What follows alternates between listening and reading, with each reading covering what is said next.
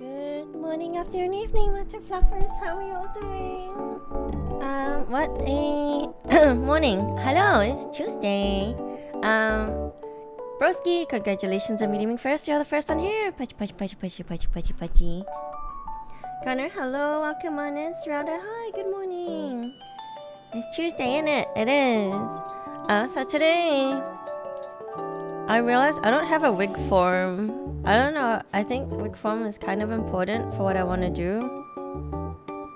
But I'm really uncertain. I have no idea. So I feel like maybe we do some research this morning to find out what I need to do to make what I need to make. And then maybe we make the thing. That's what I have today blocked out for. So I'm a little nervous about it because I don't want to mess it up. But we gotta try, right? That's how that works. Okay, so first, what do we do? Should we go on? I feel like the music's a bit loud. Very loud for like what's supposed to be chill music. Let's search songs. Let me try this on. Yeah, should we find how do we make a wig form?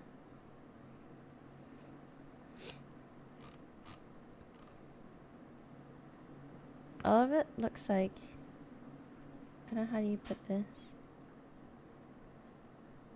Custom head shape for wig make. They're all like shorts.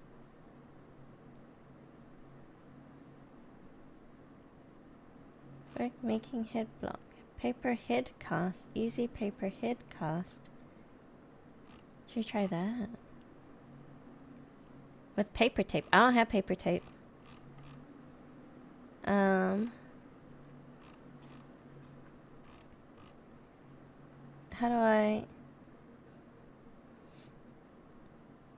How wigs are made. Paper wigs. Wig styling basics. No, wait, how do I, hang on, wait, how to make a head form for wigs.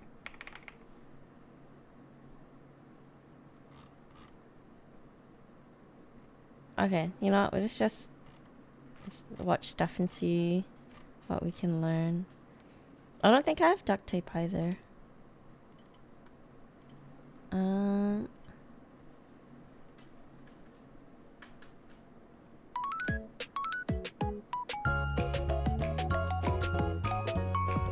my god, why won't you let me pause? Hey everyone.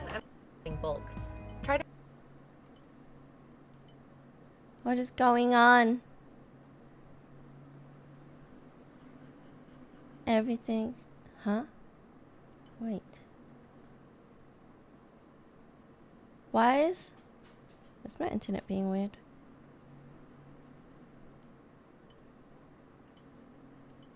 Hello?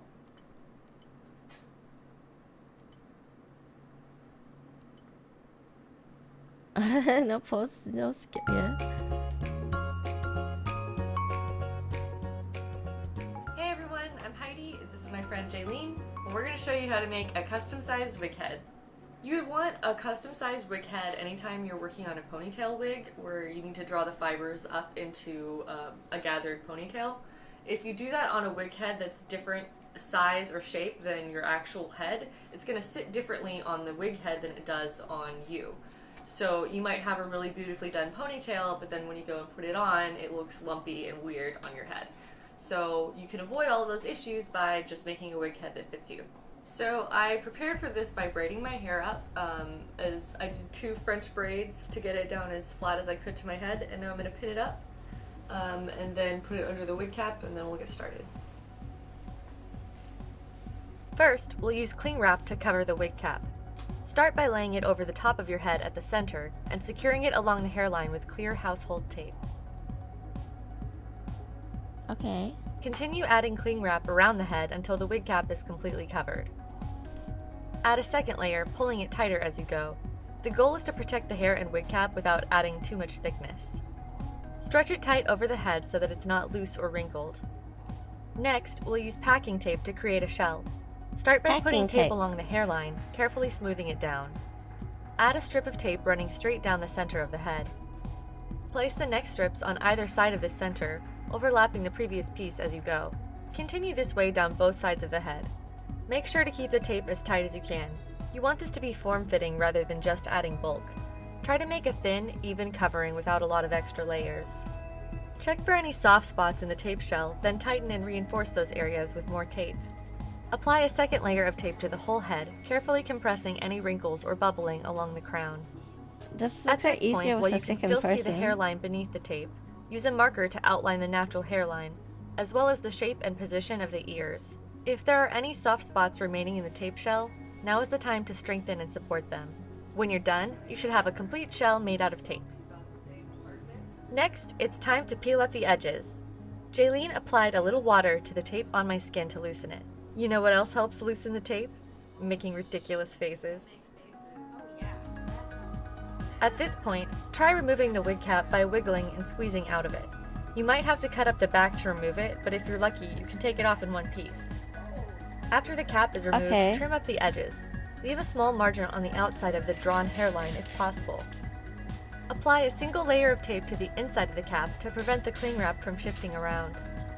You can also reinforce your trimmed edges with small pieces of tape.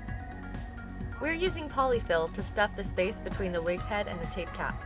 You could also use but I don't have scraps, one of those things. Cotton balls, plastic bags, or something similar. When it's full, place the cap onto the wig head and pin it into position. Now that I've got a custom-sized wig head, I'm going to use this to style Rey's hair from Star Wars Force Awakens here in my next video. So don't forget to tune in and check that one out. Thank you so much for joining me, Jaylene. Thanks for having me, Heidi. Alright, we'll see you next time. Bye. Okay, but hang on, I don't have a... Check out my video on how... I don't have the head thingy. Do I need the head thingy? DIY mannequin head.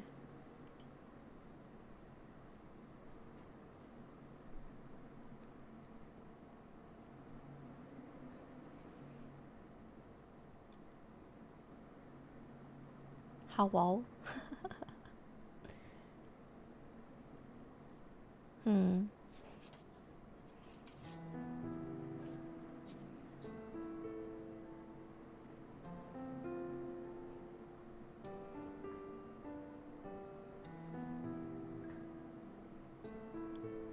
So with like fabric and stuff.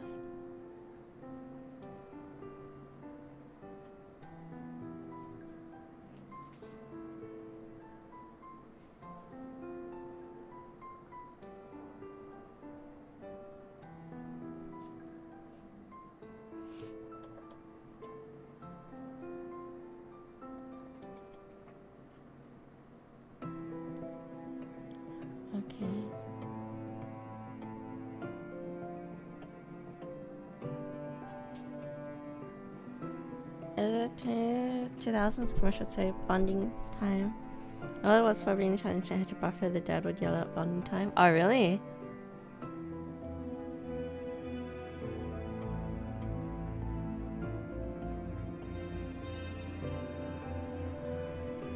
Okay, I don't have a sewing machine and stuff, so I don't.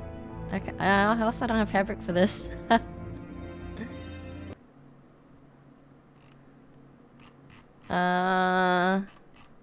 Do you think I need to worry about the thingy? Also, let me make sure I spelled this right.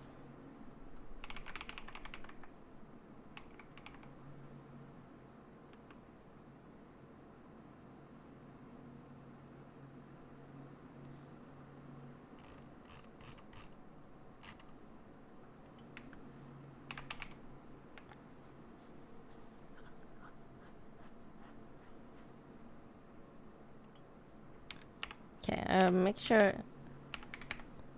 I'm looking up the right thingy.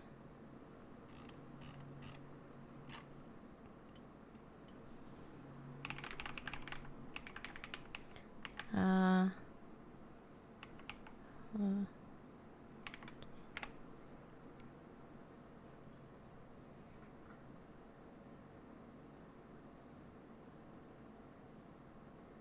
don't want it like super flat though.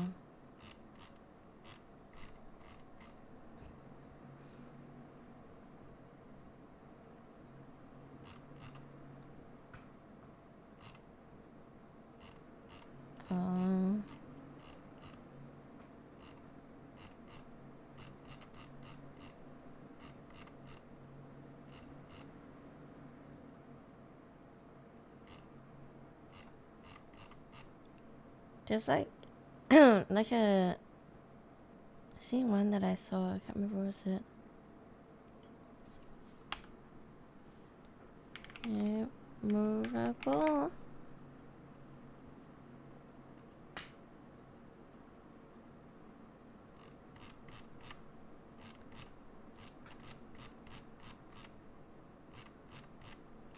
Okay, I don't know.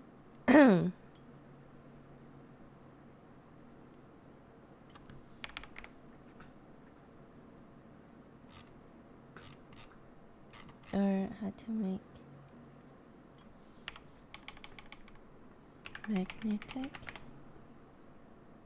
Yo, 140, let's go.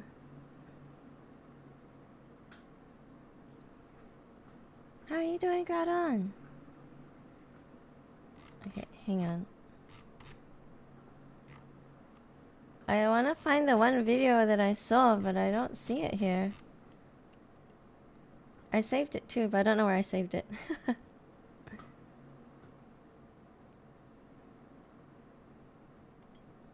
Magnets are one of my favorite tools in wig styling, but I get asked a lot, are they strong enough? So let's do a quick test. These right here are neodymium magnets, for easy strong stuff. See that? Just 2 of them are holding up powder's entire wig. So yes, these babies snap on and stay on so you're free to move, pose and vibe with no stress. Magnets are one of my favorite tools in wig. Okay, but I already have that. I'm going to be showing you how to do this heart wig thing that everybody has been asking me for a tutorial for months, and I just haven't gotten to it, so let's get into it. Here's the things you're going to need. Alright, you're going to grab a piece of hair that's long enough for like both parts of the heart. You're going to split that hair. You're going to cut it down the middle. The top part is going to be that small piece right there, and then the other part is going to be like the big part. You're gonna lay it out and put glue on there, like a nice thin line separated with that little brush. It's gonna be the base of the heart. The other part will be like floating, because we're gonna make a floating heart, you know what I mean? We're gonna repeat this process for both sides, and we're gonna like take it off at some parts and like kind of roll it so it's like nice and like thick for that base to glue it onto the wig. You're just gonna see me like reinforcing the wig, putting more glue, like smashing it down, putting more glue, and then I'm also gonna clip it so it's like nice and like really hardened thing. I'm most literally just repeating this entire process on the other side and just making sure it's big enough. Once both pieces are ready, I'm gonna be showing you how to do this heart wig thing that. Okay. I don't know if I like that one. Where's... Is it on TikTok or something then?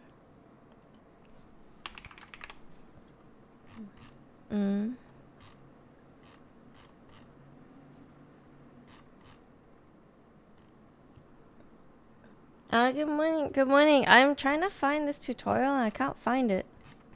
I don't know where I saved it.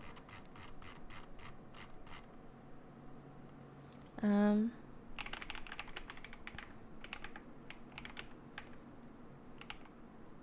like searching outside of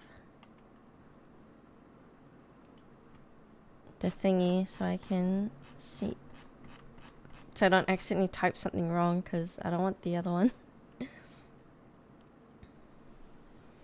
Check my history. I don't know if it was on YouTube. That's a thing.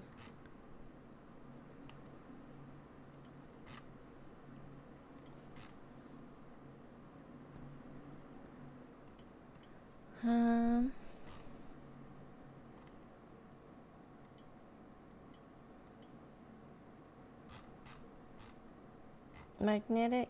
I think it's on TikTok. That's why.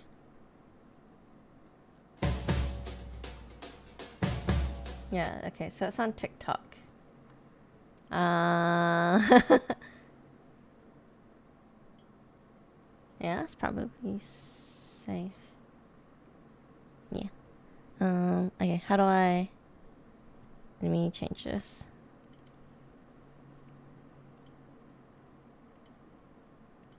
Okay, so this is a video that I want to work off.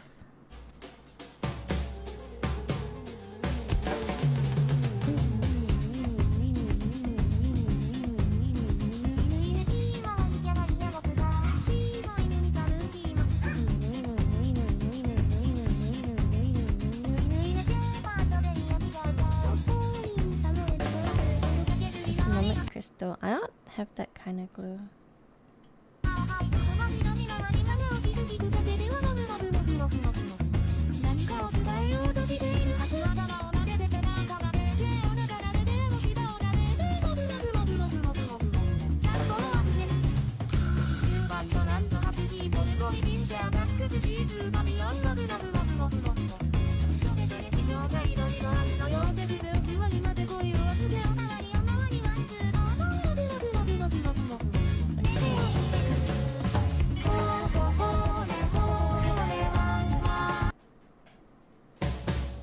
So this is what I want to make. It looks like I don't need the wig thingy for it. Okay, so how am I gonna do this? Say hi, welcome on in. I don't know if I said that before. Here, dog. Jupiter, that one's not yours. Can you stop stealing Yuffie's? Yuffie, here. You take that one. Jupiter's stealing yours all the time. Okay, let me grab my wire. Maybe I pull this to the side here.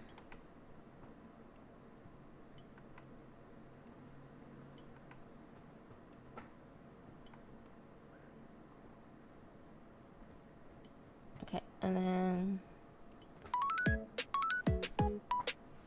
let's grab my camera.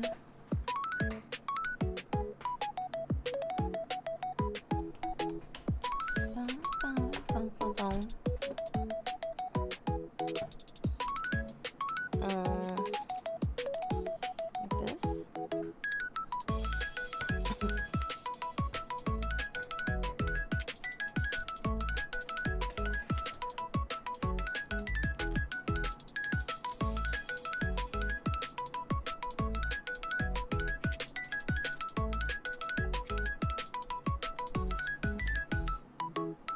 Yeah, this video game corpses, so they just stay still. Huh? What's that from?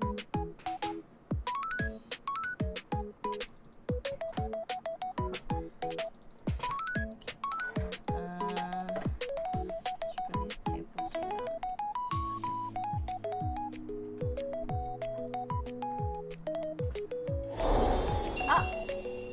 Oh, yo, thank you for the follow. I appreciate you. Alright, my phone tracking is gonna be a bit weird, but it's fine for what we're doing.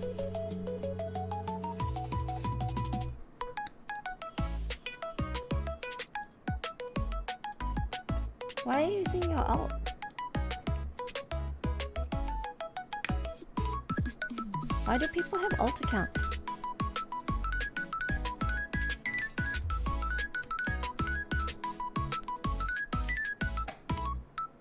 Alright. If I put this here. Wonder why it's not. Okay, whatever. That's fine. Let's move me.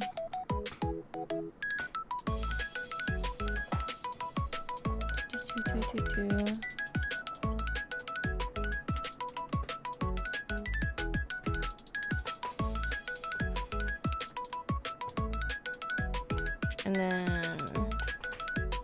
turn this on.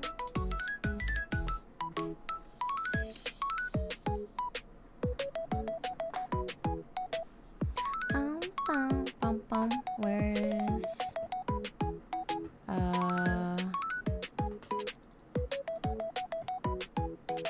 oh, I don't have the glue that they have. I wonder if that's okay. Where's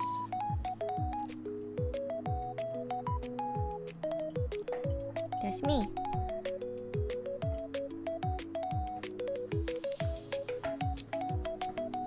Too much of me. On the disc.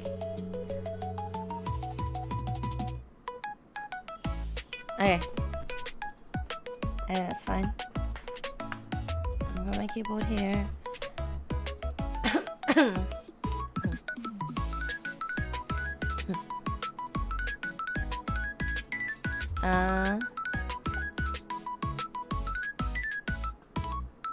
Huh?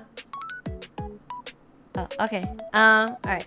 I will. Let me grab all the stuff I need.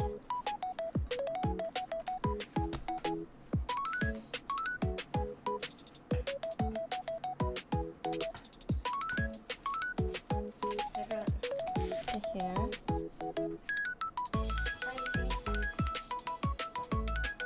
you press serious life again?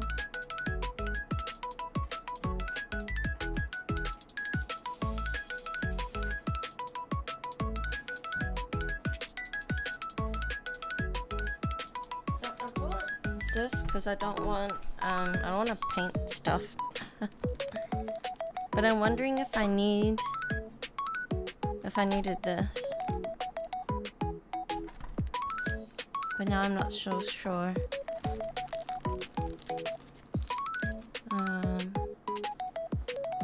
Then what else do I want?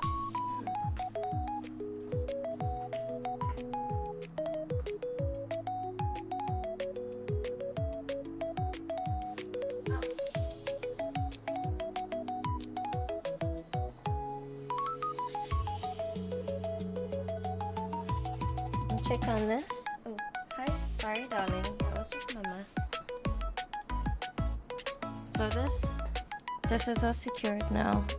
It looks like. So that's good. I'm happy with that.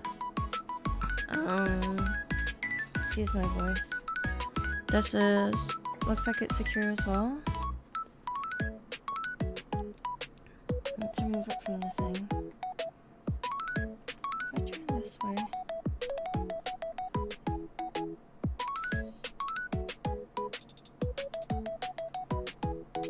I don't have my headset on right now, so I can't hear anything.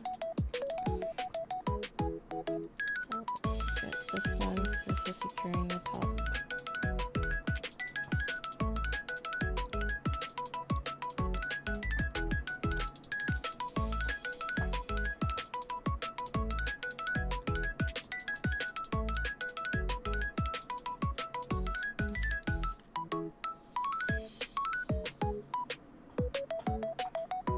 Cool, that's looking pretty good.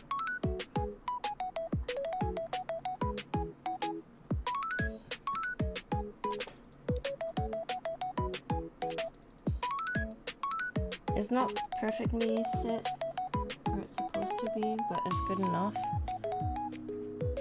for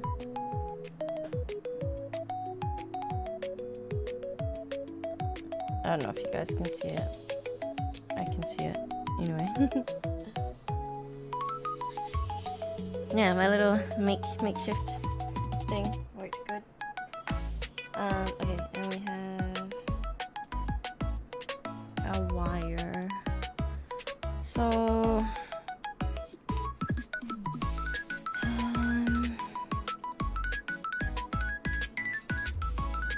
oh, I should try and mute this. Alright. Put my headset on so I can see. Do I have wire? Yeah. Wire cutters. I think so. Good call. I didn't even think of that. How thick is it?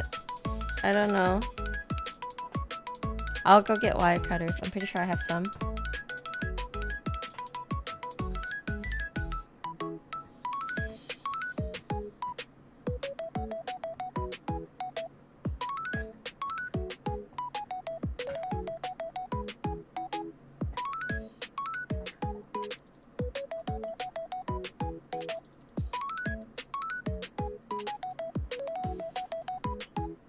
Okay, so first I wanna, yeah, let me go get wire cutters and stuff.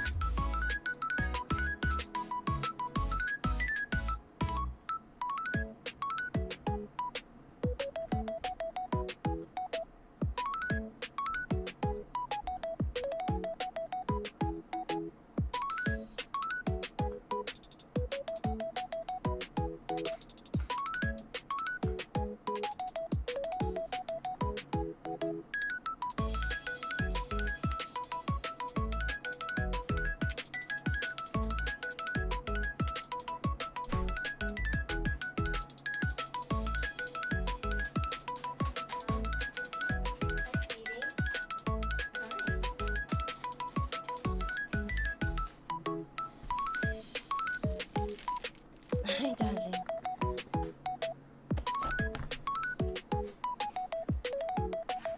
Can I zoom out of this? Nope, that's as zoomed out as it goes. Alright.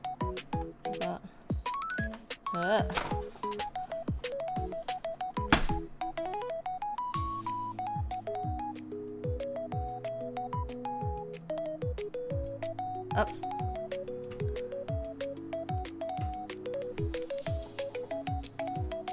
Okay. So first,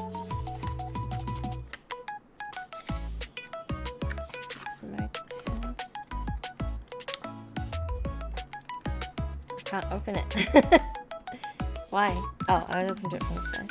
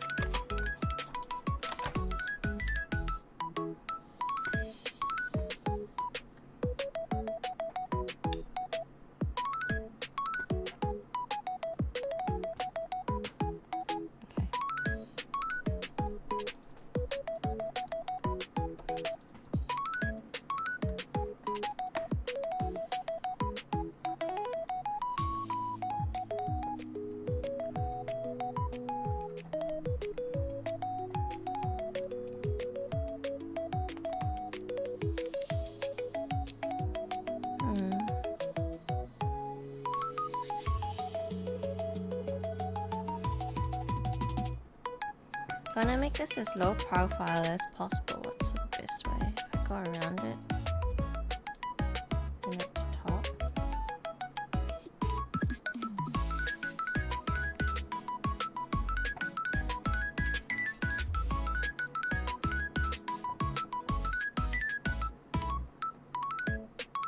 It's probably fine. I need paper. Should I have the iPad? No, I'll have paper to do this.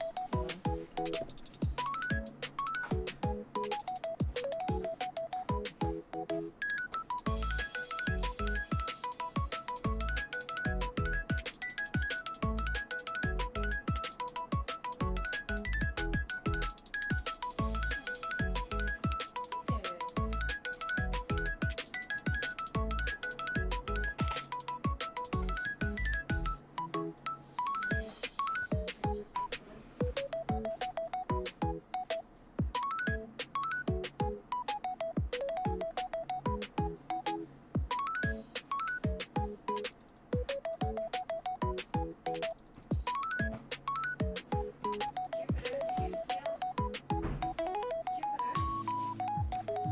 Are you stealing her snacks again?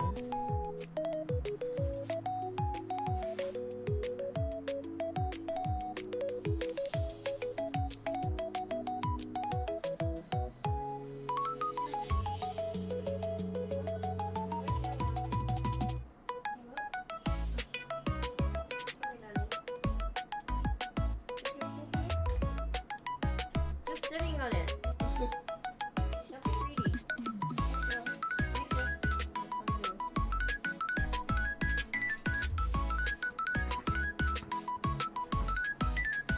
Hi, hi! Okay, so first... Oh, I don't even have the glue gun with me, but it's okay. Planning.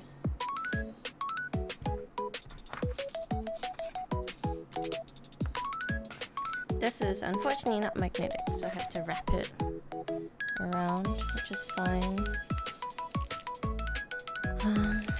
My disc is a little cluttered right now. Don't like that it's cluttered.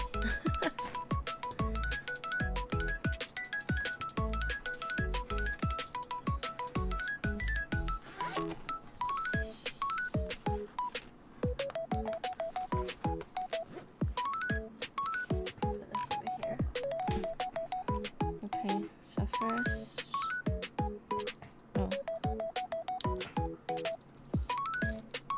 we have our magnet.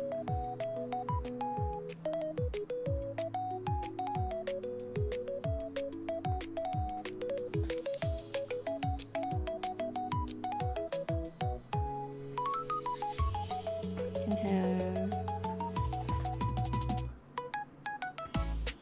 wire around.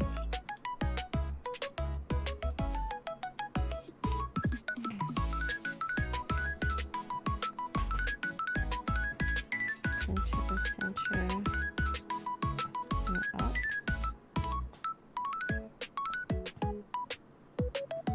Or we go magnet.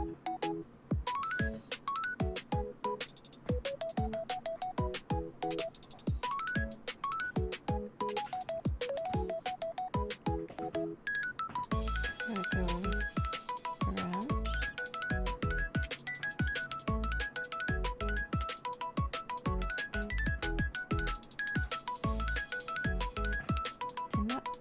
I thought that's gonna be more bulky. Yeah, okay. Why don't we go this way? Alright, I see what I'm doing. I need my gun.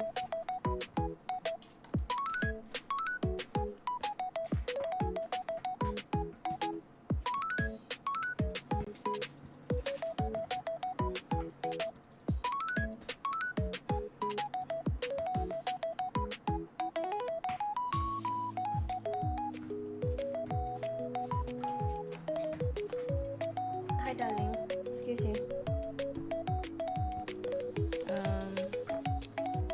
I don't think I have space for this right now.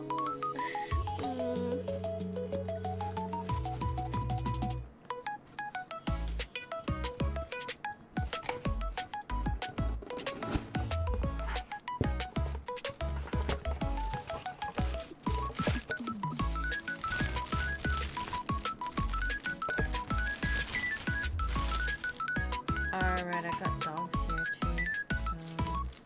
That's gonna be something.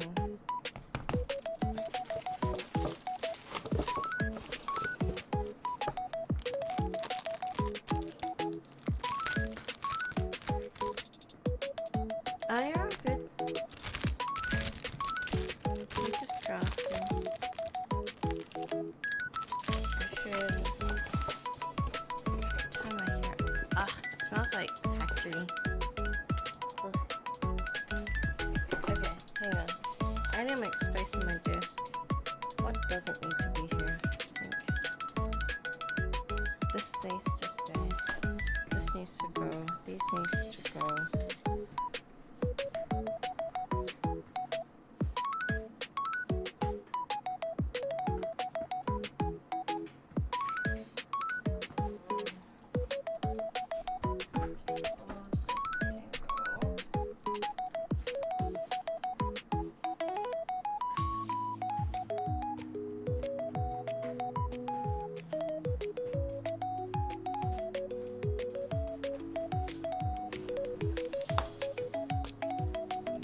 Gun, glue stick, fire, magnet, hair things. Don't need just yet. I need hair tie.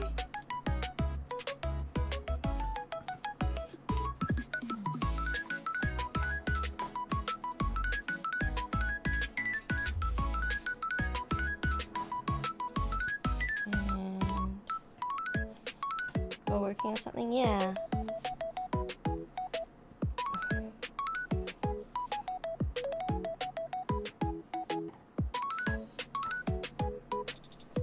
Hi, Yuffie. What you want, baby girl?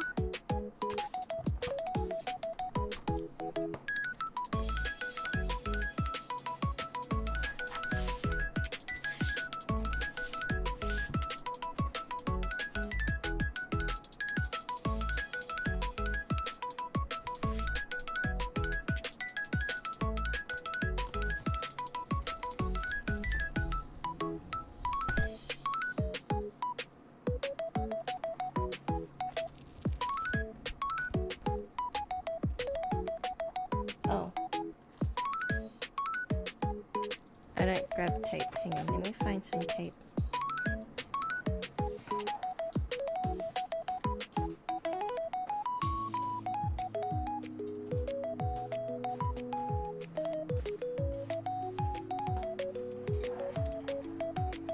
It's time to pick up your bag soon. Yeah, let's go.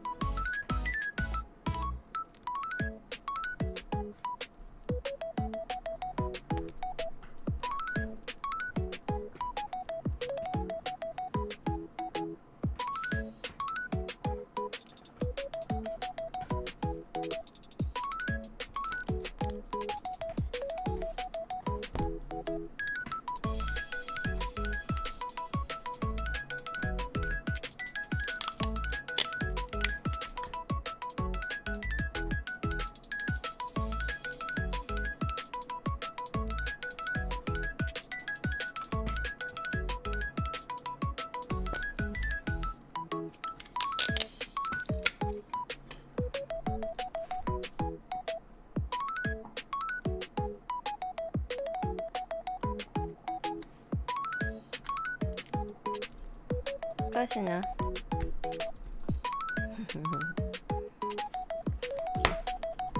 This way.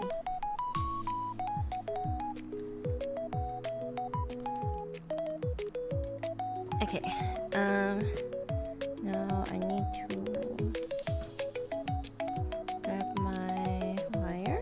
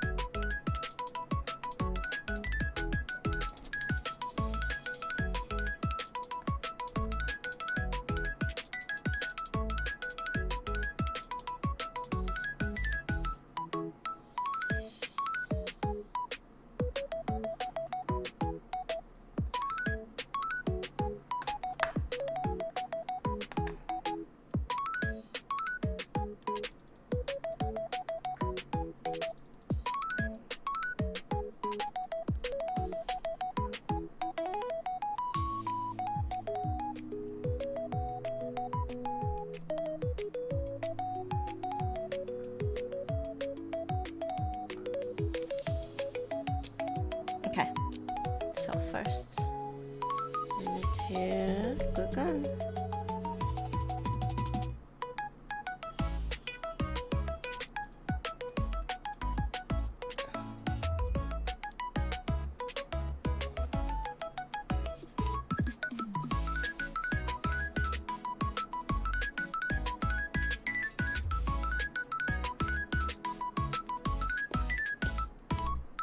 That's really not a long cable. Okay, then I gotta shove it down the back of my desk, then put it over this side. Hopefully.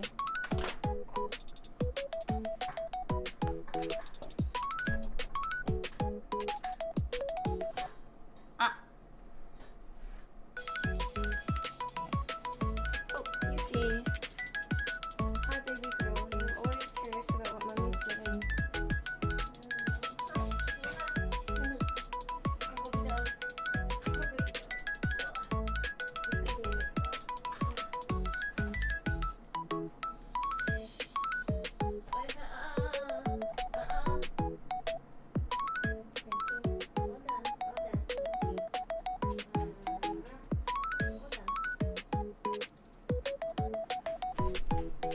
You okay? Trying to see what's up.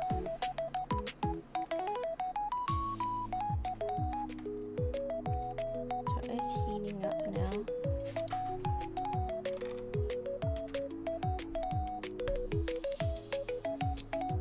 My mouse over here.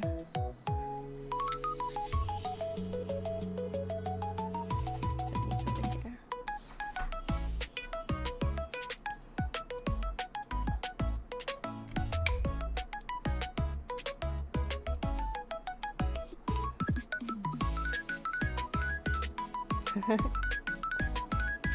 America. Yeah, maybe.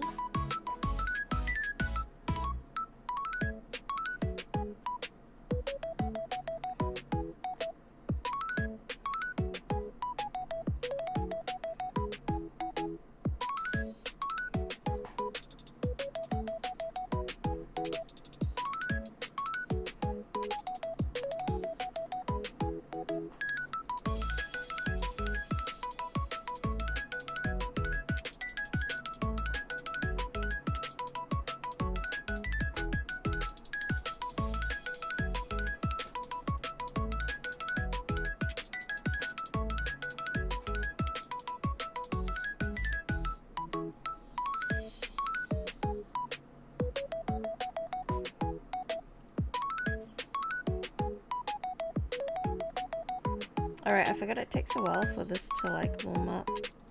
So, in that case, let me...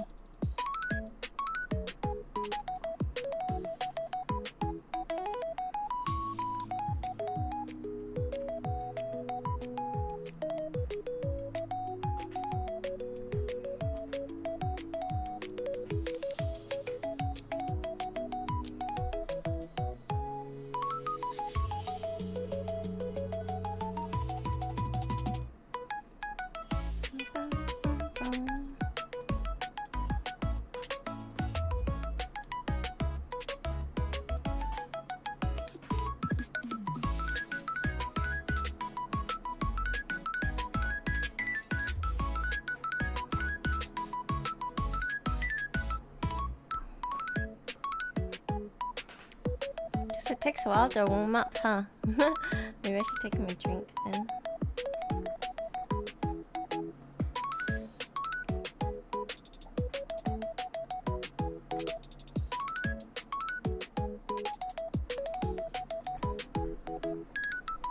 Hi, darling.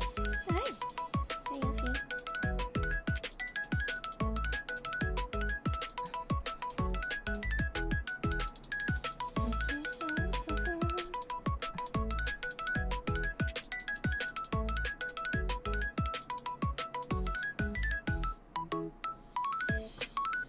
I remember what the warm time was on this, like 3 minutes. 2-3 minutes. It's still like the light is still red. Yeah. Try it this way. Yeah, it is. It's quite a while, but for like cheapy gun. Let's see how small my hands are. This is card size. My hand. My hand.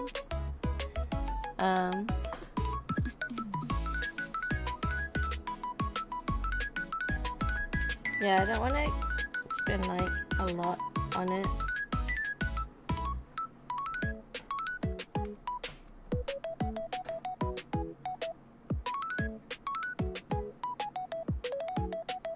Oh. It feels like smoking.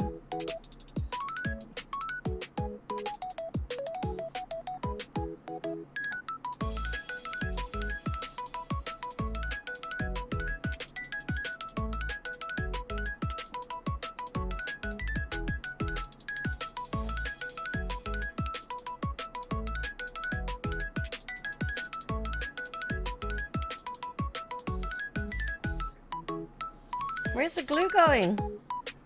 Like the stick's almost...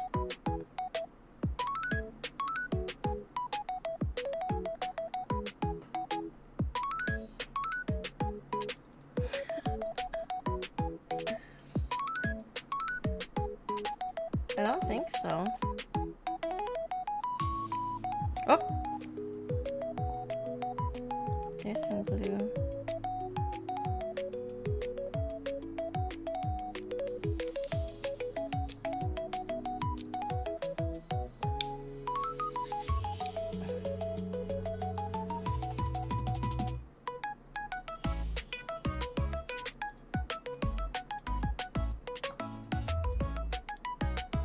Let's start with this. I can't.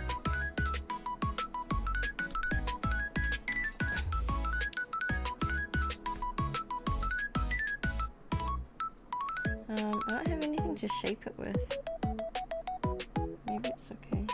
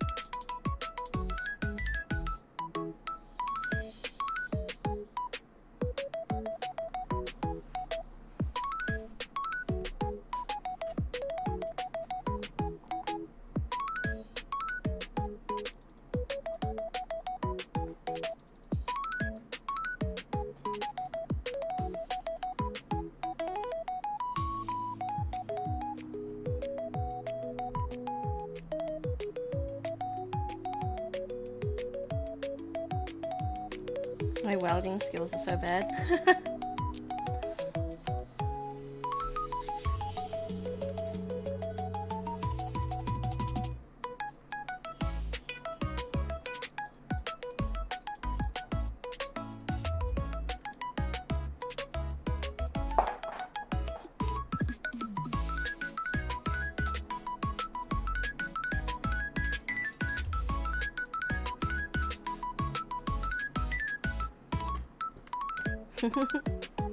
Yeah, welding.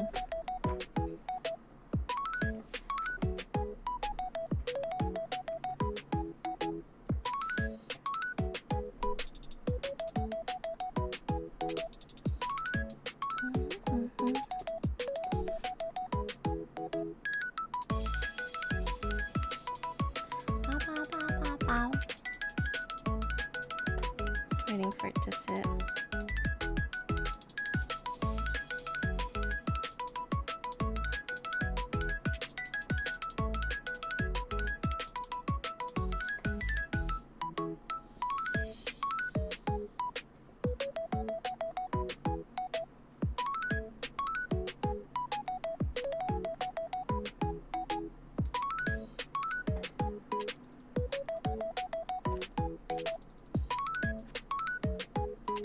Ah.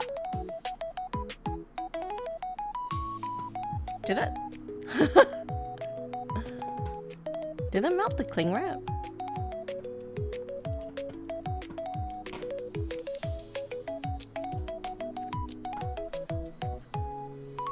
I mean, that wasn't intended, but maybe that's fine.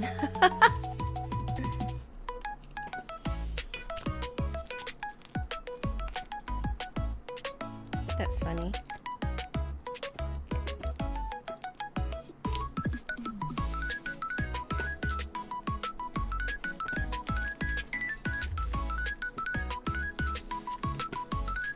How do I turn this off? Is there a way to turn it off?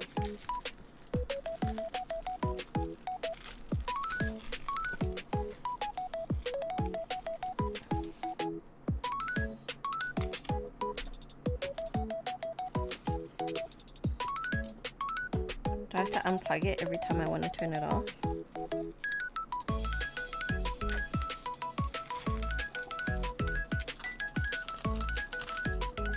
Okay, first let me... Yeah, let me turn this off then.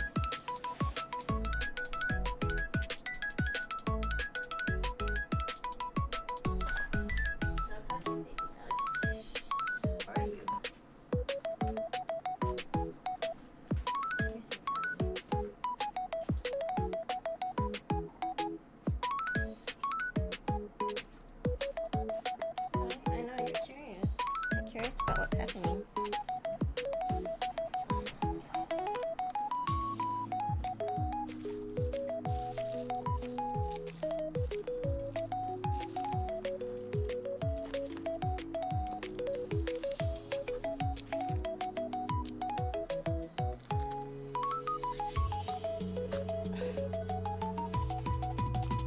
Oh my god, stop! It's magnetizing the scissors.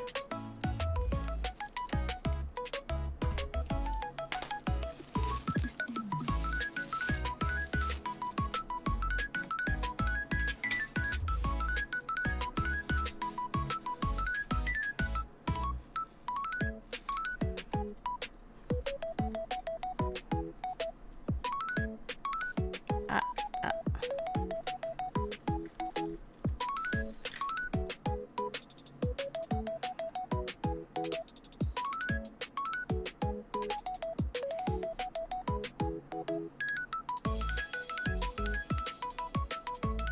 Pretty okay with it. Okay, so then this.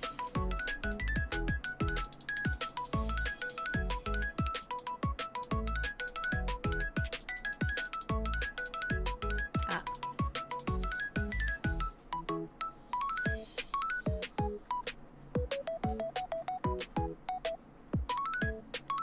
Ba-ba. Do I want to make a return? No. If he's just, what do you call it? She's just needy, baby. thank you for the follow. I appreciate you. Sup, Jupiter? What you want?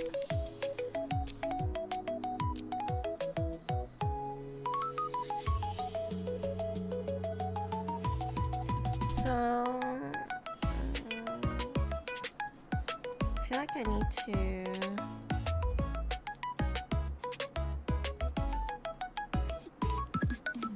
cut some wire to make the form.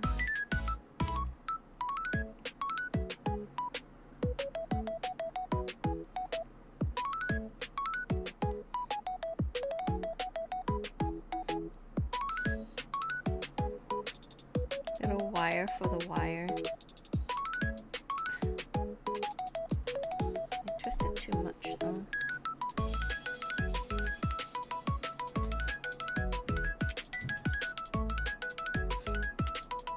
Okay, so we do this. Wait, wire cutter, wire cutter. Don't miss my good scissors.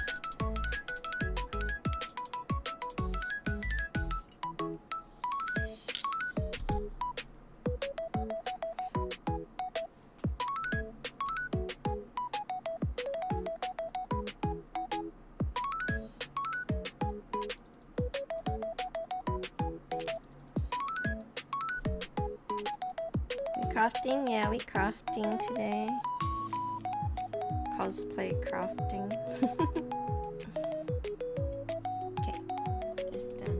I've never done anything like this before, so this is gonna be interesting. So this,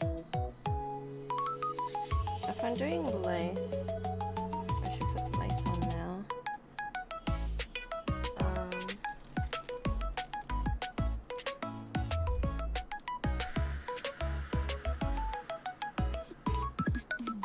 Hang on, I need the headband.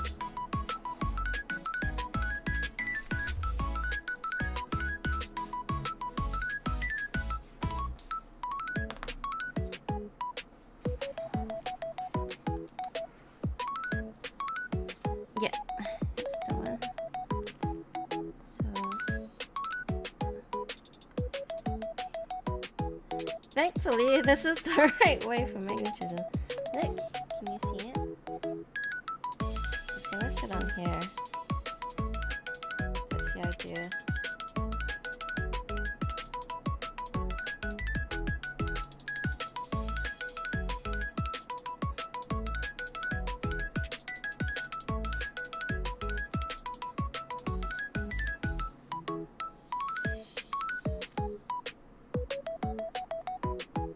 And then, you know, with the extra cling wrap, can I?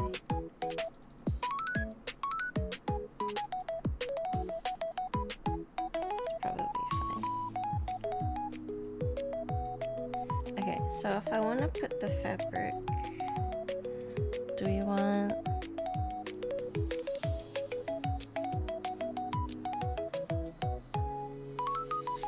Oh, I need the wig. Hang on.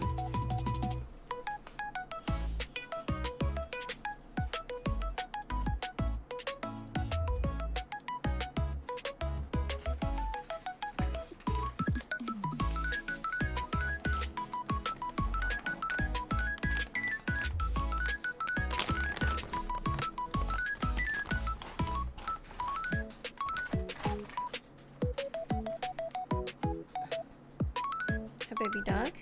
Hi. It is not snacks. You always think it's snacks, but it is not snacks. Okay, so I need this one. Well, these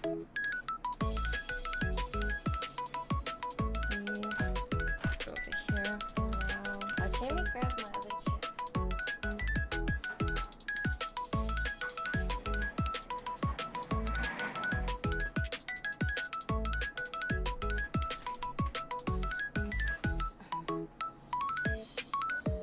Baby dog, you cannot have both. You gotta pick one. And this is not the one. Sophie.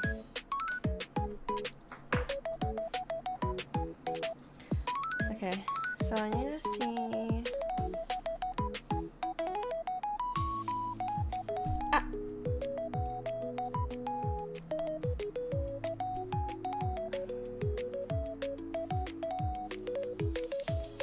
So these just part, she just parts like that. So we're just gonna do that, I guess.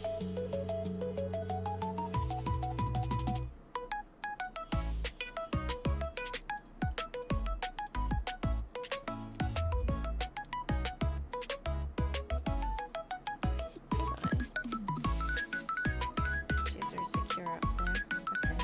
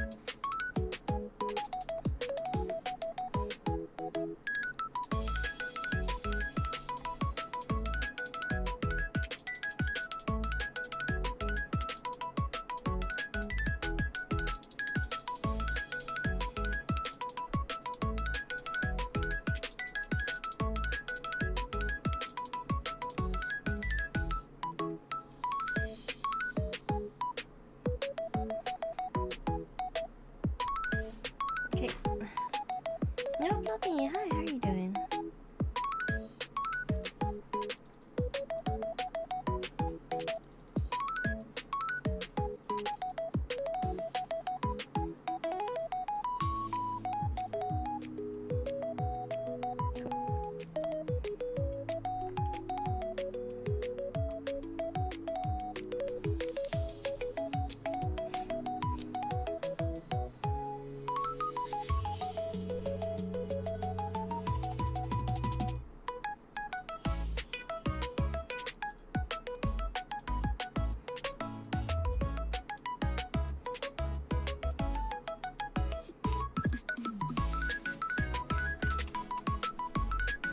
Alright, it's not on right now.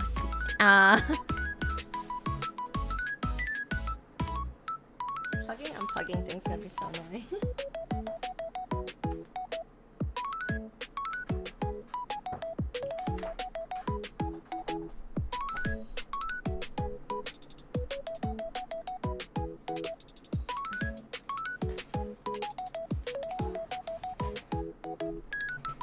What's going on? Is my trigger gonna stop on?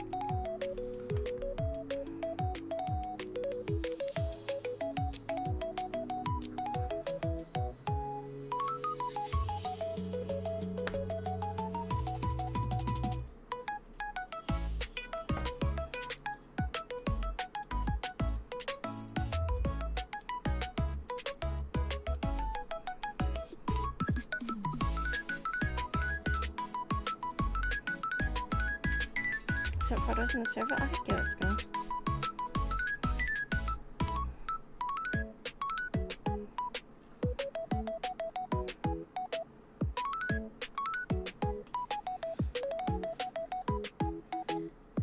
Okay, so next part I need to do is this. Oh, I gotta turn off the.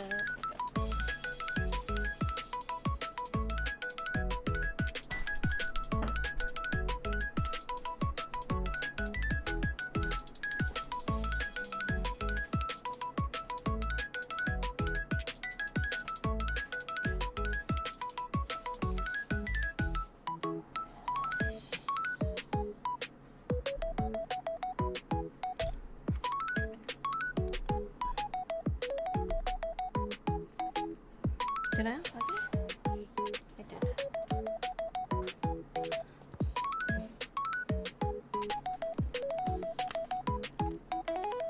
No worries.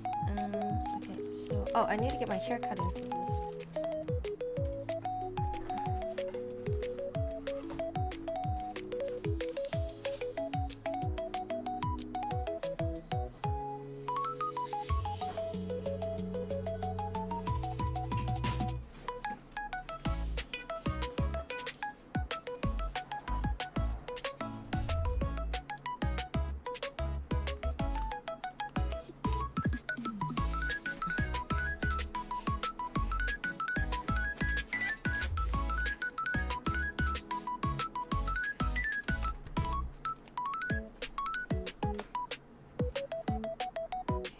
So this is the bit that makes me nervous.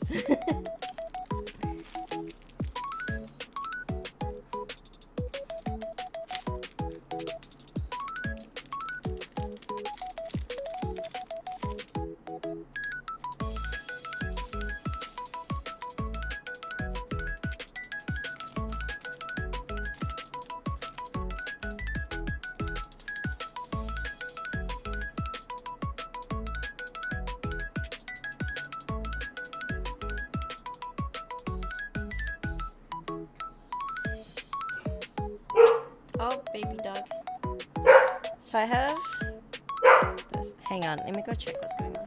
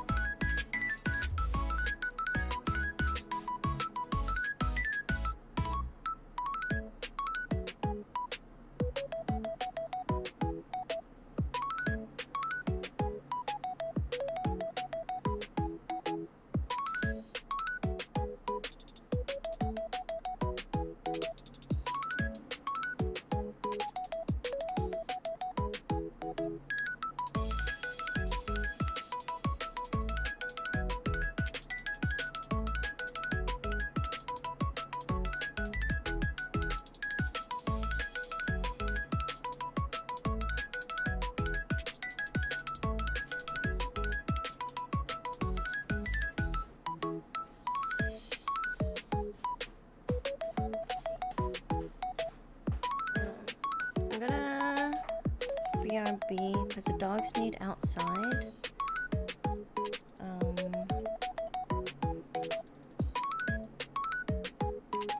Change for this and that's right.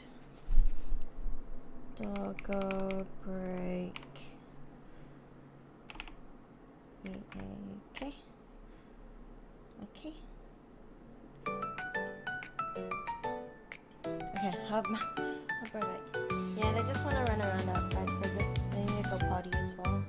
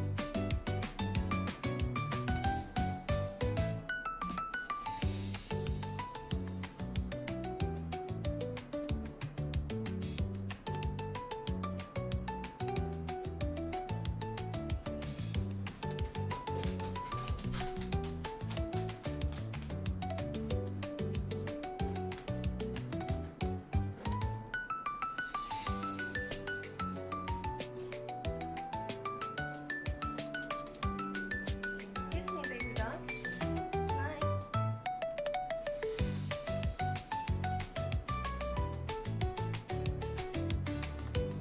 Boy.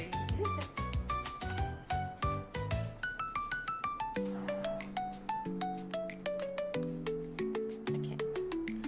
So there's a few things I need to do here, which is going to take the longest. Is I want to create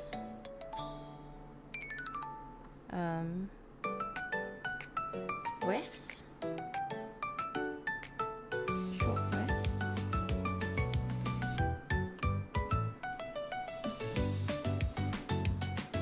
but like glue it down so I know what I'm doing. And then trim it long, and then make another one. I need hair ties.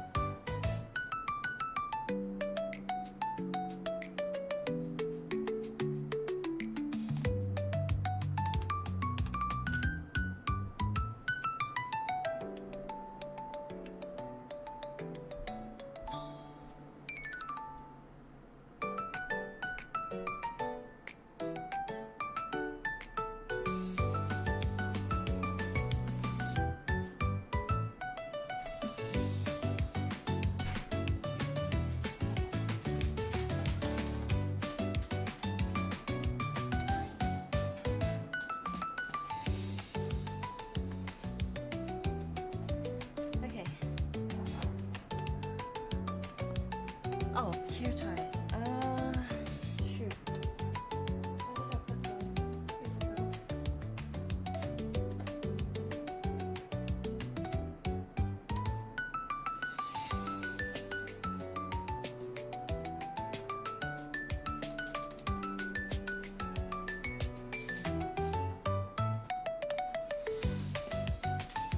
Wait. No, maybe I don't need hair ties, but I can use some tape. Okay, so first, let's put this aside. Ah!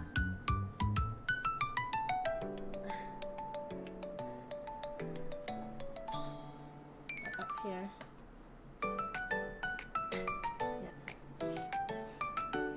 And then we wanna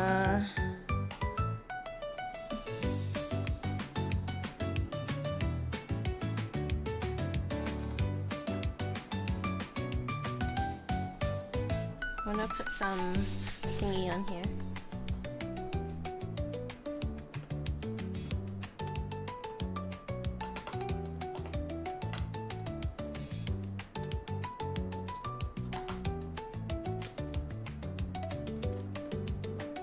Just stuff.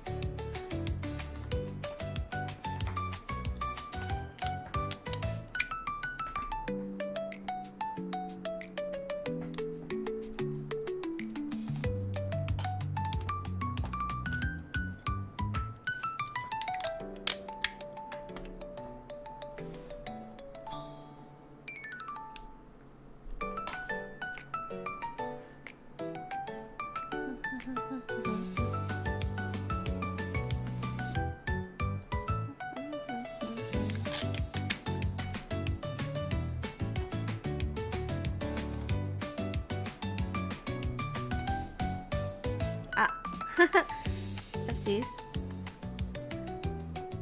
Maybe I wrap it around. Maybe that'll stick.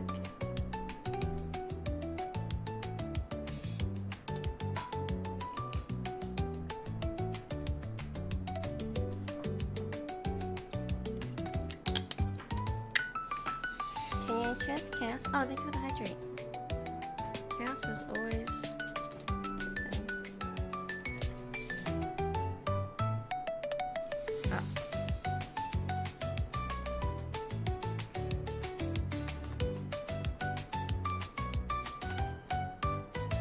Oh, I had an interesting thought. I saw someone else post on the Oshi uplink. They're like, "Can I request to myself?" They're like, "Yeah, sure." But I don't want to do that. Would you guys be down to like request me and see what happens?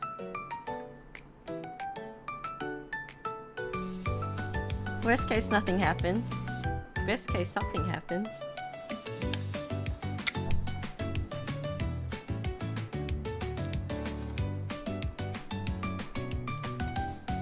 You should do it.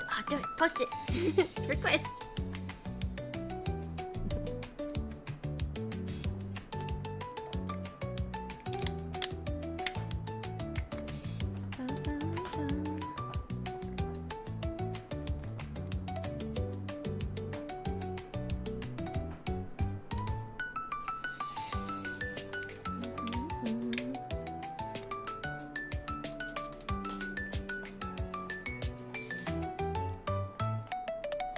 Okay, so Chris, both of us do it. I'd be curious to see. I doubt anything will happen from it, but I think it's one of those like, you don't know unless the shot is shot. You shoot your shot thingy. Okay, so I've done that. I now want to.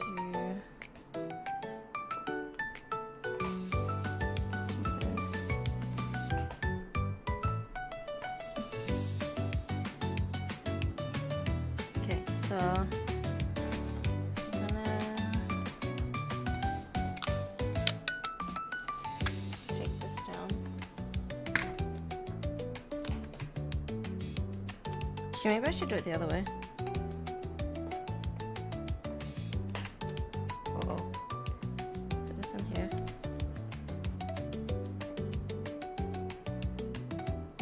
That way I know when it's a bit flatter.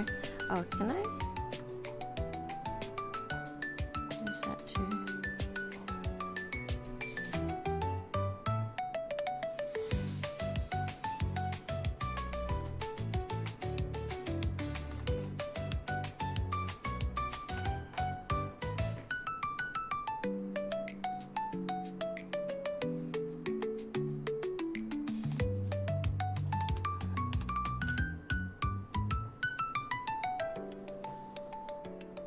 Okay.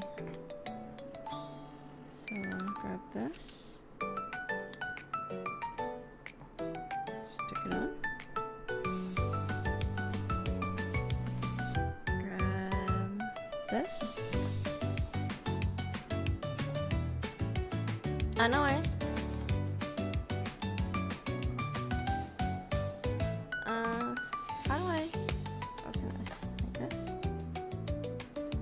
And then, where's my comb? Oh, I went upstairs to grab this one. So we're gonna do it up here.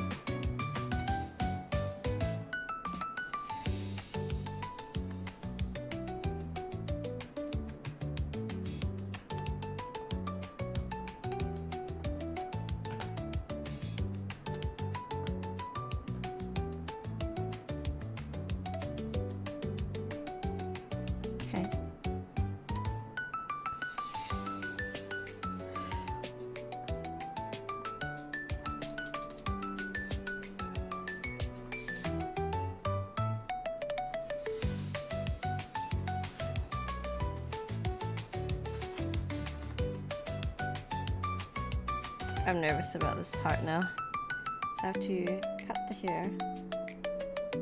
Make sure I take it with me slowly. Oops.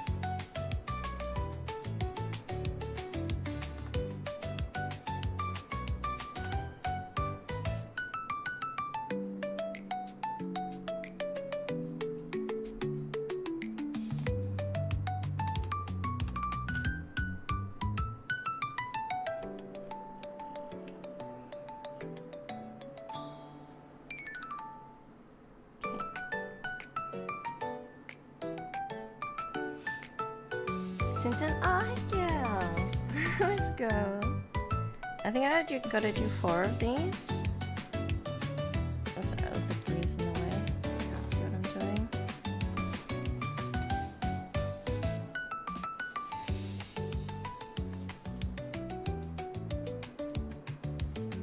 Okay, so let me grab.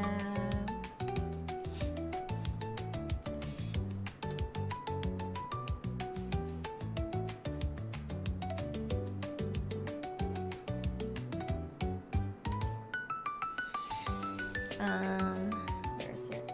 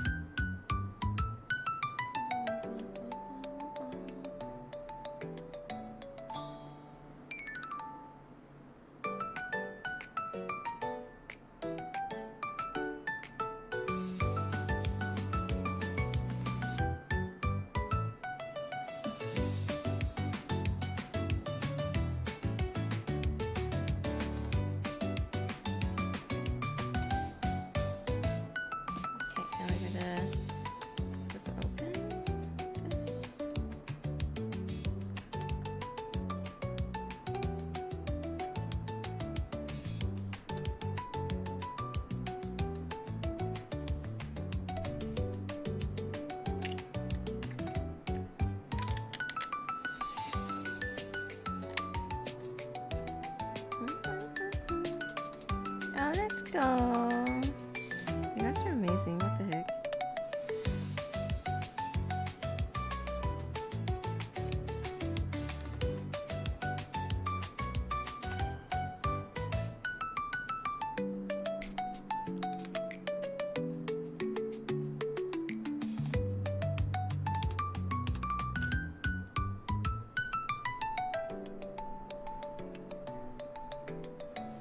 Okay, so now where's my glue? Oh, here it is. Ah. Wait, where's the tiny lid? Oh, there it is.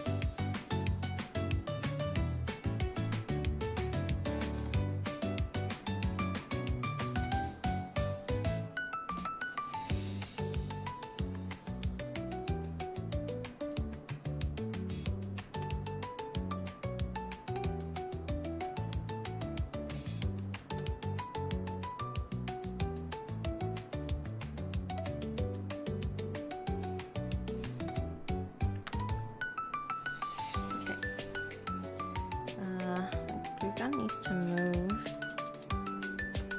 I don't think I need my glue gun just yet for that. So I'm gonna move this up. Go over here.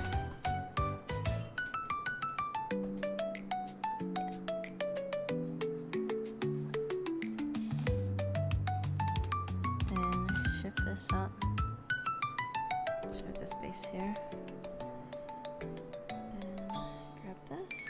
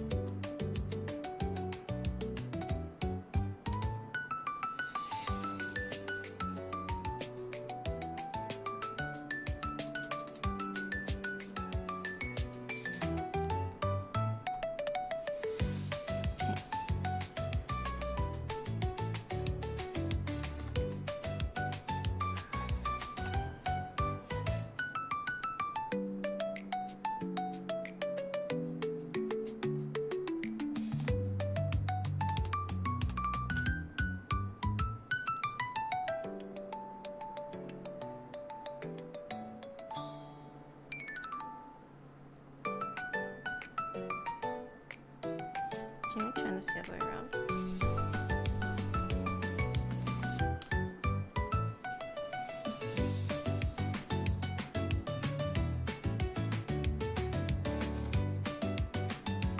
No, she knows. I did the other way around. How's the hair going? It's going. It's going. I'm waiting for the glue and stuff to dry.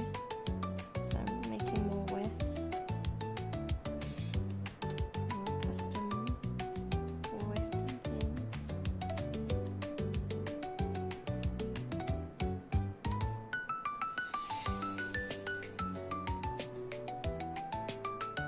It's my first time doing this kind of stuff, so I don't know how it's going to turn out.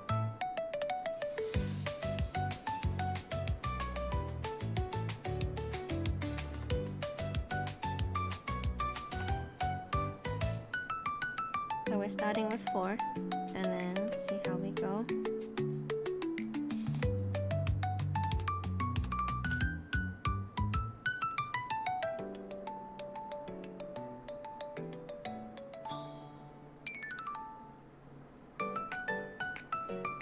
Once it's all dried and stuff, I have to flip it over and do the other side.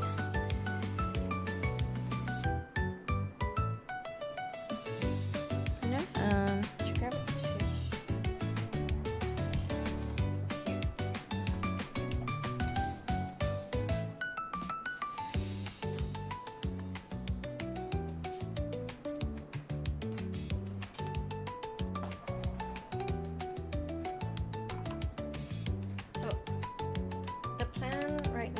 Is that these sections, right? They're gonna go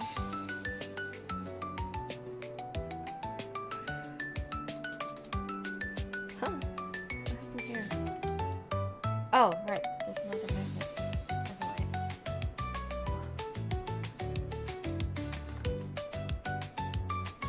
Did that fall off? They're gonna go on each side, so it goes, sorry, the wire's in the way. So we got 1, 2, then 3 and 4. And then from there we'll patch up anything that doesn't look right. Right now, this is...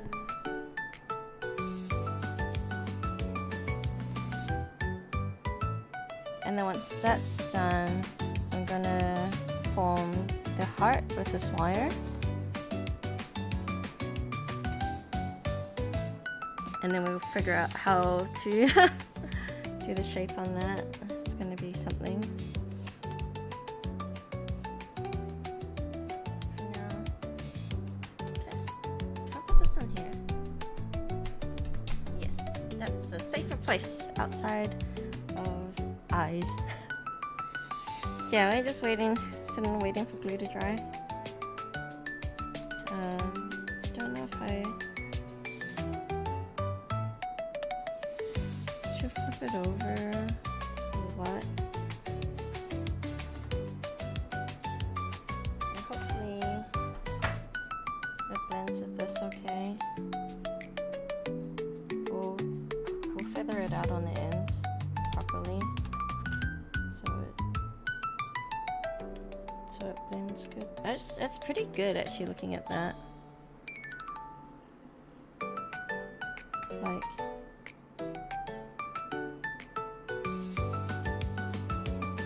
it's a little different, but it's not too different, which is great.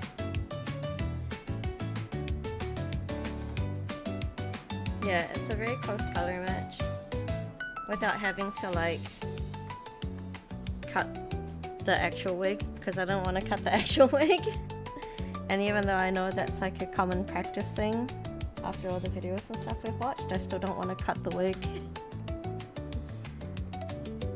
I don't know, maybe it's because like my hair's really thin and stuff, so whenever I say thin, but like whenever I get like a haircut and they cut it wrong, it's so apparent. Like, my hair is very unkind to unskilled I would say hair artists, hair therapists, hairdressers. You sold your wig stuff to another cosplayer due to not needing them as much. Oh, that's nice though. Yeah, I know a lot of people do sell their wigs and stuff. Or like their cosplays and things.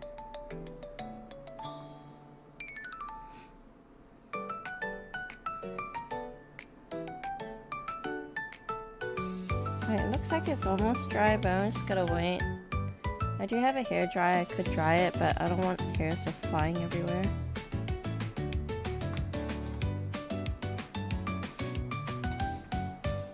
Yeah, so a clip from Kabaimast noticed a heterochromia, or however you spell it, was there at the concert she held. Yeah, I'm glad that we do have pink and purple contacts, so I can do both.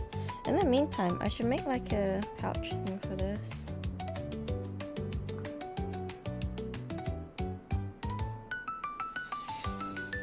I'm pouching for this so then like when I travel with it, it doesn't, what do you call it? It doesn't break. Make it a felt. Little felt pouch.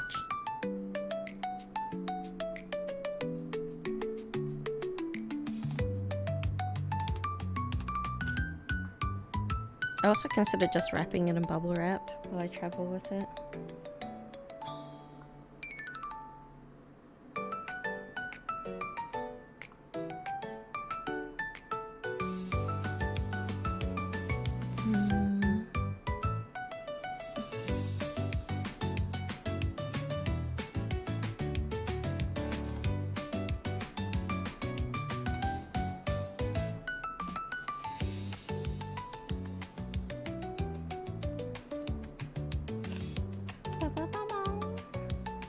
I don't know, how are you guys doing? I'm just waiting for glue to dry. Oh, I could play Context Store while I wait. Let me pull up. Another page.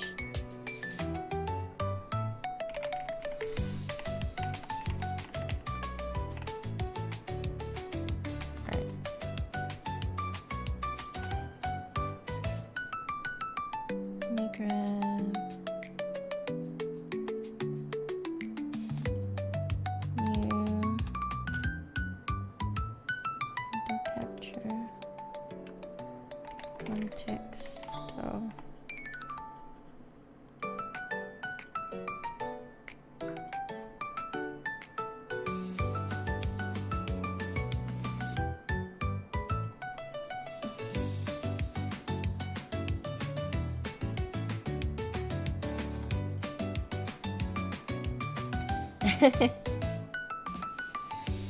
Shabbat. Oh, you gotta go eat with Broski. Heck yeah, let's go. Vehicle. Race time. Hour. Clock. Tower. Clock.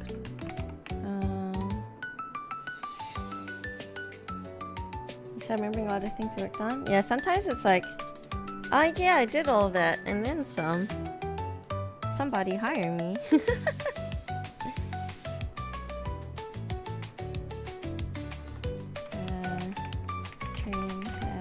Train station. Okay. Locomotive. Bus. Van. Train, bus, ferry.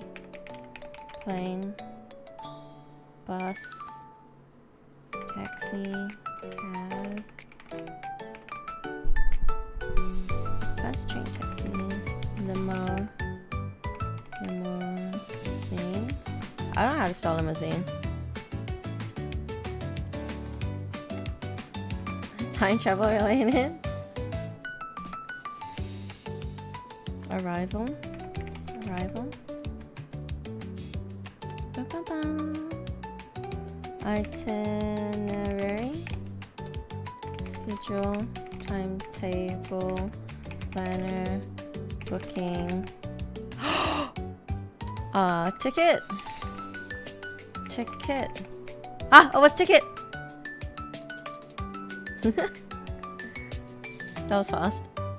Alright. Train.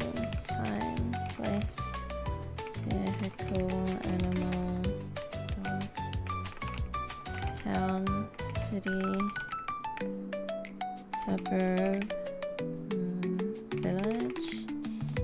village, port, forest, village. What else is village? Town, suburb, village. Hidden leave. Leave. Village. Resident. Community. Hut. Villa. Oh, villa is close. House. Villa, house, cottage, mansion, apartment, dorm, cabin, apartment's really close. Building, condo, penthouse, hotel, motel, Holiday Inn, flat, shed, skyscraper, apartment at number 4.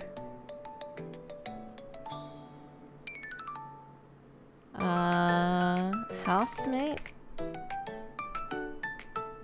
KG, 13th Street, let's go.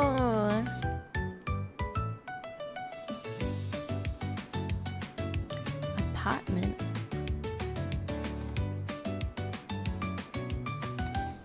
Condominium. I spelled it wrong.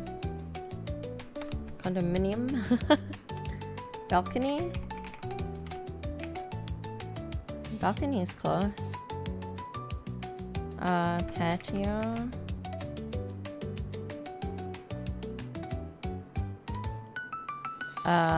What's the green stuff? It's not a farm. Garden? I think it was garden. Pool?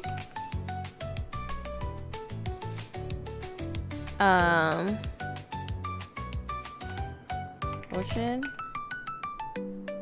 Green, it's not a greenhouse. Patio, patio we did. Plant.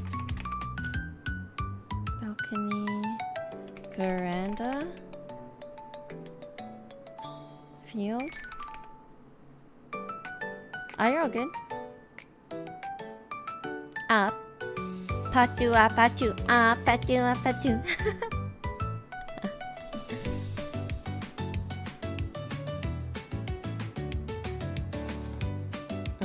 Terrace? Yeah, I think it was probably terrace. But not what I was looking for. Woods. Word. Cake. Apartment. Living room.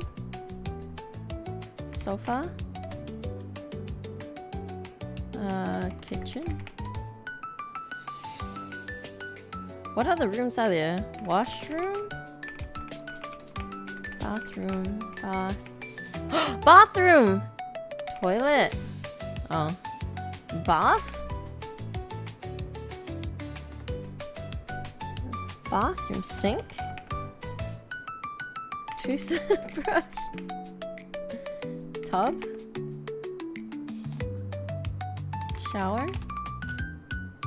Bathroom?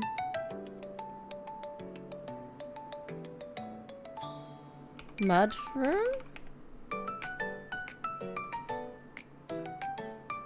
Number bedroom? Oh my god. That's like the 3 rooms you have, right? The bathroom, bedroom. I don't know what the other one was. Okay. Bathroom. Place, time. Animal. Dog. Animal. Place. Town. City. School. Suburb. University, school, kindergarten, professor, teacher, tutor, teacher, student, office, meeting, study book, library,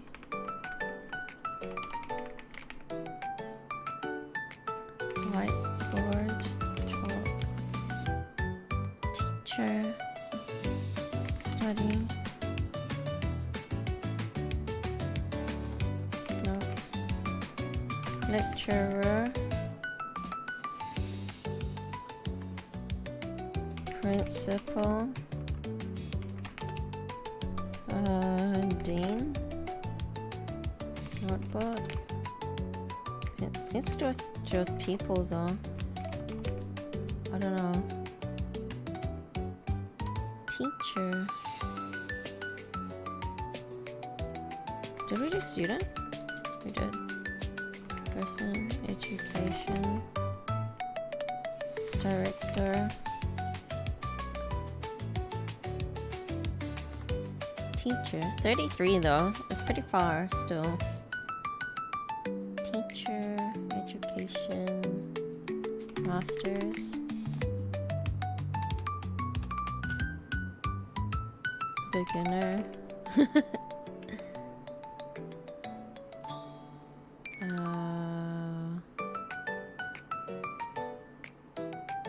University. Did this one already. Principals in there. That's 739. University, school, college, high school, elementary, classroom. Oh, I thought that would have been a good guess.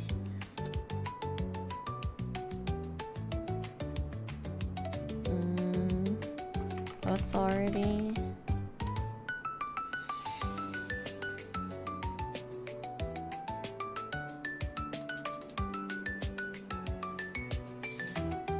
Boss.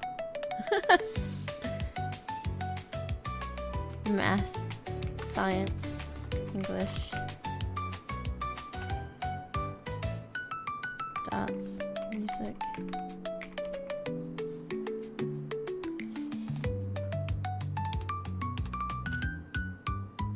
Teacher at 33.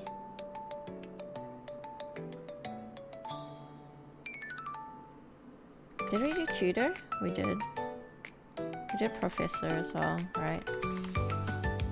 Yeah, headmaster. Master of head.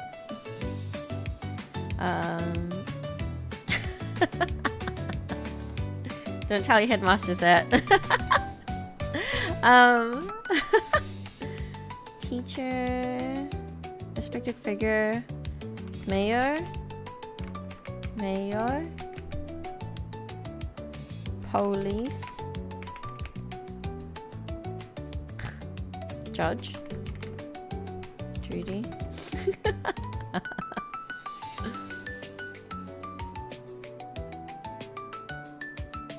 Mom. Dad. Trade. Trade's pretty high.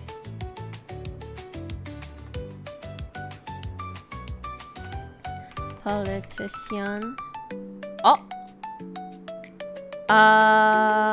Politics. Political party. Politician. President. Prime Minister. Okay. Minister. Prime. Law. Lawyer. Doctor. Dentist. Astronaut. Army. Congress.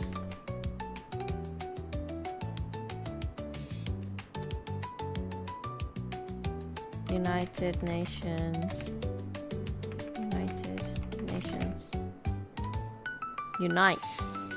King. Queen. Prince. Princess. Dog. Prime Minister counts as 2 words, sadly. Kingdom.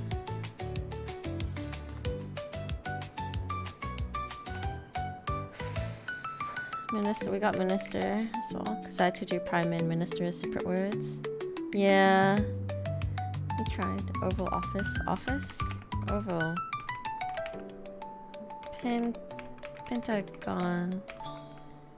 CIA. DIA. FBI. Attorney. Alliance. Senator. Alliance is close. Alliance. Treaty. Agreement. Document. Mandate. War. Representatives. Alliance. Because United Nations wouldn't be one word. So it's Constitution? Constitution. Declaration. Members. Oh! Patrons. Member. Club. Republic.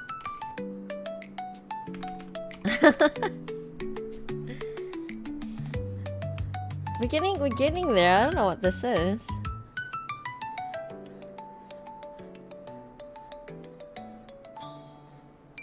Democracy.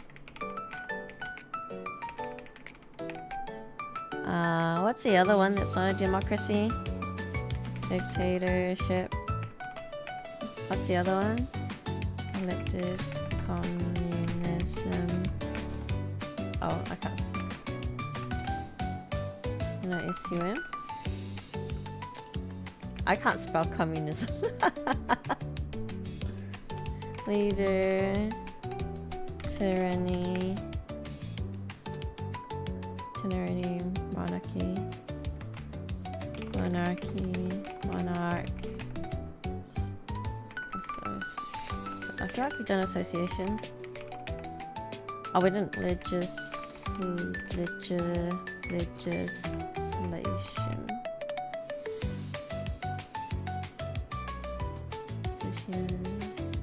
Document. Documentation. You're in the rid now? Oh no! Are you still sleepy? Did you just wake up? Member. What's a member? Member leadership. Member. Society. Echelon. Oh, I can't spell echelon. Hey, Crow Guy, how you doing? I only just woke up. Oh, no worries. Good morning. Coalition. Subscription. Like, comment, sub. Repost. Group. League.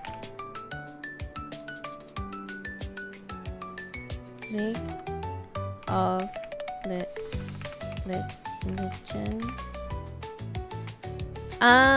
We're getting there. Last night singing didn't go as good because my voice is still struggling, it seems.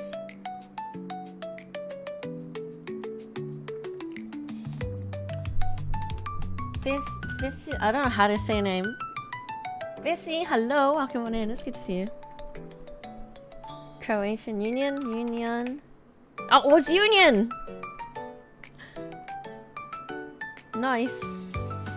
Union, onion, potato. Dog, place, time, space. Animal, plant. Wow, person? theme?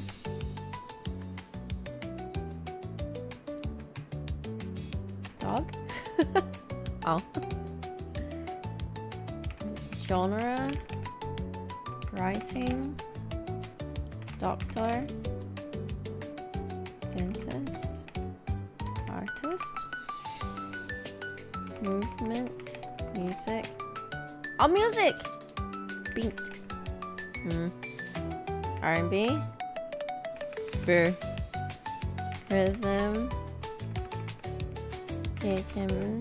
Rhythm? Blues? Music? Rhythm? Timing? Score? Orchestra? Can I do something about the freeze frame of your hand on the left? That's not my hand. That's a... My hands are here.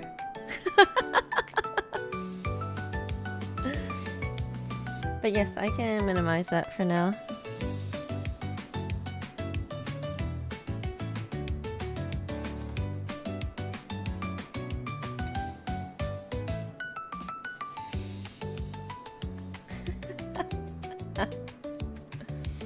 Band, trio, triplet, quartet,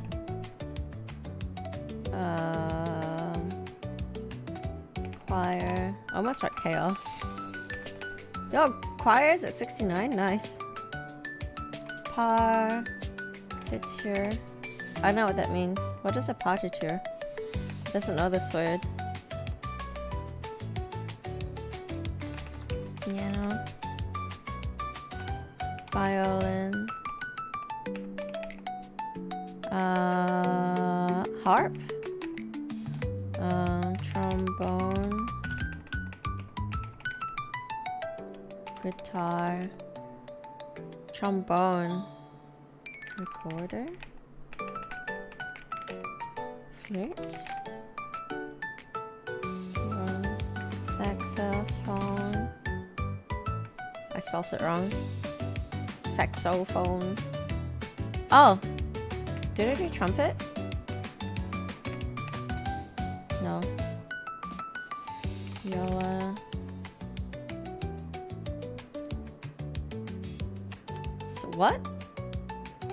What's a sousaphone? What is a sousaphone? Triangle. Horn. French. It's 2 words. Saxophone. Tuba! Dang.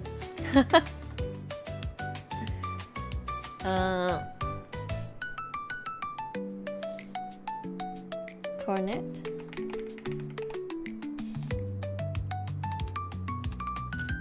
Bagpipes. Clarinet. Oh, what's clarinet? Let's go. Also, I need to check something real quick.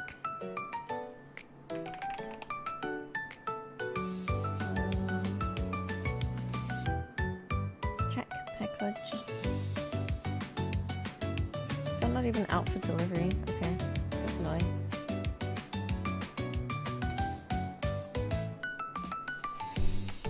$94 bagpipes. Yeah, that's pretty good. Time, place, animal, hour. Nope. Dog, plant, theme, vehicle, doctor, grass, field, flower, cell, tree, cell! Science? Cell?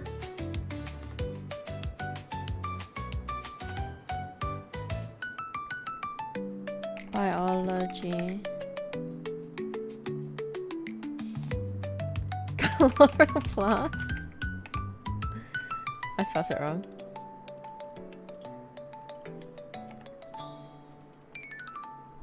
Microscope. Bacteria. Germs. virus. Cold. Jail. Nucleus.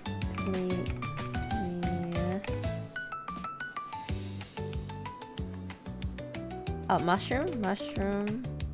There's another thing for mushrooms. What is it called?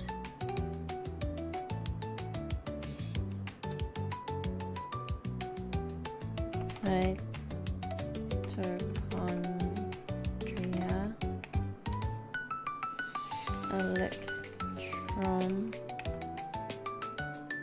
Electron. Electron. Blood. Fungi. Electron. Electricity. Atom. Oh! Particle. Atoms at 2. Oh yeah, thank you for the hydrate.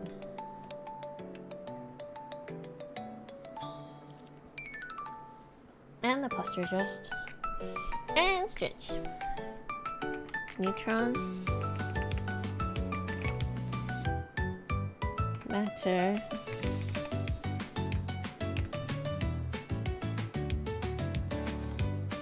Deposit part of the cell. Okay. Proton. Protein. Your protein's at 3. Hello, hola.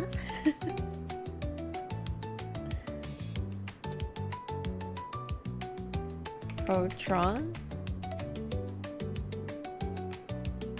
Matter. Baby. Carbs.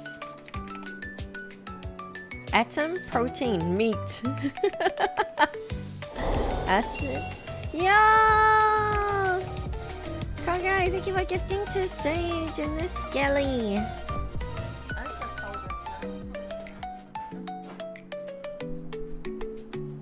This is all still drying right now.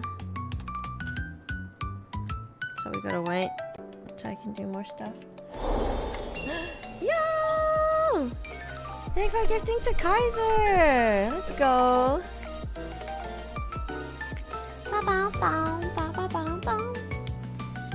Beat meat, no, but beat.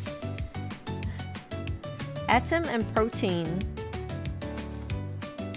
Molecule. Oh, it was molecule.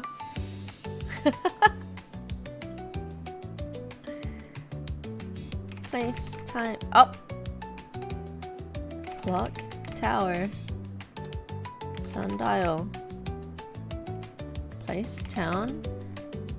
Village, school. Place. Country. City, park. Acceleration. Here. There. Anywhere. Any there. Anywhere. Any there. That's not even a word. Place. Home. Work. Office. Library. University.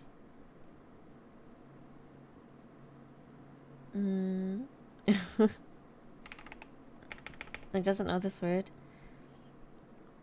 Job. See this one. Mall.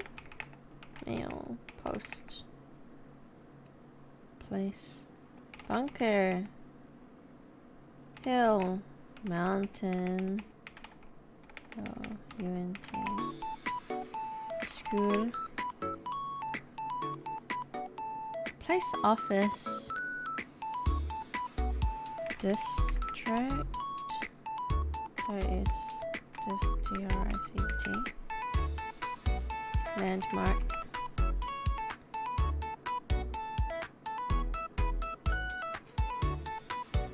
Office place. Building.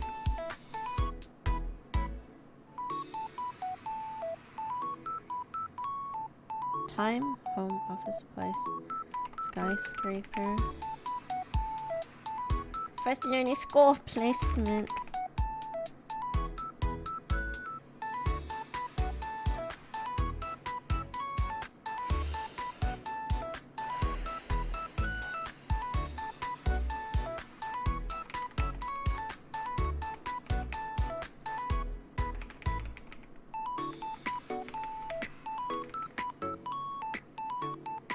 Office place.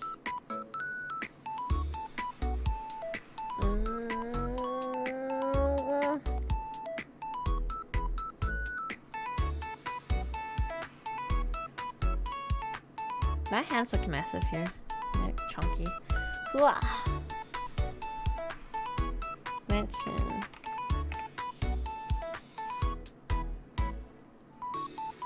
Hollywood.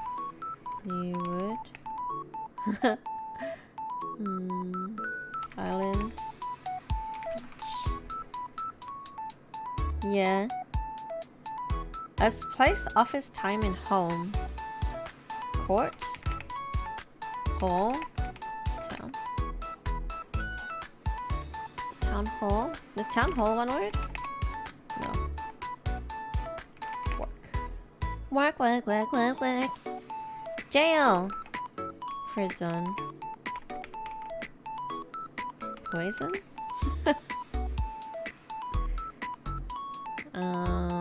Place. Placement. Contexto. So it's basically hot and cold with words.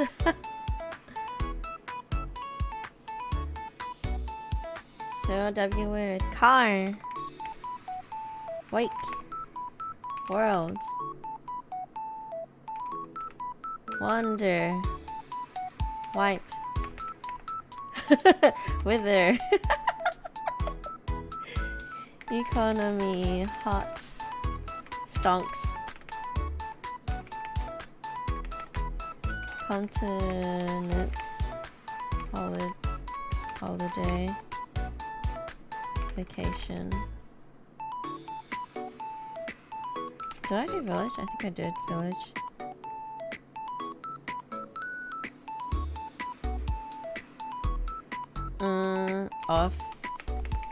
Official. Did I do court? I did.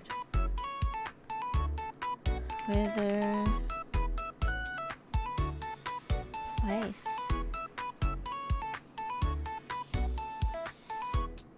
Who? What? When?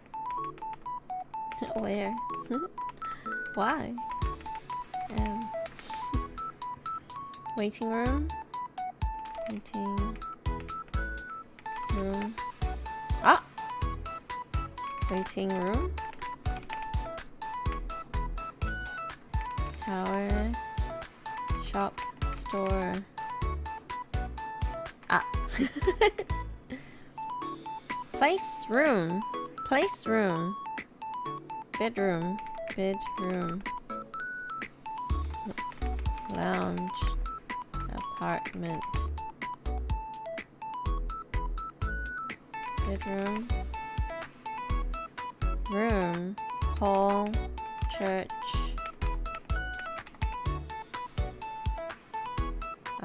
Space. Basement. Parlor. Dress room. Closet.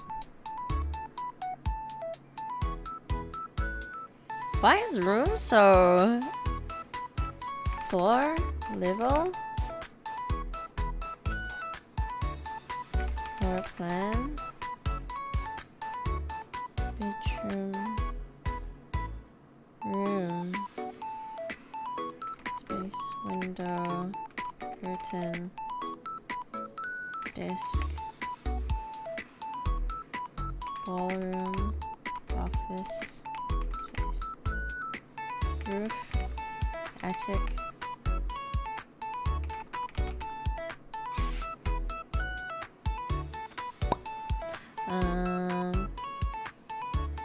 Disk room. Study. Observatory. Library. Gymnasium. Gym. Hey Machi, how are you doing? The glue looks like it's almost done drying. In some parts and not others, but it should be okay. I'll wait for it to completely dry out. Room. No, you got us really close actually. Hallway. Corridor. Stairwell.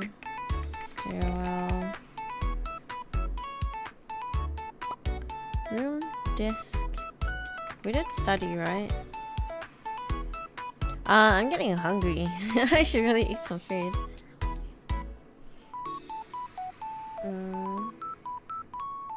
Acceleration.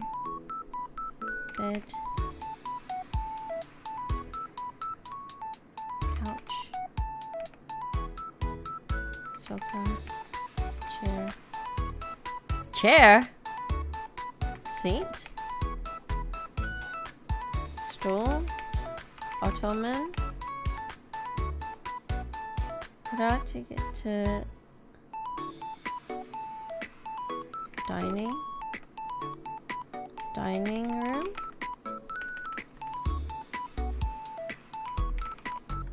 Dining room's not one word. Dine, chair, kitchen. Bruh, I don't know. Table. Oh, it's table! Oh gosh, I know what happened to my voice there. Rug. Rug. Table. Time, place. Animal. Dog. Fish. Mammal. Mammal? I don't know what a mammal is. Human. Giraffe.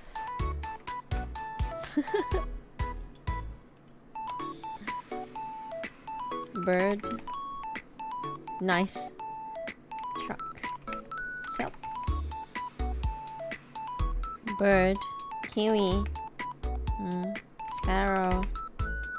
Hawk. Falcon. Dinosaur. Damn it. Feather. Cause you use chairs to sit at a table. A timetable? Chicken. Time table. Board. Why does bug? Ha! Ant. Yes! Beetle. Ladybug. Aphid. Spider. Beetle. Done.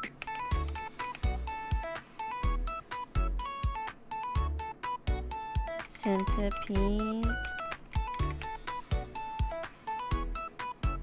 Termite. Bora. Insect.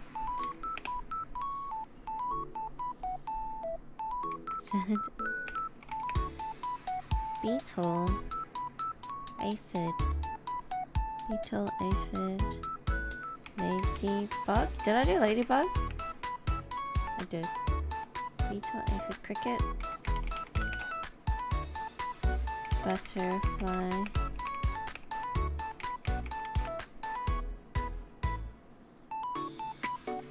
Moth. Ah.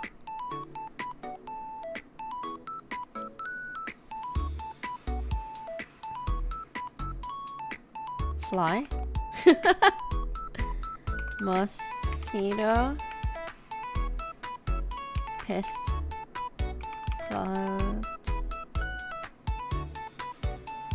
Bug spray.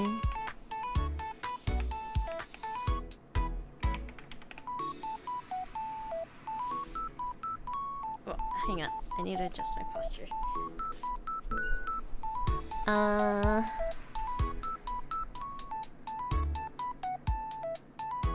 Cotton. Mosquito. I guess mosquito. It's at 90. Horsefly.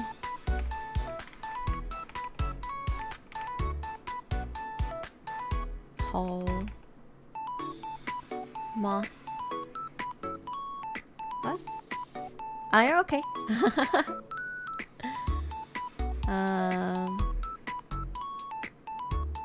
Moth beetle wings.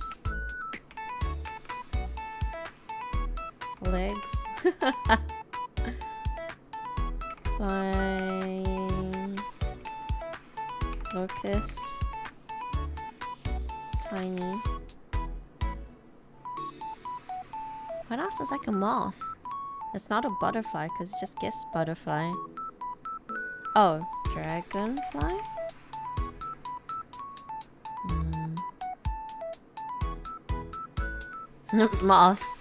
Mothman. Mothra. Godzilla. Oh, Godzilla's larvae.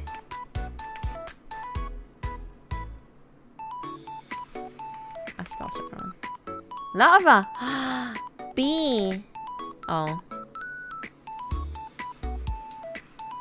Maggot.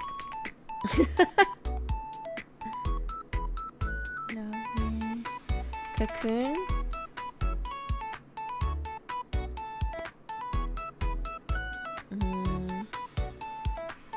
Caterpillar. Oh, what's caterpillar? Nice. Good work.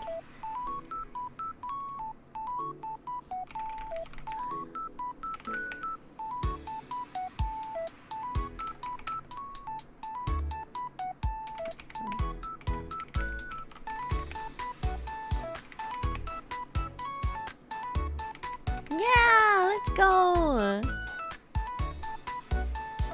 Time for a dog. Oh. Time, place. University school. Office. Time work.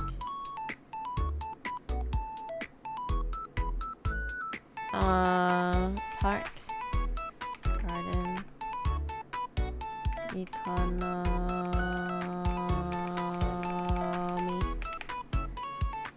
Day. Night. Night time. Night. Sky. Star. Moon. Star. Constellation. Planet. Space. Performer. Night. I prefer night performer. Star.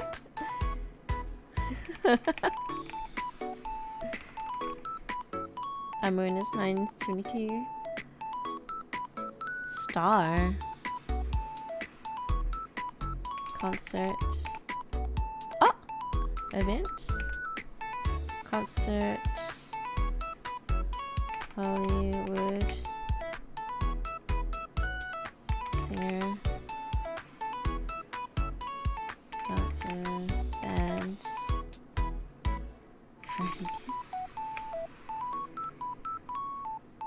Batman. Concert. Singer. Star. Drummer. Microphone.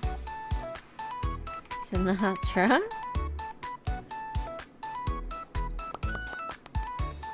Opera. Performer. What's that? Right. What's that word for Prima donna.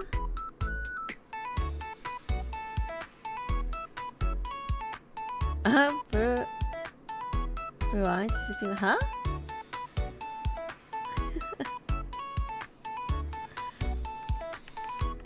Diva. Superstar. Jesus. Concert. What? Orchestra. Yeah, okay. Concert.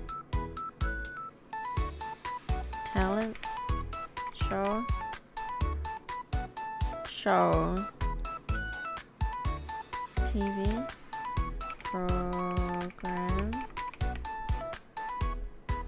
Grease. Concert show. What's that thing called? Broadway. Live actor.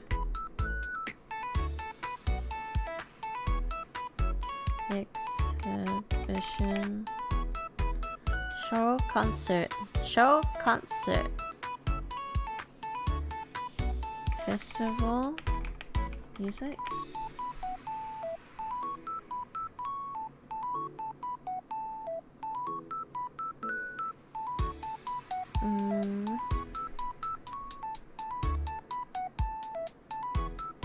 Metal. Show, concert, performance, ballet, event, report, film,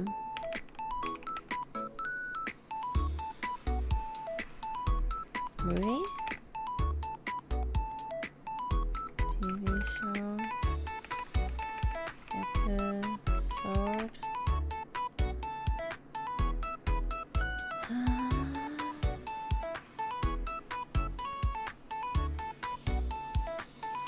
getting kind of hungry. DVD. Give me 1 moment. What?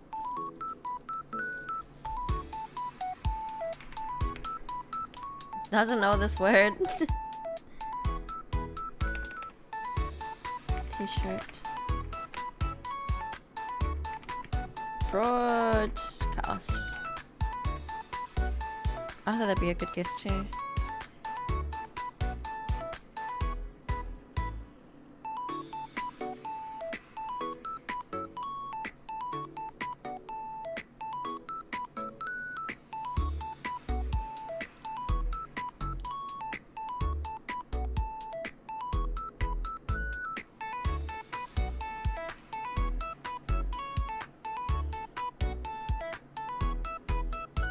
Okay, I think I can peel all these off and start doing the other side. Podcast parade. Live stream.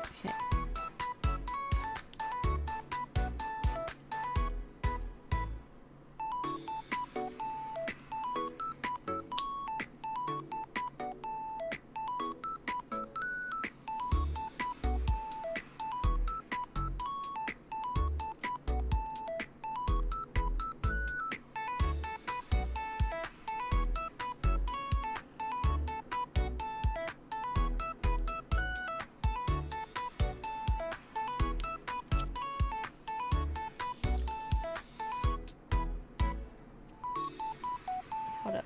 There's some hair stuck in here.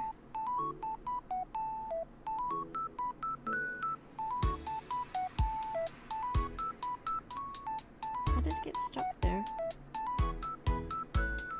This one?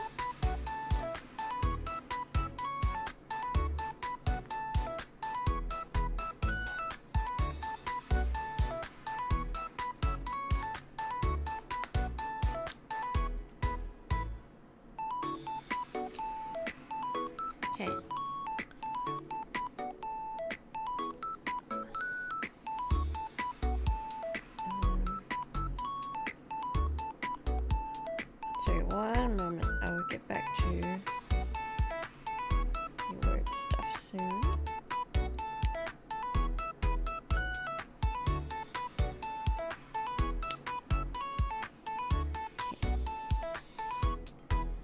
gonna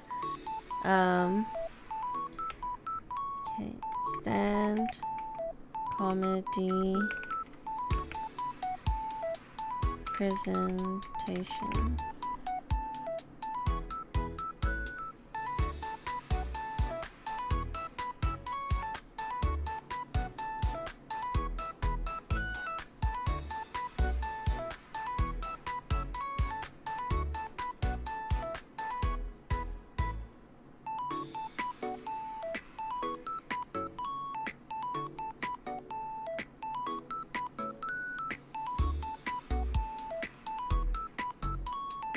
Okay, so flip this around. Ooh, nice.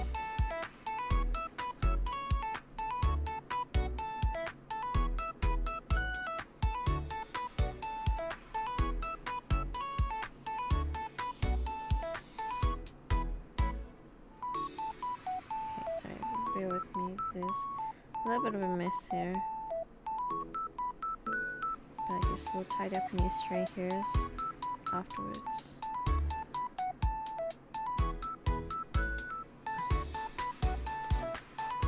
This way, this way. This flipped this way. This way.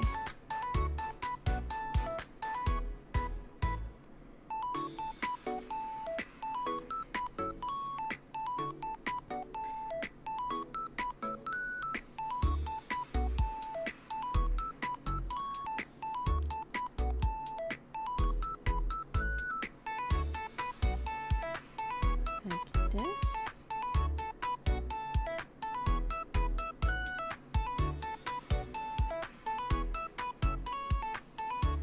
Okay. And then let's stick these down.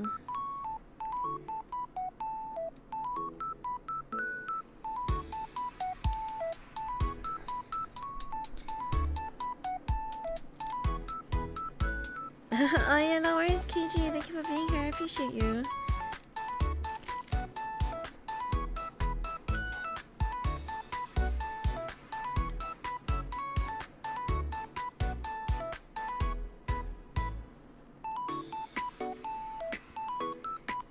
Stick this down like this. Okay, sorry. I'm gonna move context over for a bit so I can finish this real quick.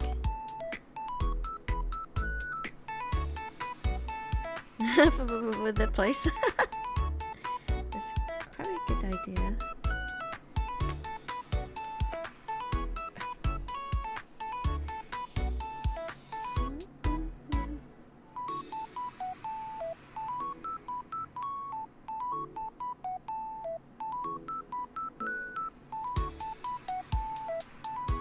Probably should have done these one by one, but it's okay.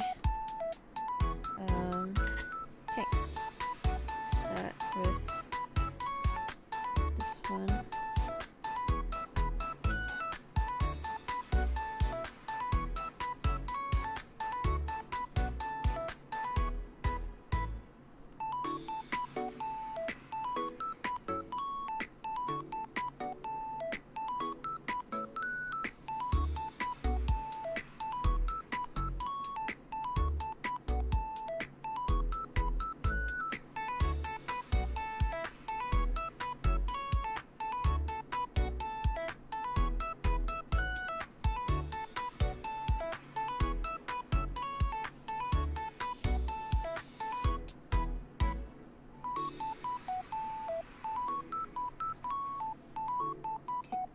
This way.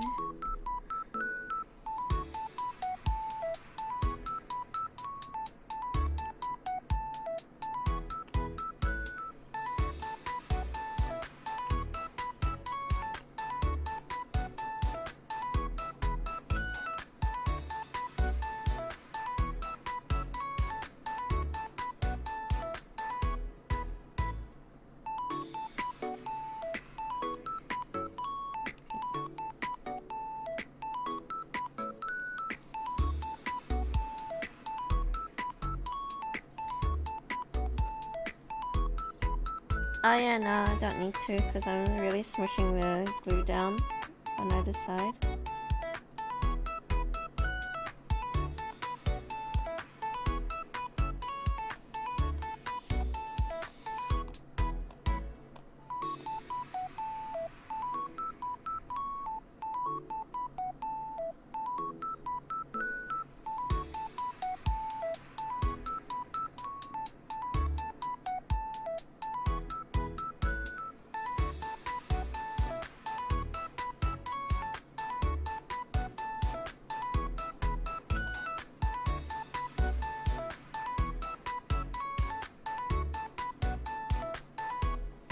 when it comes to applying product through your hair thoroughly,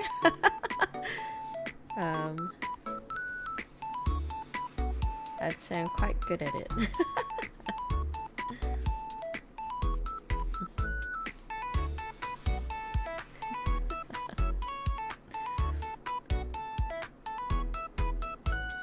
Okay. We'll leave that to dry. We'll play more contexto while it's drying. Yee. Alright. Bring this back. Alright, we ended on show. Place. Theater. Movie. Recital.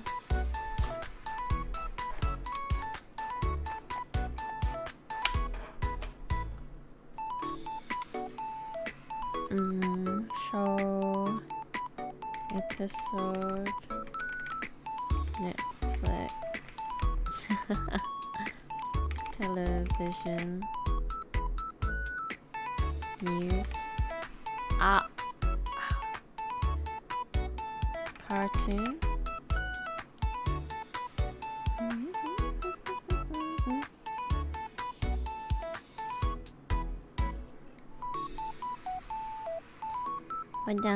What does? Sure. We could go for a hint though. I've been feeling like we're not finding it. Screenplay? Play. PlayStation. Play, comedy, star, singer, film, concert, performance, show. But not TV show.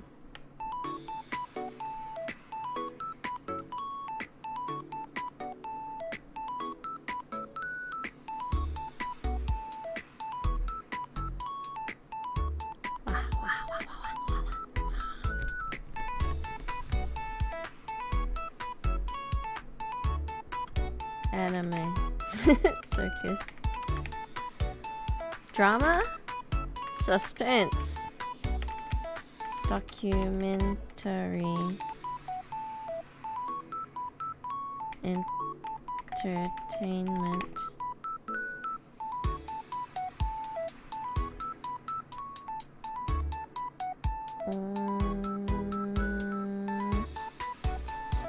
I'm shrimping again. Hang on. Hey, sit up.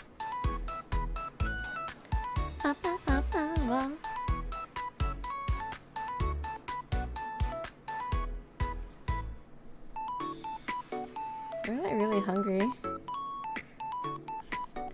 Cirque du Soleil.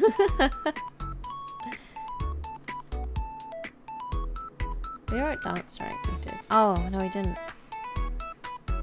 Dance. Choreography. Fights. Do I get snackies? I don't have any snacks. Well, actually, no, I do. It's just marshmallows. It's just marshmallows and maybe Peeps somewhere. Unless, no, I think I ate them.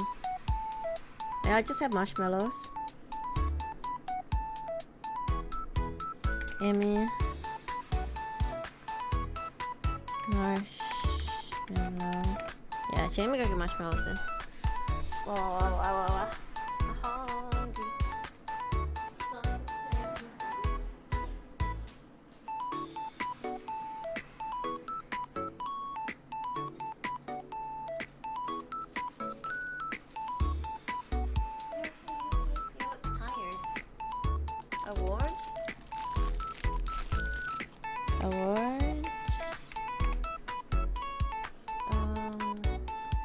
Grammy. What's the other one that they give out? There's the Grammys and there's like the other one. Golden Globe. Oscars.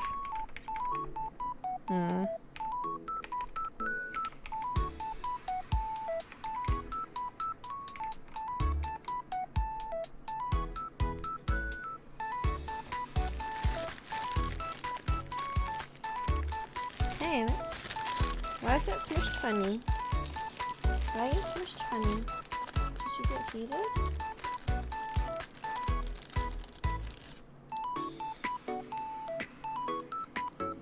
My butt's too close to my computer.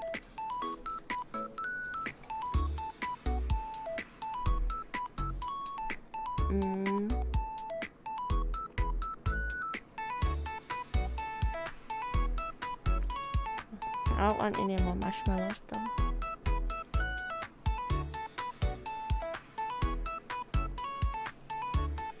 Let's go for a clue and go for a hint. Announce. MC. Announcer. Narrator.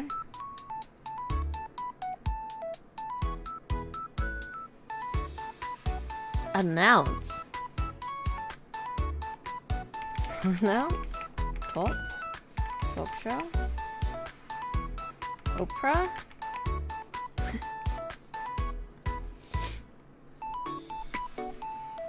I go for another hint. Launch. Space. Launch.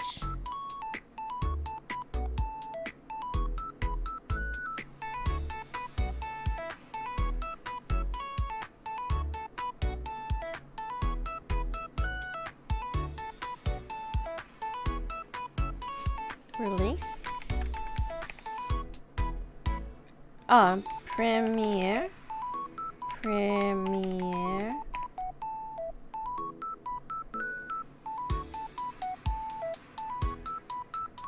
Release, launch, premiere. Subscribe.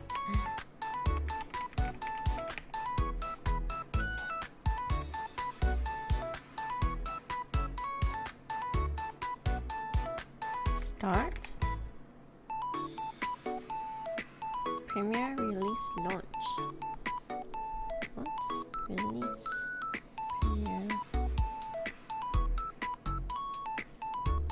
New. News. Debut. That was debut.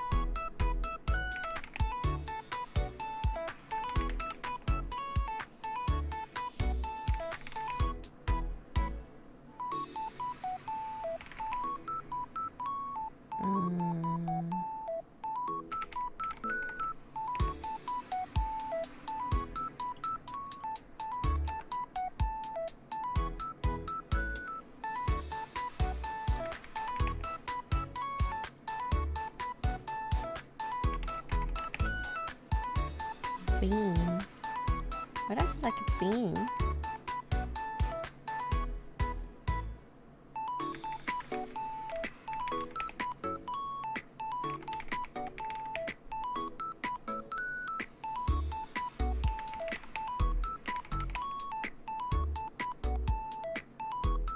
Strawberry.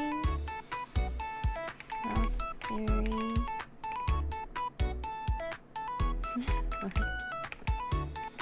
It doesn't count. Raspberry. Cherry? No. Blueberry, blackberry. Boysenberry.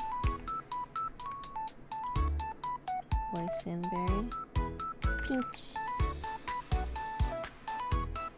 orange, apple, banana,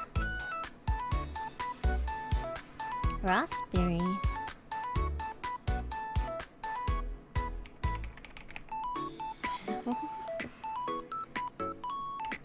juice, peach, kiwi, kiwi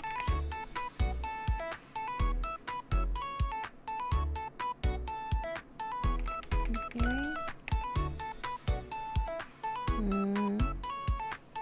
cranberry,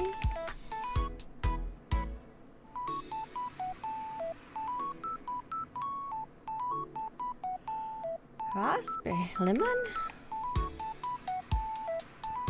elderberries, berry,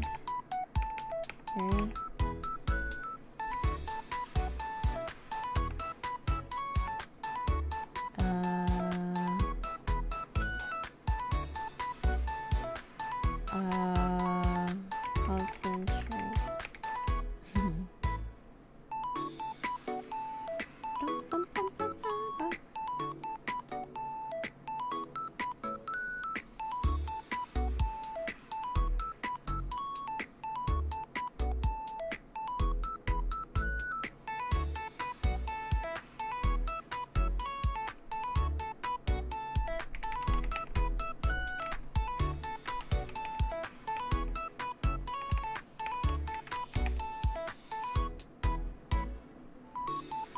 Fruit,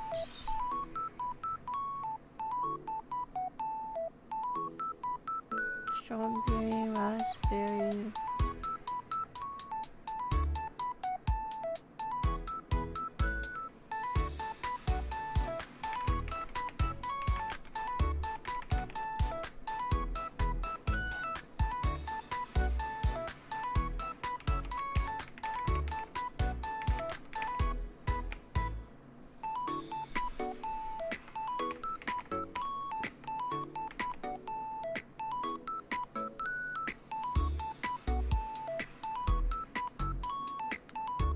fruit, berry,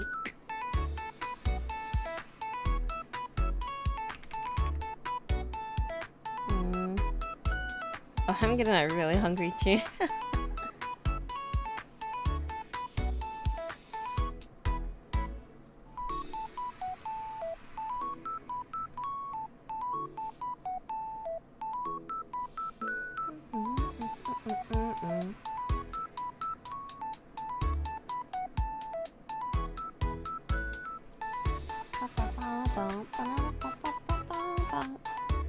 Raspberry, strawberry, blueberry, crab apple, roll up, fruit roll up. Apparently, fruit roll up and ice cream is really good because the ice cream freezes the fruit roll up, which makes it brittle. I saw it on a TikTok and I was like, oh! And I tried it and it was so good. So good, but bad for my teeth. Yeah.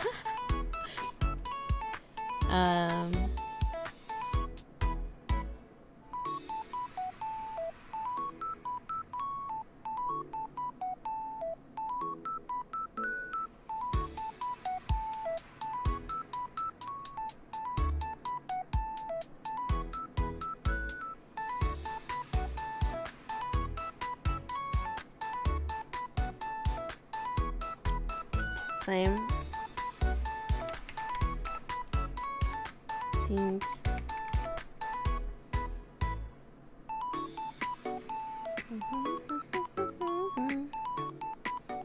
Cinnamon. Oh, dang it.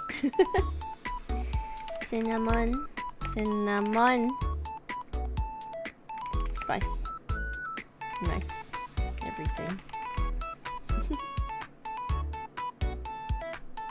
Ow.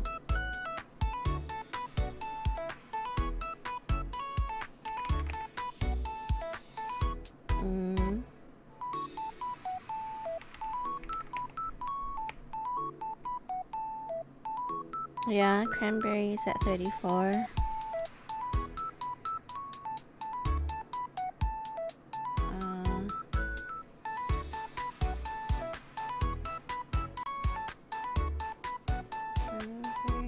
Yeah, let's get a hint then. Candy. Bun chocolate. Candy. Lemon drop.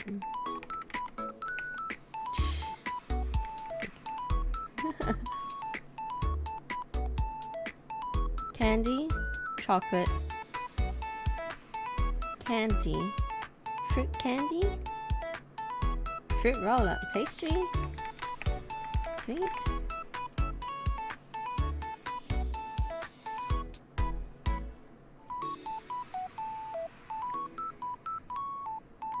Hello. Marshmallow.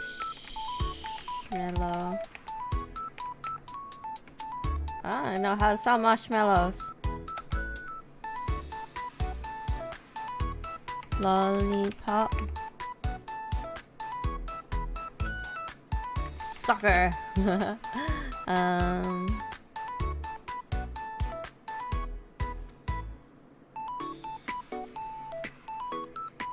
Waffle. Candy. Ribbon.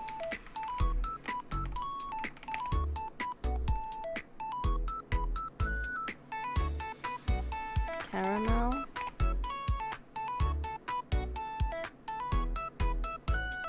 Sherbet.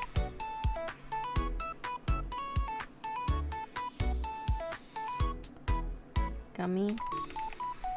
Worm. Gummy bear. Gummy worm. Chips. Fries.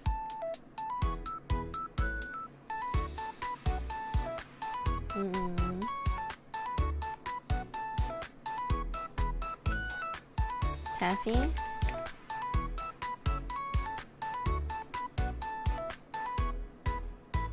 Taffy. Caramel. Rocky Road. Cake. Glucose.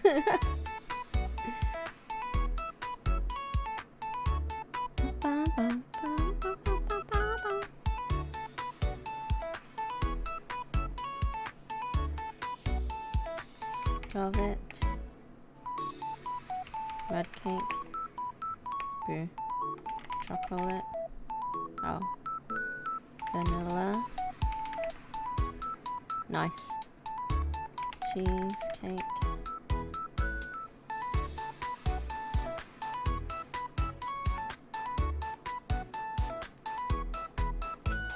Sweets.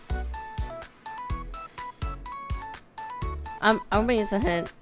This is jam. Jello? Jelly? Oh, it's jelly! I would have known unless it said. Alright, oh my gosh. I'm gonna make some lunch. So I'll be right back. Let me have a BRB. King lunch. Waiting for. Watching glue dry. Lol.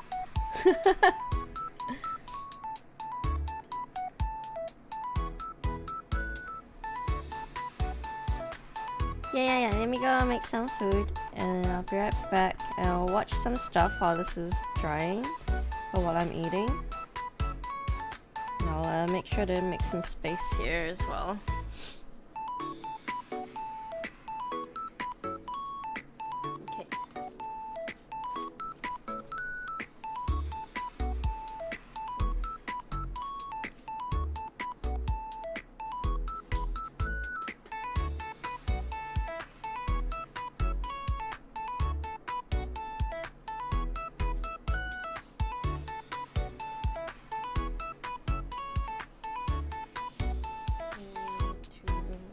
tidy up the space a little. Don't need these right now.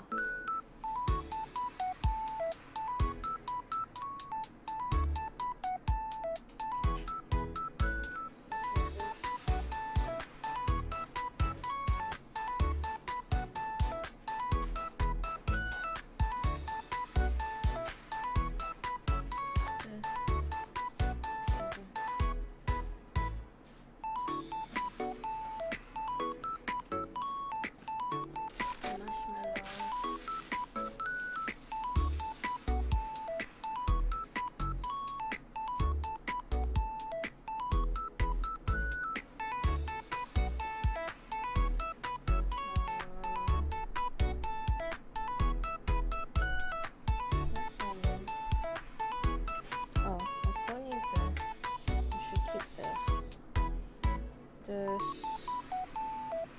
probably just in case. Just can go back here.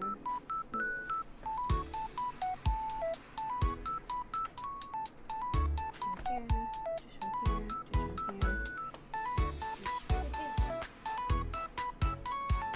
I don't remember this. Where did this come from?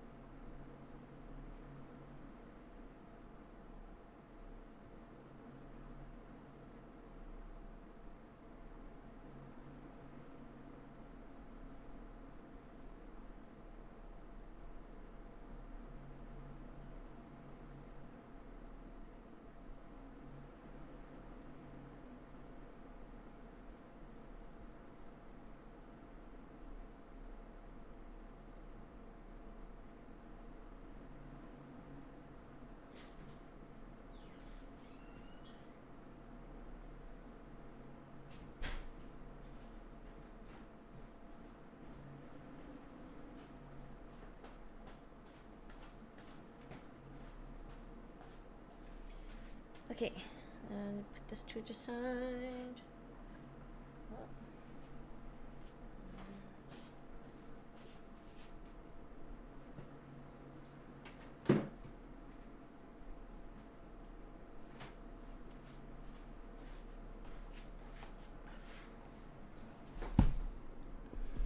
Let me set us something up for something to watch while I'm eating. Okay, oh, the music stopped too. Sorry about that. Actually, no, that doesn't matter. Boop. Bop. Let's look for...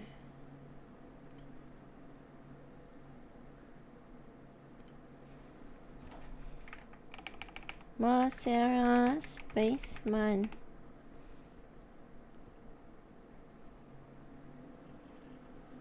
Cosplay horror story looking thing. Okay. 2.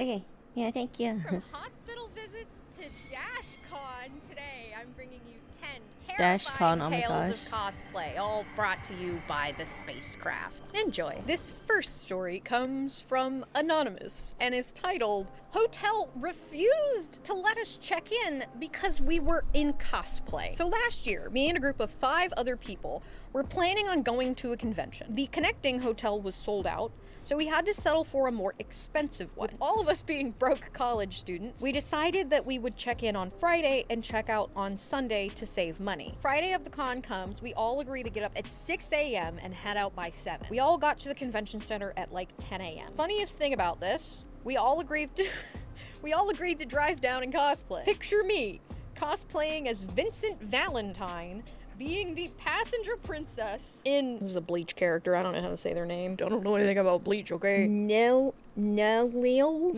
from Bleach's car. Anyway, the con is fun, and we're having a great time. But then it gets time to check in, and we want to change out of our cosplay. So we walk back to the hotel. My friend, who we'll call Kay, is the one who booked the room. So they're the one that walks up to reception. I'm looking at my phone. I vividly remember watching anime fan camps on TikTok, and I look back at my surroundings when I hear a very loud, "What?" Apparently, the hotel staff was trying to check them in and said that they could not check them in because they could not recognize them from their ID. The staff said, more or less, "You're unrecognizable. I can't check you in because you do not look like the picture in your ID." They have a back and forth, and the worker is so visibly frustrated that he literally threatens to have my friend escorted out by security because they can't stay calm. Literally, the most my friend was doing was like arguing. They were deliberately trying to not raise their voice after the initial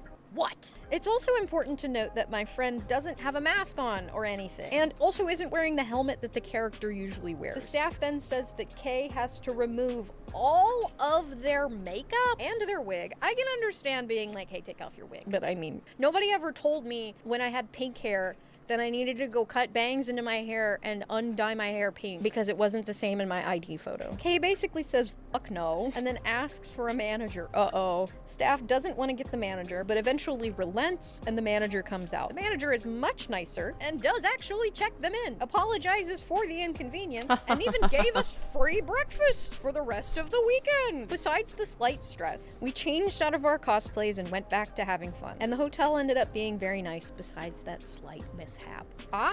Let me tell you, okay, the most done with life that I have ever been checking into a hotel was when I got to the hotel for Narcon Samar in Sweden, because that was, you know, an overnight flight to get to Amsterdam, another flight to get to Sweden, and then like a several hour drive to get down to Linköping. And so by the time I walked up to that counter with my giant hard shell suitcase and my giant hard shell golf bag with my pigtails and fork in it, I was like, I want to sleep. Who am I? I don't know. Obviously, I'm not in a cosplay. But if somebody had been like, you don't look like you can't check in, I would have just cried. This story comes from V or V's Beans. And the trigger warning is kind of gross. I had not read these before filming because I think that makes for funnier reactions. But it turns out kind of gross is a massive understatement, so this is your severe content warning for graphic finger content. I wanted to make a cosplay for a KaiCon last year, and boy oh boy, did I take my sweet time deciding to actually get my ass up and do it. It's the week of the con, and I have just returned from a wedding in Spain, so I was super jet lagged, but there was really no time to procrastinate further. So I locked in and started making the cosplay. The cosplay was complicated, and I patterned the entire thing, including a cowl, similar to a Twi'lek from Star Wars, which was really weird and hard to make. The cosplay was going well, and I was super happy with how it was coming out. And while I have my own machine, my grandma has a super nice Bernina. Check the link in the description. We've got Burnett machines. Affiliate links. Same company. The Burnett line is just a line of Berninas. Berninas are good. The grandmas approve of Berninas. And it's just better than mine. Plus, she likes to see the stuff I'm doing, so I went to her house to use it. Oh, we even get the name of the machine. It's a 770 Quilters edition. And it's very, very strong. I asked everyone this year to give me a title for their stories, and this one is Con Crunch Put Me in the Hospital. Oh no, and I think I know where this is going, and I don't think Bernina's gonna like it. Anyway, very, very strong sewing machine, which is good for going through lots of layers. So there I was, sewing together the pieces of my cowl, and I am beat. I don't know what happened, but it was almost like I took a nap for a fraction of a second, and BAM!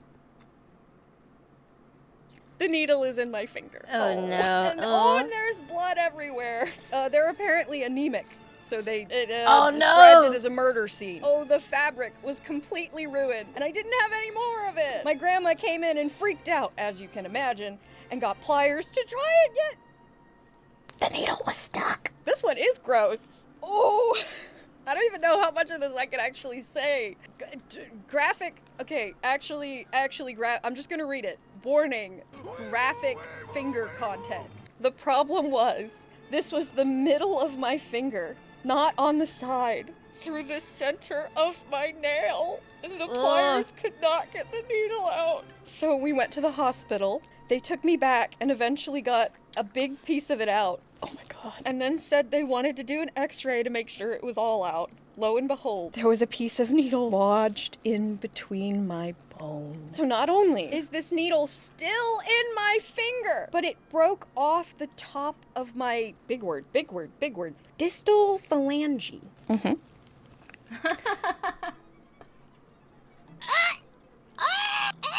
Graphic. The doctor had to remove my nail. Okay, context. Wow. The horror stories are usually sent via the Discord. This kind of thing is not usually allowed in spacecraft conversation. This year I gave people a Google form, so the gloves are off. Okay, Jesus Christ. The doctor had to remove my nail, which was already broken down the middle from the needle, so it would have fallen off anyway, but it was gross. Eventually he got it out, and it looked like my finger had been chewed off at the top. He wraps up my finger and said that where the bone broke off, it wouldn't be necessary, but if I wanted, I could get the bone fragment removed. I had been through enough that day and said, aha, no, thank you. This is the most severe sewing injury I have ever heard of. The next day, I continued to work on my cosplay, despite the setbacks. But all is well in the end, right? At Akai Con, I won novice runner-up. I guess the moral of the story is, please, please, please, please do not sew when you are tired. This can happen to anyone. I've been sewing since I can remember and have full confidence in my sewing abilities, and it still happened. Please be careful, because Jesus Christ, this really sucked ass. Oh, I've never gotten my finger under the needle, thank God. I have had it where part of the, like the bar that comes off the side of the needle that you unscrew to get the needle out. I've had that smash my finger before. It smarts. It hurts, but I've never had the needle hit me. But yeah, watch your hands not quite the foot, when you're but next to sewing. the foot. Don't fall asleep at the wheel. Also, don't con crunch.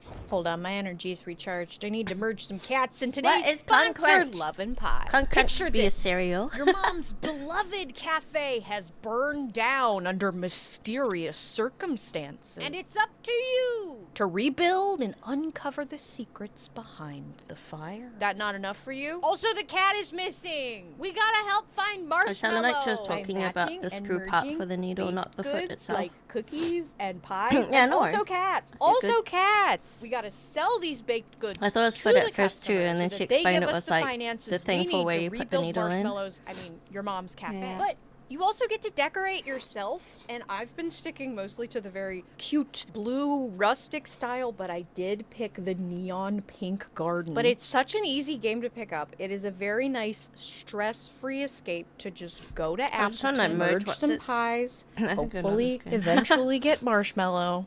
I'm gonna get a pie. There's a pie. There's also something so satisfying when you get a customer that wants a pie that takes so long to merge up to, and you finally get it, and it's this awesome victory. And this Halloween, Appleton is getting spooky. If you join and reach level 8, you'll get access to 2 limited time events, Phantom Pass, and Betty's Autumn Drinks. I am incredibly invested in this quest to find Marshmallow. So I'm gonna keep enjoying merging pies and cats. But if you want to solve all the mysteries of Love and Pies 2, download now using my link and reach day 3 within a week to claim a sweet treat of 200 energy and 50 gems. It's free to download, and you don't want to miss the cozy, spooky, limited time events. Reach level 8 to unlock and play. Okay, this is the one that when I saw it in the spreadsheet, I got really excited because the title is one word, DashCon. The year is 2014. By this point,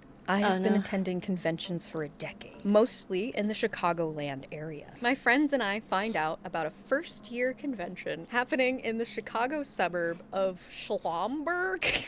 I never knew the DashCon lore that it was in Schlomberg. The main draw, the Welcome to Night Vale podcast, will be performing. At this point, you might know where this story was going. I went to DashCon. Okay, I don't know how much DashCon information is actually in here, but I'll give you a little overview if you've never heard of DashCon. DashCon was an unofficial Tumblr fan convention. Hold up. This was at the height, We maybe a should watch little the DashCon when Tumblr had started to video. wane, but Tumblr was still a huge thing back then. I think originally it was going to be called TumblrCon. This is like off the top of my noggin, my historical record in my own brain of DashCon. There are way more detailed videos about DashCon that you should absolutely watch if you've never heard of it. But it was unofficial, fan run, and was Terrible. a disaster. The stories heard online were true. Friday night, after getting my badge for the weekend, we were pulled into the bathroom and told that the convention needed $17,000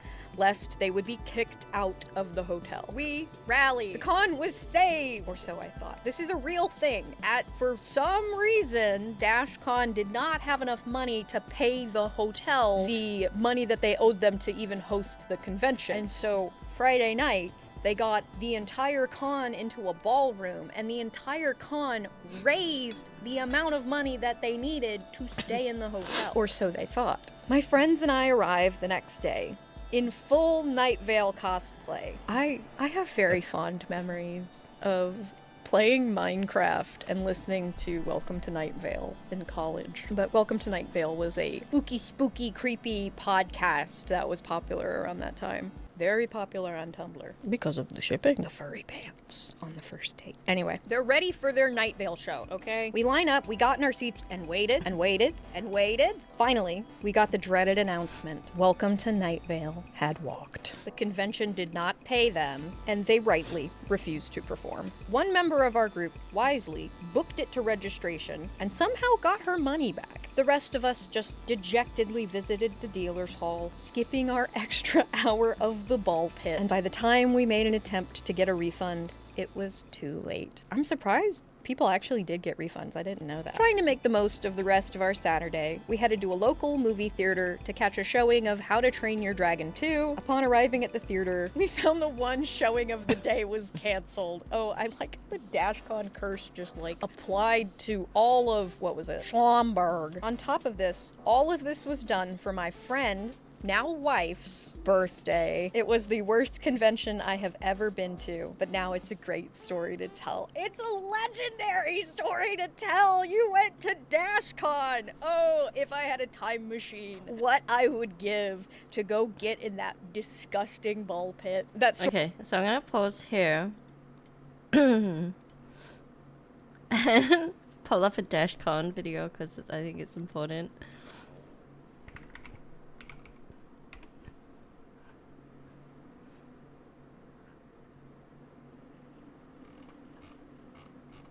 See if I can.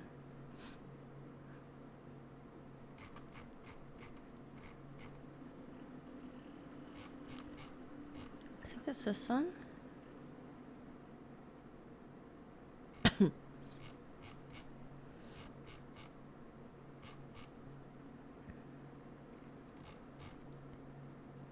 DashCon explained.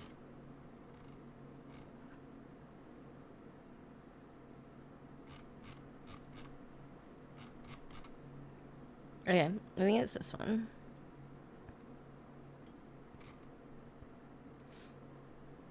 I feel, oh yeah, please go lay down, get some rest, hydrate and everything too. I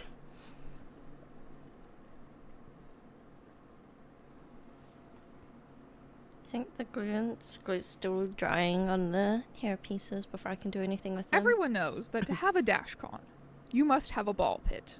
I met the DashCon 2 organizers in person for the first time on the day that they invited me to pick up a children's kiddie pool from Facebook Marketplace. They were a young group of friends from the Greater Toronto area who had spent the past year lending their various creative skill sets to the execution of one insane idea: DashCon 2. The 550 tickets they'd made available had sold out in under 20 minutes. The venue was secured. I'd slapped my name and good reputation on this thing, and now one of the main attractions was my duel with another Tumblr famous freak. There were branded shoelaces. The event was now only a month away. Our inexorable barreling towards DashCon 2 was made even more real by the acquisition of the pit. I'm literally just picturing the DashCon ball pit on someone's board. Yeah, I can't. No, it's longer and thinner. It's actually a light blue rather than a dark blue. Okay. This one right there it is. There it is. I think that should be it. Do we see it? Yes. I think I see it. Yes. Glorious. God, they look like porch robbers. She approaches. It does look huge. And we're gonna inflate it when we get back, Yes, so we we'll are. see how huge it actually is. Yes. I don't think we have an inflator, so Aiden's just gonna have to do it with his lungs. Oh my gosh, hang on. But I'm gonna try to look it up it's on gonna the side. take a long time. Yeah. We really did not disinfect this, huh?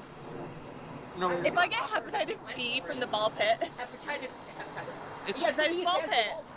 Hi, these are my 3 girlfriends, and yes, they do smoke weed. I need help. But do they smoke weed? At times, the energy in the room with the DashCon 2 organizers was that of a chaotic group project with all your best friends, where everyone is having so much fun that you're not totally sure how anything is ever going to get done. But it did. This is an average day here. Average day here at DashCon headquarters. We're getting pumped here at DashCon too. We're really pumped for the DashCon ball pit.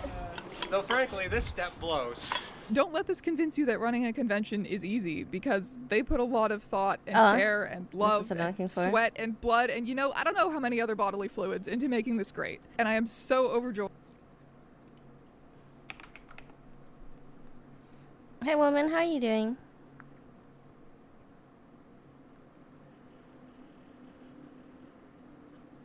Okay, it should be this one. Sorry about that. I'm like, that's not the video I saw.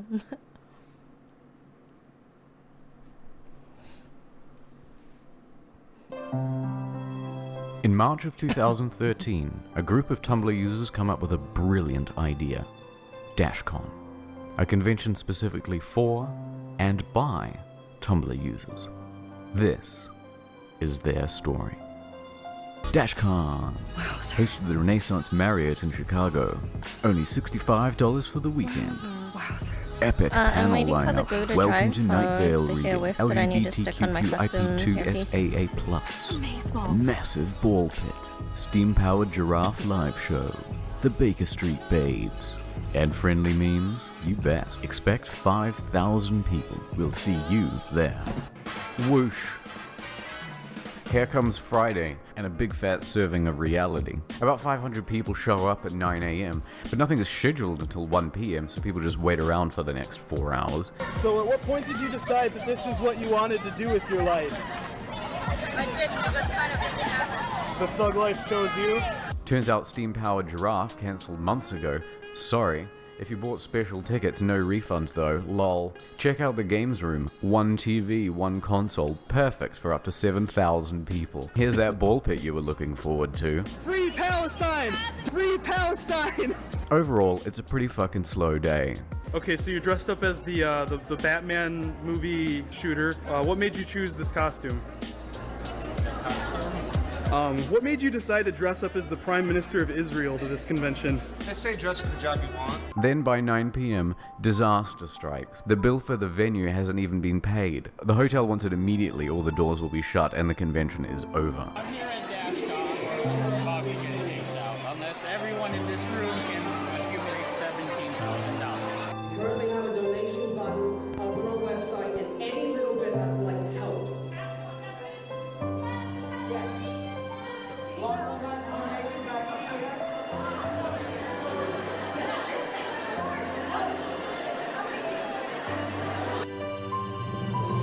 Extortion! Oh my god, I forgot about this.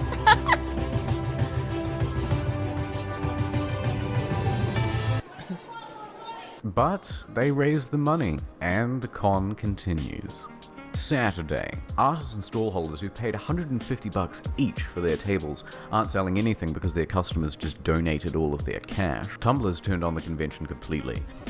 The destruction of this convention is dedicated to all of the women whose bank account have been ruined and ruled by it. money. I'm tired of you making me Donate to PayPal. They call DashCon a scam and try to have certain events shut down. Mark Does Stuff, a gay Hispanic panelist, Hi, I'm Mark. is sent death threats because they think he's a straight white male who's misappropriating the gay for profit. Pacific Rim is illegally played to an audience of 100. Tumblr sends tweets to Del Toro to get them in trouble. The Dr. Horrible sing-along blog sing-along is cancelled due to copyright concerns. Then, the main event. As long as we get to see a live reading from Welcome to Night Vale, it'll all be okay. We're here for the live reading of Welcome to the Night Vale. It is 12:50 right now, and they're still not here. Okay, so basically, Night Vale just walked. What? We're all gonna sign together, okay? So Oh my god. 2. While everyone is still sitting in that room waiting for the show to start, they change the rules on the website so that there are no refunds. But don't worry, there's a silver lining. Everyone who paid extra to see Welcome to Night Vale is entitled to a free I like extra this video hour because in it's the very ball concise. pit. This is what your $17,000 went to. And with that, a meme is born. I don't think they ready for this one. Jump in the pit.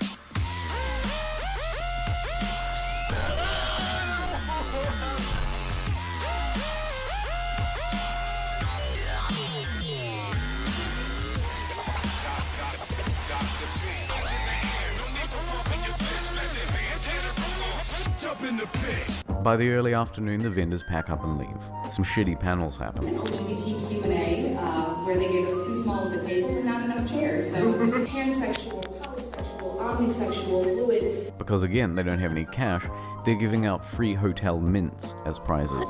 The teenage unpaid helpers, who are promised free meals, aren't given anything and go hungry. There's a full-on organizer meltdown.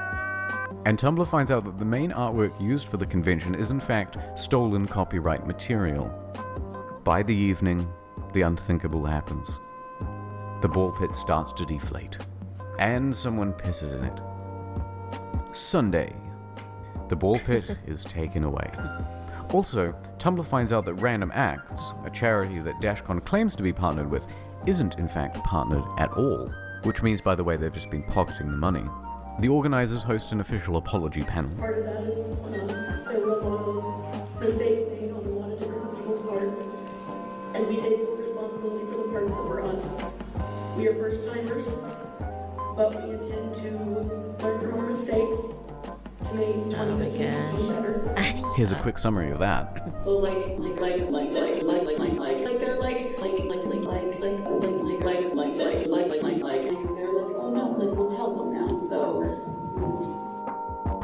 somebody, otherwise it's all my fault. Fuck that. And everything is closed by 1 p.m. Gonna get money Since DashCon, $17,000 there have been worth. many rumors online that the whole thing was an out-and-out scam. So I did some detective work to see whether it was true. I think what I found proves that even if the staff didn't set out to scam people, they did opportunistically steal and lie. Prepare for some high-quality autism. DashCon had a written agreement to pay $40,000 plus some change to the Renaissance Hotel Marriott. They paid $20,000 before the thing began, so they had a balance of $20,000 still remaining. They told the hotel that 5,000 to 7,000 people would be attending and could they please pay as the door sales came in. As a financially risky move, the Marriott agreed verbally but not in writing. On the first day, the hotel sees at most 1,000 people. They know that DashCon's door sales are fucked, so they enforce immediate payment as per their written contract. DashCon does not have the funds. And here's where it gets interesting. DashCon claims they only have $3,000 in cash. So at 9 p.m, DashCon staff gather everyone into one room to beg for the remaining 17,000. Let's do a head count. 33, 129, 120, maybe another 33 here in case there are people on the margin, and we'll add 10% to be generous. It's unlikely that there are more than 350 people in this room. Now we know they reached their goal. Almost got shut down. Really? We need to raise $17,000. Really? Yes. That's pretty cool. Did you do it? We did it in under an hour. Really? Yeah. They receive donations by PayPal and cash, but only a small fraction in cash. Let's be generous and say 1/10 of the room at most. You can see people donating in the footage and it's probably much less. So even if each cash donor is giving $20, which again, generous, that's only $700 total. Therefore, the other 16,000 or so is in electronic payments. Now let's look at this leaked list of transactions. Hold on. They made most of their payment in cash, almost $12,000, but they only could have got $700 from the donors, and they only had $3,000 in cash. So where did the rest of it come from? It's door sales revenue, not donations, meaning they lied about only having $3,000 in the first place. They actually had at least $10,000. Now, here are the transactions that come from the PayPal MasterCard. Let's take that from the total owed, and what we get is the following. In a best case scenario, of the donated $17,000, at most, they spent less than $7,000 keeping the place open, they spent over $2,000 on themselves and their own accommodation, and the remaining $9,000 or so, they pocketed. Also, they're liars. Because I was on stage for an hour. In I mean, 20 each is still... 5,000 people in a room. Is there 5,000 people here? Riots.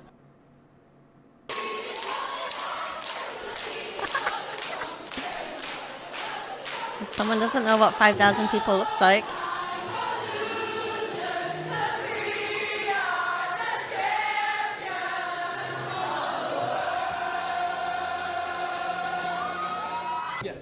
Back to my post. Back to my post. But there's one last thing I want to touch on. As part of the merchandising, an official DashCon DVD Wow. is listed. And it's possible that a copy exists out there somewhere, and I need to find it.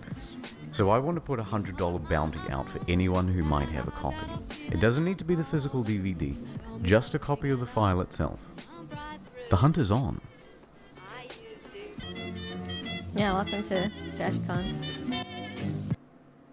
I feel sorry for the hotel staff, not the hotel, the event organizers. I mean, the hotel staff were onto it. So, like, they have everything precautioned, so if something fails in their convention center, in their convention rooms, convention halls, like, they can get the monies back, sue them, whatever, you know, because they have that written agreement.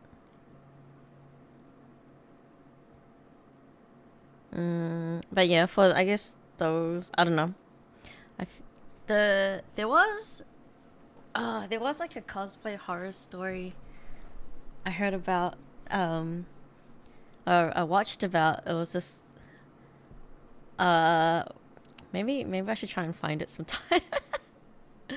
Let me finish this video first. Story was by Twisted Dog. Anyways. By the way, Twisted Dog, you're a legend. This next story comes from another anonymous, and is called sleeping at a con, then waking up and missing things, then walking for an hour home and being catcalled by strangers. During my first visit to a local con, Anime Los Angeles, loved Anime Los Angeles, I paid for a 4-day pass since it was the early bird rate and I could afford it. Then with the help of some friends and a sibling, I put together a simple cosplay of Power from Chainsaw Man. All was going well, and I was having fun until the third day, when I found out I would be completely alone for the day at the con. Oh, it's not the worst thing to walk around a con alone, and Anime Los Angeles is a good size for walking around a con alone. I would not ever walk around Dragon Con alone, period. Don't go to Dragon Con alone.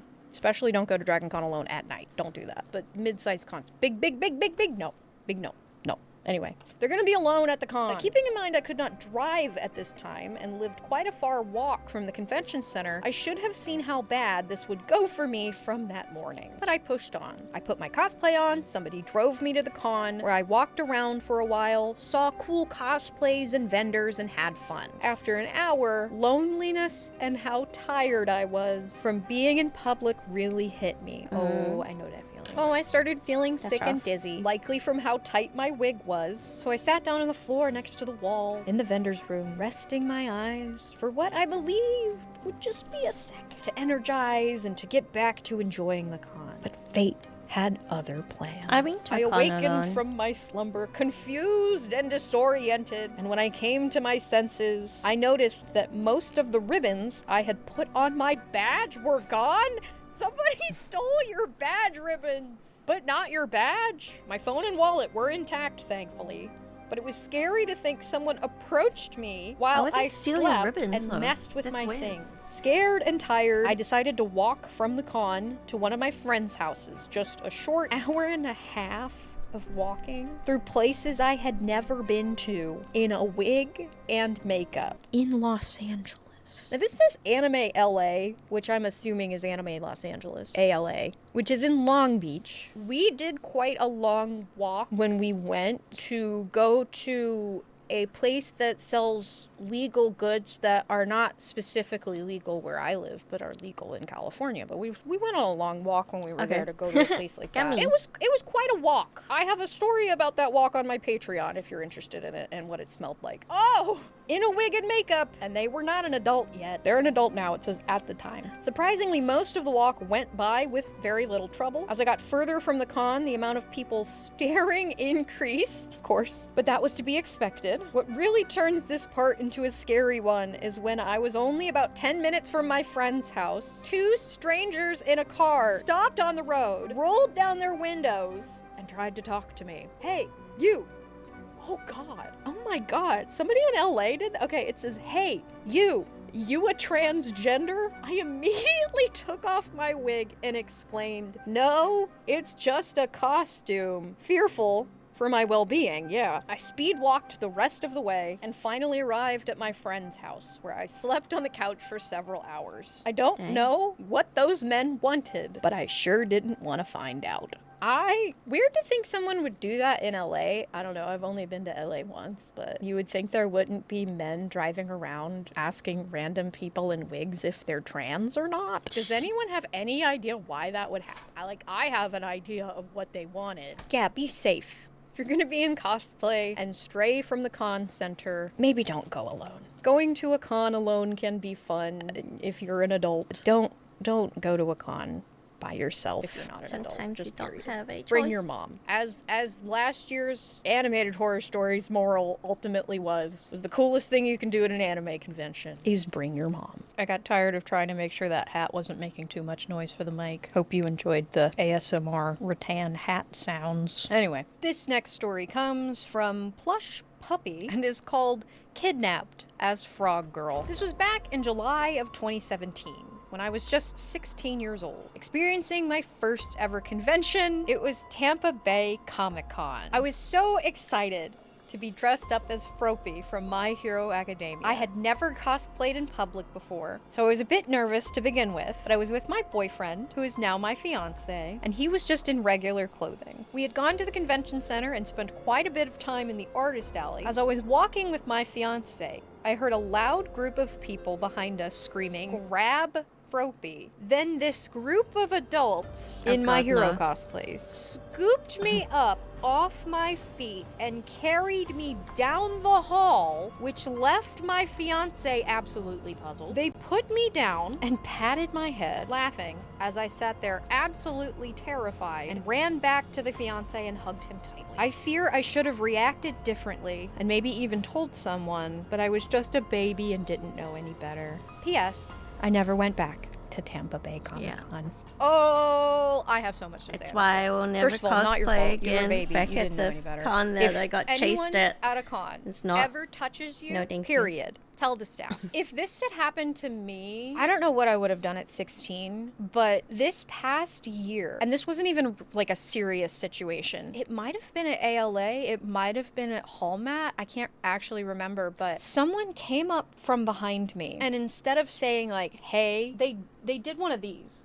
They did one of these from behind, so I just feel a boop boop on my shoulder, and the chill that went down my spine that someone had just touched me. And you know, it had to have been at ALA, because I think if that had happened at Hallmat, I wouldn't have been as afraid, because I know tons of people that go to Hallmat, but I didn't really know. I knew maybe a few people at Anime Los Angeles, but like at Hallmat, I would have expected it to be a friend. In my head, I'm like, who the fuck is touching me? And I turn around, and it's like a young teenage girl, like maybe 13, 14 years old, and she just wanted a picture. And so it was like, it was not a threatening situation at all, and I understood that, you know, this is a child, they probably don't know any better. But in that split second before I turned around and saw that, you know, they were down here, I was terrified, because who is touching me? Don't touch people. If somebody fully picked me up, the screaming that would occur, the full volume of a trumpet player would be released into that con, I can tell you what. But yeah, this is also, stuff like this is also the reason why I get really concerned when people talk about a really important part of being a good cosplayer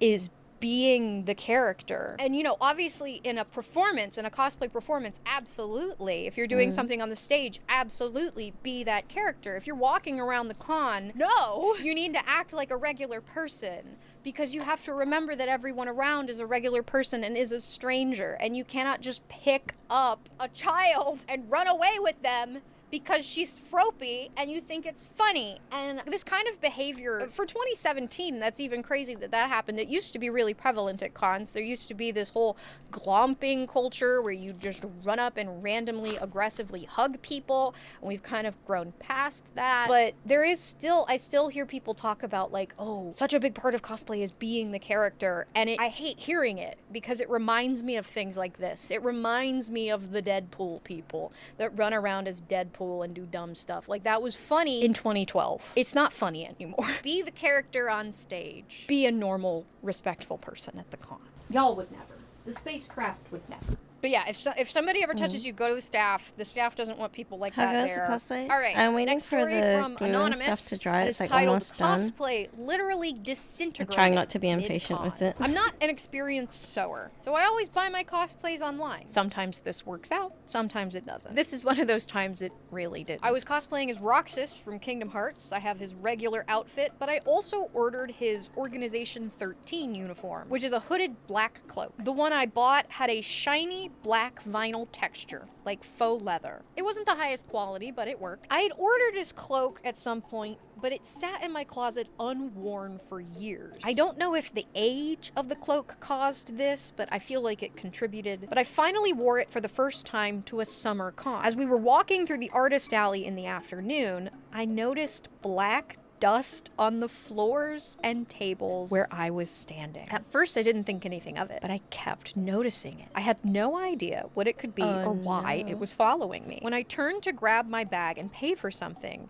I finally realized what it was. The black vinyl texture on the cloak was actively flaking off of the base material under my arms and on the sides. I guess the motion of my arms rubbing against my side caused it to crack and just come off. Unfortunately for me, the material underneath wasn't black, it was light beige. So this was extremely obvious every time I lifted my arms. We hurried to the cosplay repair station and appealed to the cosplay gods and professionals for their their expertise. They had no idea how to help me though. They gave me a little bit of black acrylic paint and I did my best. But the black vinyl stuff just kept flaking and the area kept getting bigger. In the end, I had to take the whole cloak off and continue the con without it. My partner was wearing a jacket that kind of matched, so they gave it to me to wear and we threw my disintegrating cloak into the car. When I got home that night, I stuffed it into a trash bag and threw it out. Ugh. Okay, so vinyl, off the top of my noggin, no research. I believe vinyl is usually there's a backing fabric and then there's kind of like a plastic vinyl coating on top of it. Faux leathers, from what I understand, will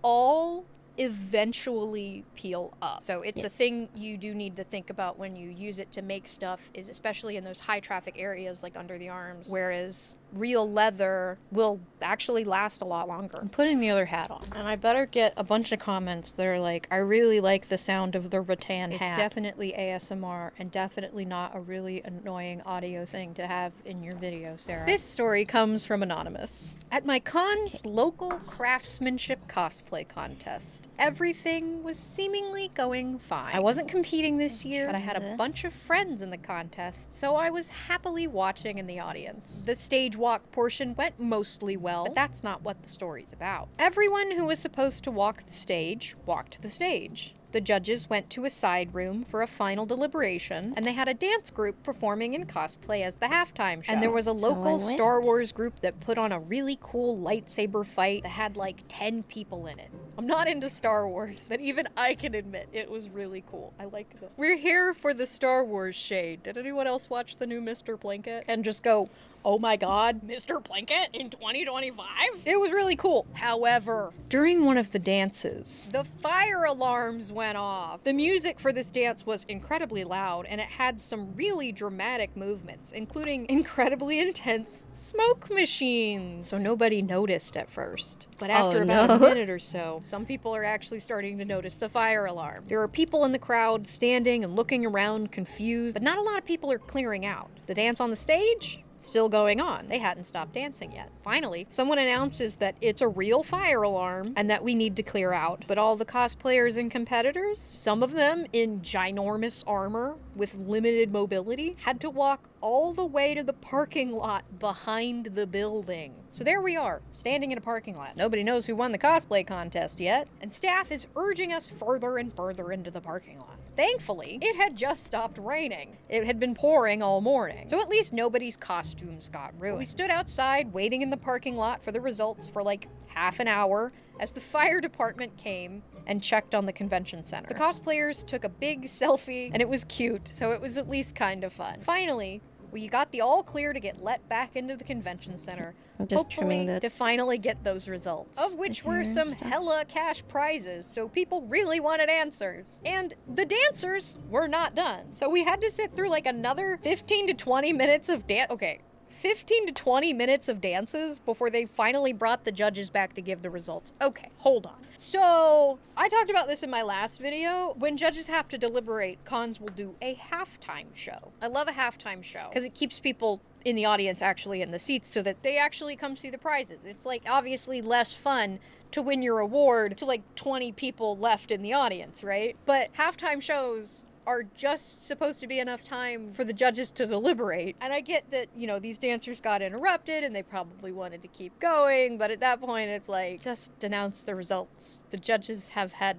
plenty of time to deliberate. Anyway, longest halftime show ever. It was never actually announced why the fire alarms went off. Some people thought it was just the smoke machines, but some people thought the convention kitchen had a small fire. But those weren't the leading theories. The main theory for what caused the fire was someone in the hall over lost a game of Warhammer, rage quit, and walked out of a fire door. I don't know if that's really what happened, but that's my favorite theory. I'm gonna choose to believe that it was a Warhammer player walking out of a fire door. This story comes from the Glam Rock Gator, San Antonio, Texas's big Texas Comic-Con. Texas. 2024 showed that Big Texas Comic-Con had some serious growing pains, along with a dire need to change how it handles its cosplay show. Friday was fine. The line's pretty short, and the lines for photos with my cosplay were longer than badge pickup. But Saturday was a different story. There was a line a mile long outside the convention center, rounding the building, because everyone had to go through the same queue to get through bag check and to get through badge pickup. Even if you already had your badge, you still had to wait in the same line because they only had one table for bag check. But a huge line outside in 105-degree weather is not my gripe with Big Texas. Big Texas is in the middle of October. There's a lot of Halloween-themed events and a lot of kids and teens in their regular Spirit Halloween costumes. Heck, my favorite photo from the weekend is a tiny kid in a Spirit Halloween costume of a FNAF character standing with my full fabricated FNAF mascot, Five Nights at Freddy's. Their full fabricated Five Nights at Freddy's mascot, so I had my own mini me. It was adorable. But the fun ended with the Saturday night cosplay contest. A thing of true nightmares. Shout out, if you were to look at Sarah's video describing what not to do at a cosplay contest, 2024 Big Texas Comic-Con was the poster child for everything. I don't have a what not to do at a cosplay contest video. I just have videos where I shit on bad ones. And ones about good. I have those good ones. I have more of them about good ones than bad ones. And there's one that's about one that was a good one and then it became a bad one. And one of the bad ones, because I yelled at it, is now a good one. Okay. Big Texas was the poster child of everything one should not do. There was no prejudging. Ooh. I asked one of the judges after the show was done, and they felt quite embarrassed after being on stage. So they scurried away after I briefly got to talk to them because a number of Spirit Halloween costumes made it onto stage. Were there any rules for it? Like, was it a craftsmanship contest? Was it just, like, what was this? Both in more than just one category. Youth, teen, adult. It's not based on skill or awards. No vetting whatsoever for the contestants. Some of the contestants did make spectacular costumes, such as the winner of Best in Show. I think a judge's award was even given to a Spirit Halloween contestant. But then we find out that this gentleman got his costume from Spirit Halloween last minute before competing in the cosplay show contest. The audience found out at the same time as me and the judges. The MC randomly asked the contestant about making it, and the kid answers that he bought it at Spirit. The MC was Hades. I thought it said that the MC was cosplaying Hades. No, they're saying the MC was Hades himself. He's Satan. Also, Yeah, I have to cut in before I get into how bad the MC was. I need to tidy up a little bit, and then I'm gonna keep doing this thing.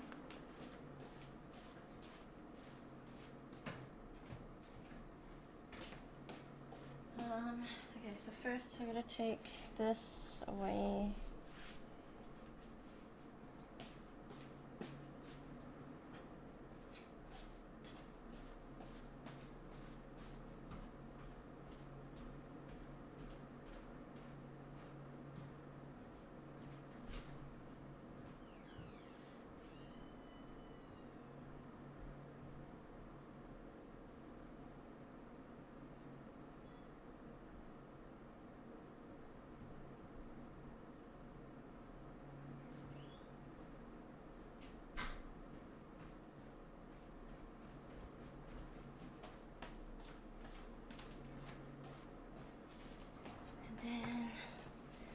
Okay, so I need to turn this back on while I'm working on it.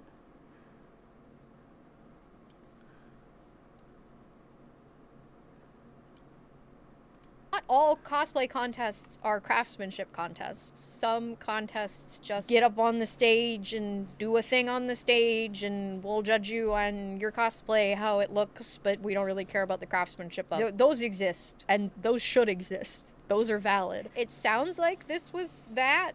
With no prejudging, I'd have to assume so, that it's just more of a catwalk contest. Those are fine. MC's not valid or fine. So, bad MC. He didn't know any character names. He didn't know how to pronounce anything other than an English name. Not being familiar with the community at all, and not being familiar with craftsmanship or performance. And not respecting the cosplayers who come on the stage. Namely, by asking random ones that he liked, random questions. I hate the random questions. You have to tell people you're going to ask them questions before they go on stage. You can't just surprise people on stage. Cosplay contests are not beauty pageants. There is no interview portion. And if there is one, I think you could do that, but I think you would need to like make it clear in the beginning that you're going to talk on stage so that people can know that they don't want to enter it. Because all of the cosplayers I know, like it's hard to convince people to even do skits. And you're not allowed to use the mic in a skit most of the time. Anyway, and he's just picking ones he likes. He's like, I know what Spider-Man is. I'm gonna talk to Spider-Man. He's asking them also as they're trying to walk off stage, occasionally grabbing them and pulling them back on stage as they're exiting just to ask them a question that they were not prepared to or expecting to be asked. But this went from PG-13 horror movie to true deep things of darkness that will haunt you in your dreams. When the MC spontaneously asked and pulled aside a cosplayer as they were trying to exit is especially anguished because she's clearly deaf and cannot understand what the MC is saying. I, sitting in the front row of this horror show, literally and metaphorically, gasped and covered my mouth in horror as this poor young lady does her best and simply says her name on stage. I have never witnessed anything more awkward in the history of theater or stage. To continue the horror, the judges at the end of the walk-ons were not given opportunity to go behind the scenes and consult with each other. Instead, the MC held them and the audience hostage while they bravely consulted right there on stage on that little sofa so they could decide on awards. The awkwardness continued to grow and grow as people started to say that they had either purchased these things from something like Spirit Halloween and that these people had placed above people who'd actually worked and slaved on their cosplays. This is not to blame the judges. They had no idea because they didn't get an opportunity to speak with any of the contestants. They were simply given a sheet of paper to take notes on cosplays as they walked at the speed of light across the stage because Big Texas Comic-Con did not allow nearly enough time for the show to run properly. So every single contestant is hurried to and fro, giving the judges almost no time to examine anything. I felt bad for the judges. I felt bad for the cosplayers who actually spent a lot of time and efforts on their outfits. It was truly horror. And yes, I have a video of the deaf cosplayer, but I don't know who she is in real life. Okay, the horror of this. And this is why, if you're going to talk to people on stage, they need to know in advance that you're going to do that.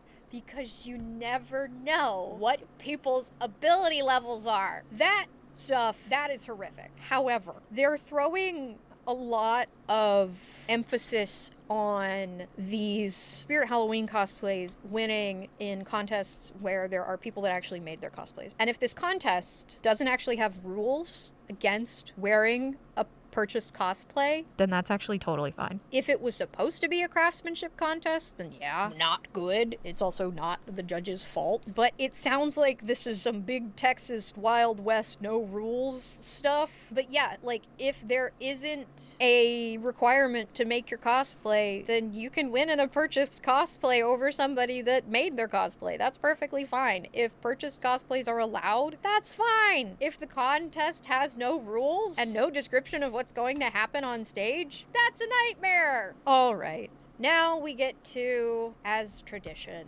my horror story. Last year, I spent an entire month working on a fully animated 20-minute video. I took what normally is supposed to be my easy video for the year. I don't have to write anything.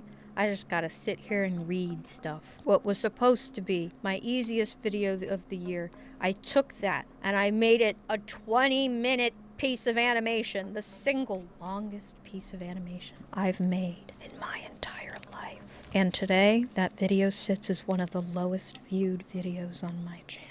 You should go watch it. I worked really hard on it last year. For real though, I did actually try to rack my brain for a horror story. And I don't think I have one other than the young lady tapping me on the shoulder and scaring the out of me. I haven't actually had a whole lot of terrible interactions at cons in general. I had more probably in my youth, and I've told those. But I also just wanted to say, like, whenever I do the horror stories, I always get comments from people that are like, cons seem so unsafe and terrifying, and you gotta remember that these are a bunch of people's worst experiences at conventions. This is from a large group of people, and you know, some of these things are just goofy stuff like fire alarms going off, everyday things that can happen to anyone. Yes, you should be safe at cons. I think if you're not an adult yet, you should not be going to a con alone. I think you should be going with a parent or guardian. But for the most part, if you act with a reasonable degree of sense, you're gonna be perfectly safe at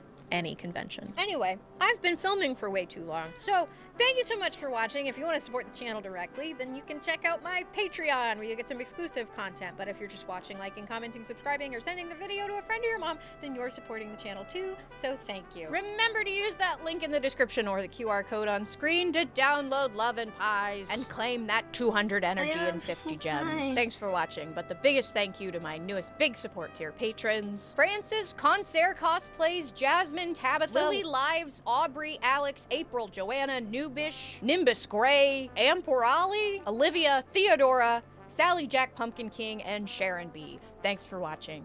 Bye. Just let me stick this down.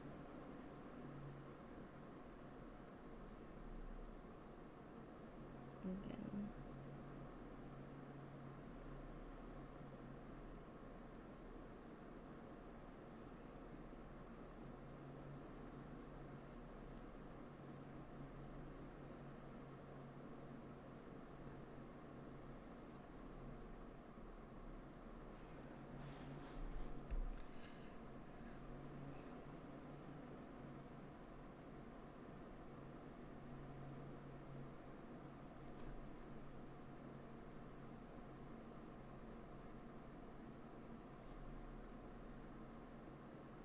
once I can get these to stick good, then it should be fine. But I realized that there's probably the wire on the side.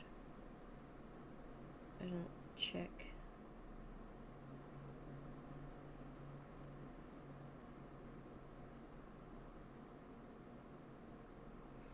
Okay. Leave that for now.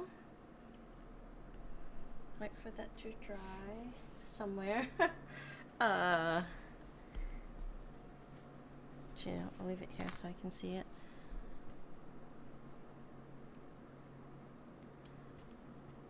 Okay, let's see.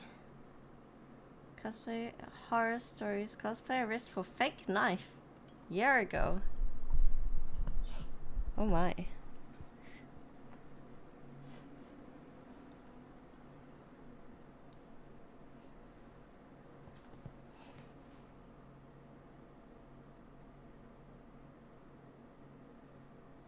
Today I'm reacting to terrifying tales of cosplay, all submitted by users over on the Spacecraft Discord. This year I actually decided to animate the horror stories for the main video, but because that took an entire month, it meant I could only do 6 of them. So this is this year's non-animated horror stories. A happy spooky season. This first story comes from Anonymous. Like many cosplay horror stories, this one takes place at my very first convention. I was dressed up in a black bodysuit, on top of which desperately clung a white hot glued top that I had constructed the week before. Nevertheless, I was real ecstatic to be dressed up in what I considered at the time my first real cosplay. Yay. I was Katie A. Ari, at the time, recent internet viral music video. The pièce de résistance resting on my hips was Ari's crystal tails. Naturally, I decided to enter my very first cosplay contest. I would only have 30 seconds to be on stage without audio, and we had to wait an hour before the contest started. In hindsight, this is pretty standard. At the time, though, I was pretty bummed about it, as I wanted to attend a random dance panel during the same time. For anybody that doesn't know, a random dance panel or random dance play is a panel where a group of people will get together and they will just play literally random music, usually from K-pop, and anybody at the panel that knows the dance can run up to the front and start dancing. And nobody expects you to be really good at the dance. Nobody expects you to know the entire thing. So anyway, nevertheless, I stuck it out and started figuring out my poses for the stage. Just as quickly as they came, my nerves washed away as I heard KDA's Pop Stars blasting at full volume from the next room. After encouragement from others, I jumped out of my seat and ran into the other room. It was the random dance panel that I wanted to go to. I hopped in right during the chorus, the only part I knew. I am not a dancer, and this was the first dance I'd ever learned, so this was pretty scary for me. Just as the chorus ended, the crowd started cheering, and I left the room in embarrassment. After this, the cosplay contest didn't seem so scary. So when my name was called, I was still full of adrenaline from earlier. I ran on the stage, and in surprise to myself, and probably also the audience, I started belting off a line from Pop Stars. Ain't nobody bringing us down, down, down, down, down, down. Parentheses, I am not a singer. And then I heard a loud thud. I turned around to see my tail had fallen off my belt and onto the floor. I stared at it for a split second in utter shock, and then I quickly picked it up and ran off stage as the heat started rising in my cheeks. In the end, I didn't win anything, but I was happy to have at least put myself out there and participated. Side note, I am cringe, but I am free! And I was glad it was finally over, or so I thought. 2 of the girls from the dance panel had come to tell me what I had done was very inappropriate. Confused, I started apologizing, but was cut off by the second girl. This is when the dread started settling in, as I realized that the panel had not been a random dance play. It was, in fact, a performance. Amongst my horror, I began to profusely apologize and tried explaining the situation. One of the girls was understandably pissed off. Later on, an older woman, I assume it was one of the girls' moms, stopped me in the dealer's room to berate me.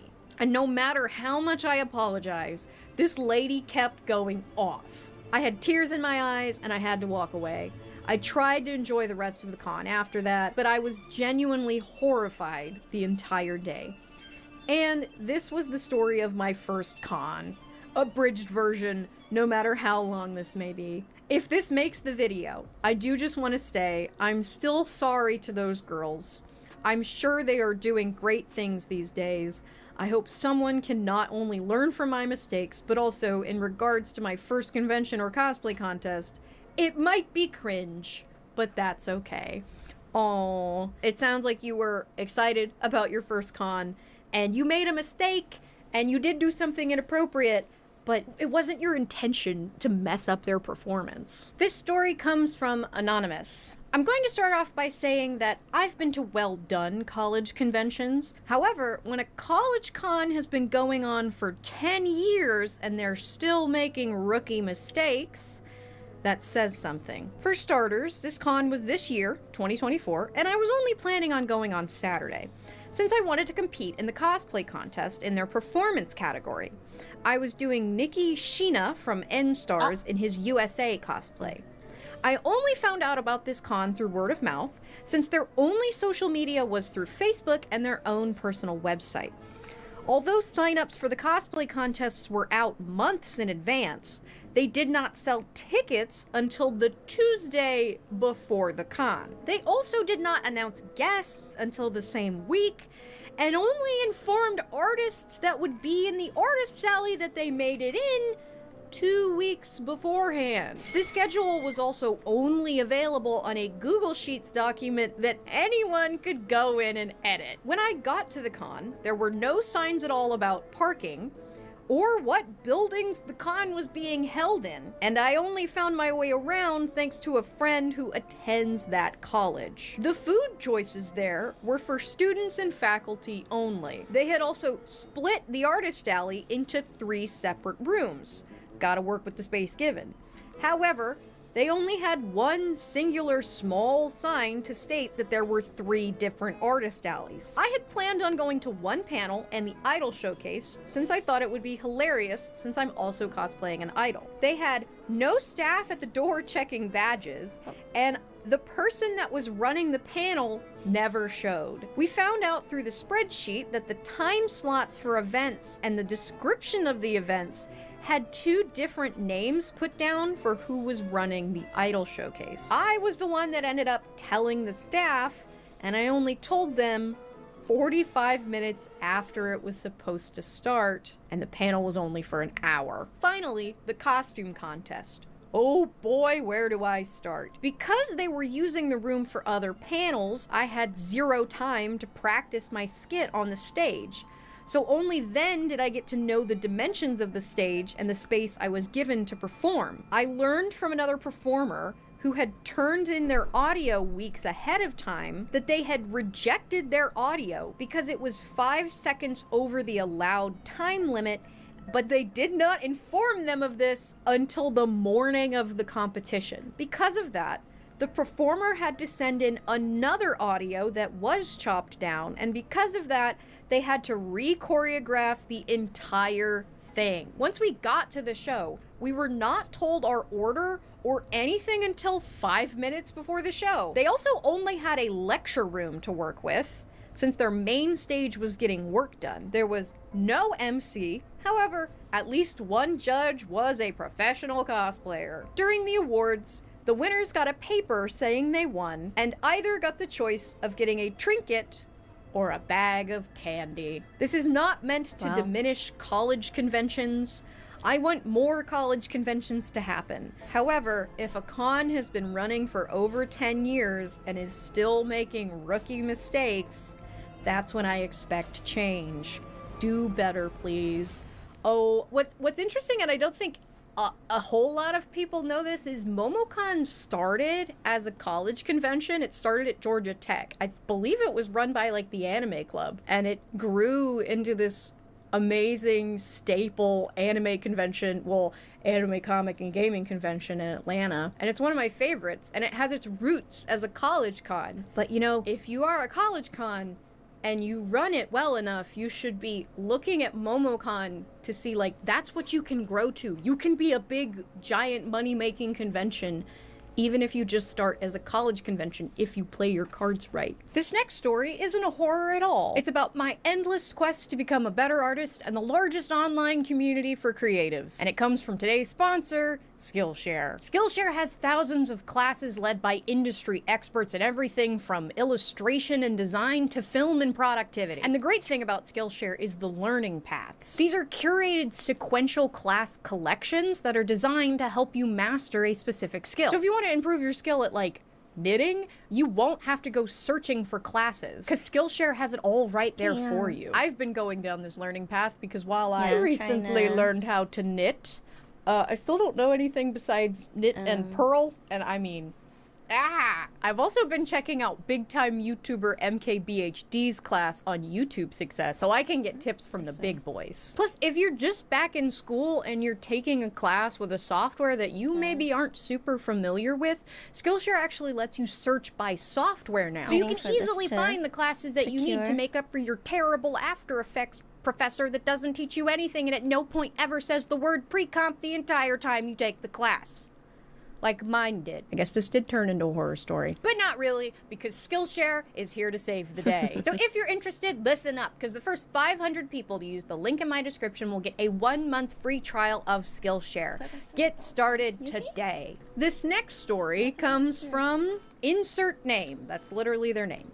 Okay, I have to come in and paraphrase the setup to this story because the front half had so many typos that I wasn't able to understand it or read it coherently. I remembered that I pulled my friend's big off. I don't. What the f? does this mean? But all you need to know is that this person and a friend were locked outside their hotel room and were waiting for another friend to bring them the room key. They were also being kind of loud and rowdy in the hallway, and then some stranger opens the door across the hall. It was a man in his 20s, shirtless. He stared at us for a bit, which was understandable since he clearly wasn't a part of the con, and we were in these big costumes. We continued to mess around, and he just went back inside his hotel room. The same door opened up again, but now it was a different man. We again didn't think anything of it, and went back to messing around while our friend was trying to get in contact with their dad. The door opened a third time, and it was the first man again, and he said with a dead serious tone, "Wanna come in and fuck?" Oh, Whoa. we were literally standing there speechless. I made the dumb mistake of saying, "I'm a X-year-old." Looking back, I should have just said I was a minor, but I was panicking. He looked at me and went, "Okay," as if it wasn't an issue. And then he turned to start taking his pants off, and we didn't really know what to do. My friend shouted some really bad things at him, and eventually the door shut and we ran away. We told my guardian and they told the hotel staff, and we didn't see the people again for that day or the next, but it was still quite scary. Ooh, I don't know what to say about that one, but that's pretty horrifying. This story comes from Edgar Vallen's painting. I was at a con and I was cosplaying from Bendy and Alice from Bendy and the Ink Machine. I had made my Alice cosplay, and to go with it, I had made an axe from the game that the character Sammy Lawrence had, because it would have been easier to carry around the convention. At one point, I put my axe down for a few seconds to pay for something in the artist alley, and then I go to hold it again, and my axe is gone. I start to panic because I worked a whole month on it. Not to mention one of the staff broke it by accident when they checked my stuff at the entrance, and I had to run to go buy super glue. We asked some people around because I genuinely start to panic and feel like crying, but no luck. We asked the staff too, and they didn't know either, and I ended up never finding it. My face paint also ended up being a mess due to having to run around the convention to look for my axe. No. Oh. This next story comes from Araziel. My fiance and I met through cosplay. We were at a small local convention with me cosplaying Dobby from My Hero Academia and him cosplaying one of the characters from Heaven's Official Blessing. I'm probably gonna say this wrong. Xie Yang. Very odd combo, I know, but because of that, we wanted to cosplay Dobby and Hawks together for our first convention together. I had already competed a little bit and had competed in past craftsmanship contests outside of cosplay, so I had an idea of competitive quality. I was living in my college dorm at the time, and we had gotten passes for a convention about 2 hours away from us. I'm used to driving far, so this doesn't bother me. With my unfortunate luck, all my finals were the same week. Because of this, if I wasn't in class, I was either working on the cosplays or studying. After 4 all-nighters back to back, we finally made it to the convention for the competition. We were tired, but really excited because a cosplayer that had inspired us to start cosplaying was the main judge. Arcos? Not to mention, Yaya Han was the MC. We finally got there and are putting on my fiance's 70% hot glue wings when we realized that my wig was left 2 hours away back in the dorm.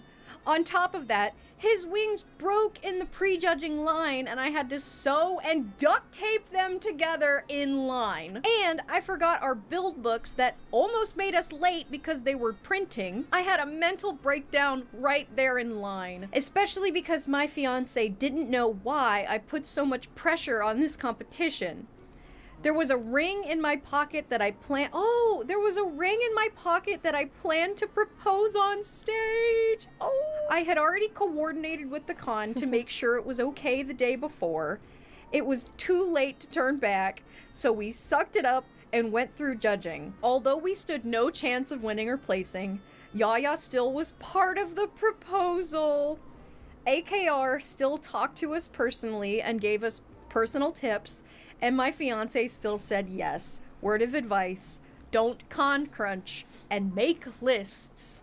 Well, that's still a cute story. Aw. You know, it probably wasn't fun to have a mental breakdown in the moment, but now you have a really funny proposal story to tell people for the rest of your life. This next story comes from It's Hack C. They say, trigger warning, it's gross. I took a cosplay hiatus during the pandemic, and in 2022, I was finally depressed enough to know I needed to express my art. So I started building a cosplay. Because I was a grown-up in my 30s now, I wanted to do something a little more revealing and chose Bido from Genshin Impact. Because she's cool and hot and right up my alley. I started crafting this cosplay to debut it at a con that would take place a week after my sister's wedding, which I was part of. I was responsible and making great progress and had chosen some really expensive fabrics, suede, and leather for details. I was 90% of the way complete with this cosplay, but I had to stop progress with 2 weeks before the competition to do emergency fittings on the bridesmaid dresses.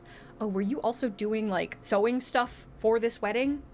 Ooh, that's stressful. The morning before the wedding, I came down to my sewing space and was met with a god-awful smell. Gagging, I tried to find what the smell was. I found it relatively quickly. And for some backstory, I had a sick cat at the time. She had become so sick that she decided that the litter box was too far away and instead decided to have mass amounts of diarrhea all over my cosplay. Oh no. And it's made of suede. The cosplay that was 90% done. The cosplay that was made of suede. I immediately tried to clean it, but it was ruined, and I still had a wedding that I had to attend. So I attended the wedding while holding back tears, not because of the wedding, but because I had poured so much time, money, and energy, and the con was in 5 days.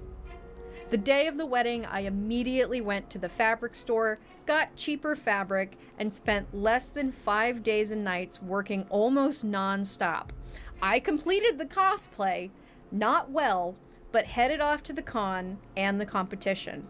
During cosplay judging, I was so embarrassed by how rushed it was that I almost started crying, but explained that I had 5 days to crunch the cosplay out due to poop. To make matters even worse with the cursed cosplay, when I did my walk-on for the competition, I was brave and tried to do a spin in stilettos. I don't normally wear heels at all. Oh no. In slow motion, my feet went over my head and I busted my butt on the stage in front of everyone. I guess it all worked out because I got a minor award, which the show gives to a cosplayer who showed tenacity and grit in the process of making their cosplay. Let's go! But a word to the wise. Bido's backstory explains that the villagers believe she is cursed. I think maybe the curse of Bido is real, because I almost lost a toenail because of those shoes. It grew back, thank God. Wow. Oh, your poor kitty cat. This just reminds me of one time I got a text from Pins that was like, cat peed on wig. What do? We've got another anonymous story, and this one's pretty short. When I was 15, I was cosplaying Sarah Chidoin from Your Turn or Die, and my friend was cosplaying Joe Tazuna from the same game. They both wear high school uniforms, with Sarah's consisting of a blue blazer, green checkered tie, red skirt, and purple thigh-high socks. This description is relevant for later. We were at the con together, and at one point we split up in the artist alley, just looking at different booths. I stopped to look at one booth when I felt a tap on my shoulder. Then I turned around and there was this older man, probably 30s or 40s, completely decked out in a full... I don't know if I'm allowed to say this word. How do I describe this? You know those shirts that have lots of girls on them? They make pants of these shoes. Those fabric prints that just have girls on them with their mouths open and they're drooling. Those. He was decked out in that. The sweatshirt, the sweatpant, you name it. He had a camera and said, let me get a photo real quick, gorgeous. And snapped a photo and walked away before I could say anything or pose properly. I was mostly just like, what just happened? And I was confused at first at how quick it was, but I shrugged it off, and it didn't seem like a big deal. It wasn't until later that I was talking with Joe that it clicked just how creepy the situation was and the implications of everything together. Years later, it doesn't bother me much, but it mostly weirded me out by the fact that he thought that that was a completely acceptable thing to do.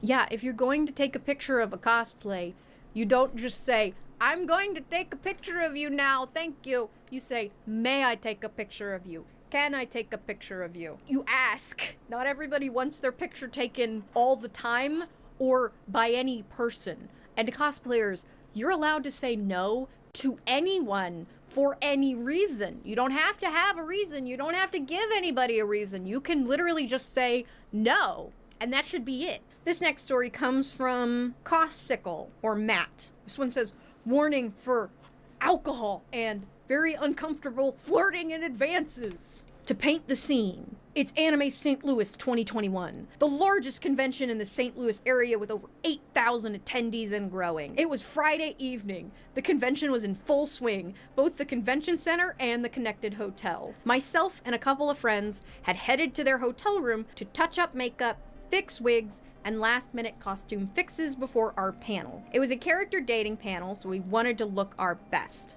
It's an 18+ panel, and at ASTL badges plus legal ID. What's an ASTL badges? Is that just like an 18+ wristband? Anyway, you're supposed to have your legal ID at the door to get into the 18+ event. Everything is chill until I realize, oh no, my wallet is in the room. Ah well, I figured. Told the gang I was going to go up to the room to grab my ID, and I'd meet them at the panel room. What a fool I was. I climbed the 3 flights of stairs between their hotel room and ours, walked to the back corner furthest from the stairs and elevators. This will be relevant later. Head to our hotel room, grab my ID, all is well. And I'm walking back to the door when suddenly there's a series of knocks. Not surprising, figured it was a friend or my roommate. I open the door, all excited to see my friends, only to be greeted by a gaggle, about 7 or 8, older teenage college freshman aged boys, all towering over me. My smile quickly drops. I had no idea who these people are. Alcohol and money are sitting openly in our kitchen and living room areas that they can easily see behind me. The gaggle kept pressuring me that they had heard that our room was where a party was being held. Con room parties are nothing new at this con, so I simply said, no, but I know there's one 2 floors down, that room with the lights on. But we want in here. Let us in here for a few drinks. You've got plenty. I quickly pulled my door closed, putting myself in the center of this group of giants. I walked over to the banister that overlooks the hotel atrium, and I pointed down to the room that had flashing party lights and an open door. That's the party room. Now I have to go to a panel, sorry. And I start walking away, feeling the prickling on my skin of a scary interaction, but it was all over. I start rounding the corner. I can see the elevators. I am 6 hotel doors until freedom and my friends. The safe place that I could put all this behind me.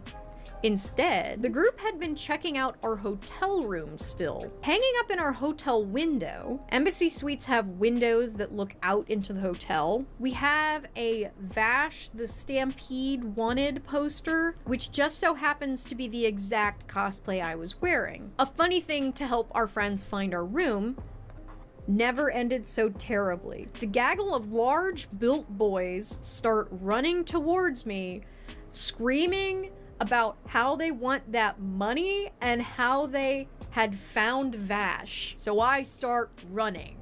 I figured I had enough of a head start that I could make it to the elevators to where I saw another person. My savior. I get there, give the stranger the most help me face I could muster as this large group is screaming and running after me. The elevator door dings, we both step in, and the group runs in last minute, making the door open again. I already wanted out, had moved out of the elevator when content warning, uncomfortable advances, uncomfortable touching of face. The leader of the group slams an arm onto the door of the elevator to keep me from exiting, then grabbing my face, forcibly turning my head to watch as he slides his other hand down the buttons, selecting every floor. And then he says, "I want to spend more time together, cutie." Safe to say, fight or flight was activated.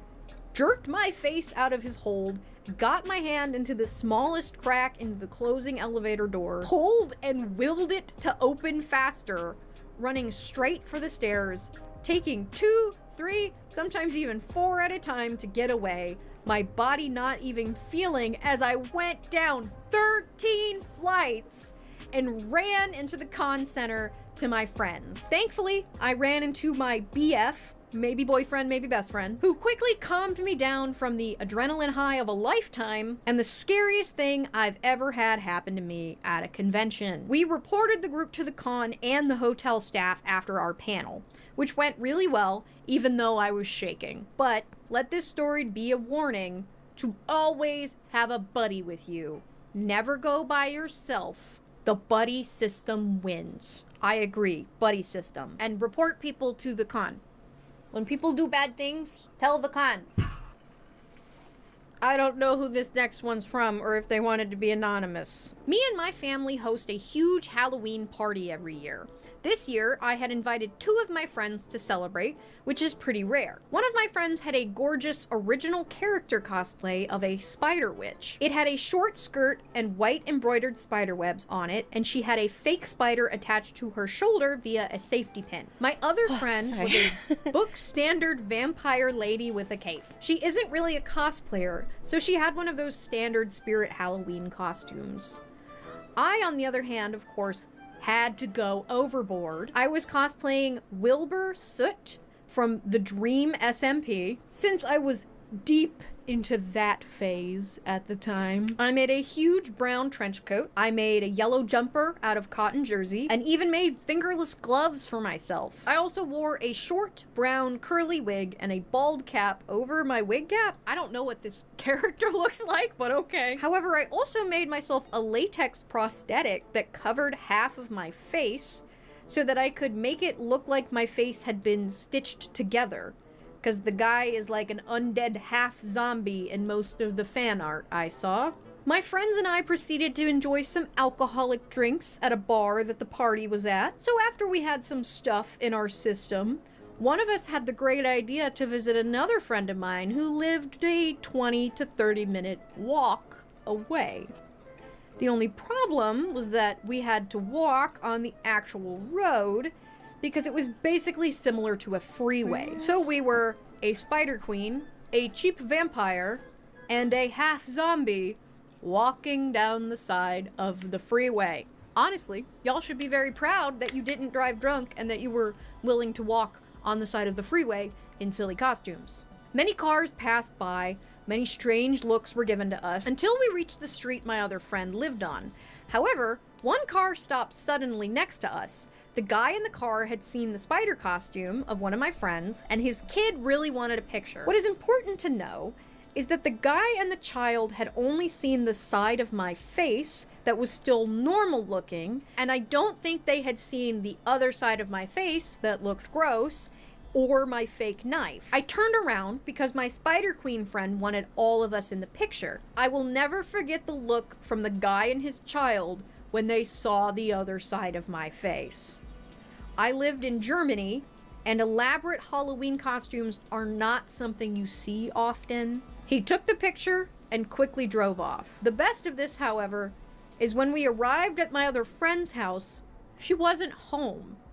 We, however, needed to be sure that she wasn't home, and in our slightly drunk heads, didn't think it would be suspicious if we walked around the house with our phone flashlights looking for God knows what at this point. I ended up staying at the front door, sitting on the porch, playing with my prop because I was bored. Then, however, the same guy in the car drove by the house, so what he saw is me playing with what he might have thought was a real knife, and my 2 other friends looking around the windows with flashlights. He wasn't local, which I could tell by his license plate, so this guy didn't know me or my friends. Me and my friend group are rather well known, as it's a smaller town. So guess what? He actually called the police. The officers arrived and immediately questioned us, because I will admit, it was rather sketchy looking. I tried explaining to them that what I had wasn't an actual knife and that they weren't trying to break into that house. They ended up giving us a ride to the police station because I was 16 at the time and it had turned out to be 12 a.m.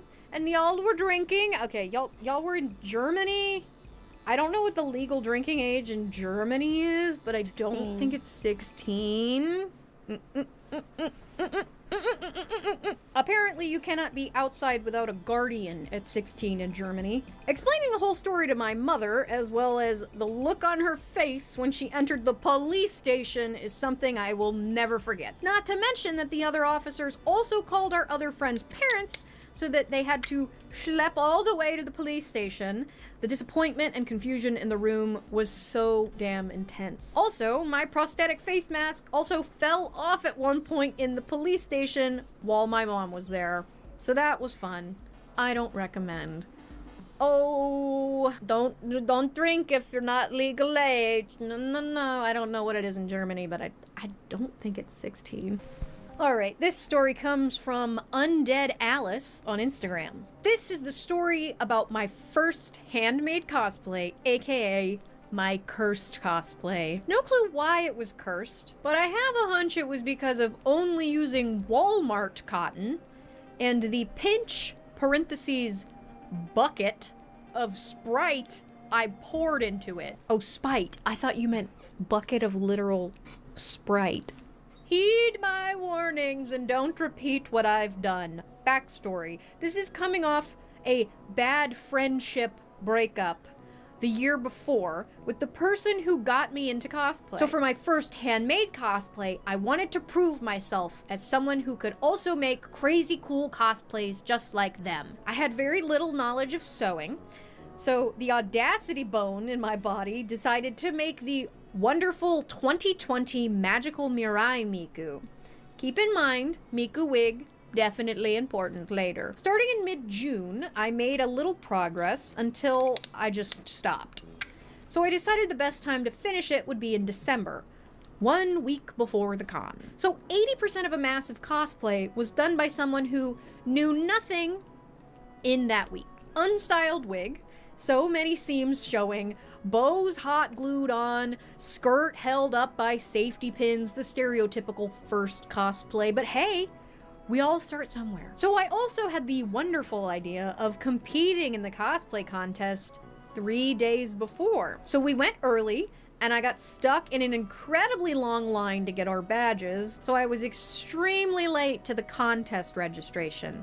But eventually I did get a spot thanks to an amazing volunteer. Now you're probably wondering what went wrong. Constantly struggled to get my bag on enough because of the sleeves, ended up just sticking my arms through the armpit holes and using that as a way to get to my bag. Had to hand sew a hole that I had accidentally cut in the sleeve mid-con because I didn't want to before the con. Lost the same accessory 3 times. Found it on the floor the first time, found it in the Lost and Found the second, and permanently lost it before the comp because I gave up on it. My shirt wrap thing wouldn't stay up, so I had it permanently safety pinned to my sports bra that was showing the entire time. Got asked by my boss to go into work, instead sent her a photo of me in full cosplay with the worst angle and facial expressions. And here comes the competition. This is my first time ever competing, so I didn't know about build books or what I was supposed to say. We were given times to return and wait, and when it was my time, the judges were so backed up that I ended up waiting an extra 2 hours in line. They would have 2 of us in the room at a time, 1 waiting in the corner and 1 actively being judged. According to the cosplayer in front of me, the judges were extremely rude.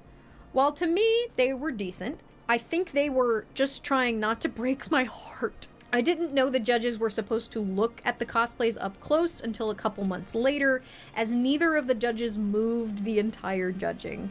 Exhausted, it was time for lineup and going backstage. My cosplay didn't have pockets, so my friends had my phone to record me. It took an extra hour to get everything going, and I was at the end of Novice, so I got to see all the Journeymen and Masters. Only issue, as I previously stated, I didn't have my phone, so I had no clue where my friends were. And the area with the other competitors had that friend that I refused to be around. Remember the friendship breakup from the beginning? It came back. So I was resigned to standing in the back corner, barely able to see anything. Eventually, I did find my friends after the competition. Best part? The cosplay had the last laugh. As looking back at the video my friends got, my petticoat had fallen down without me knowing, and wearing a heavy Miku pigtail wig for 12 hours gave me a migraine, causing me to puke in the parking garage and suffer the hour drive home. Wow. Oh, poor Miku. Yeah, that's, I can relate to a Miku migraine. That is all the stories that I picked out from the spacecraft this year, but I also always end horror stories with one of my own.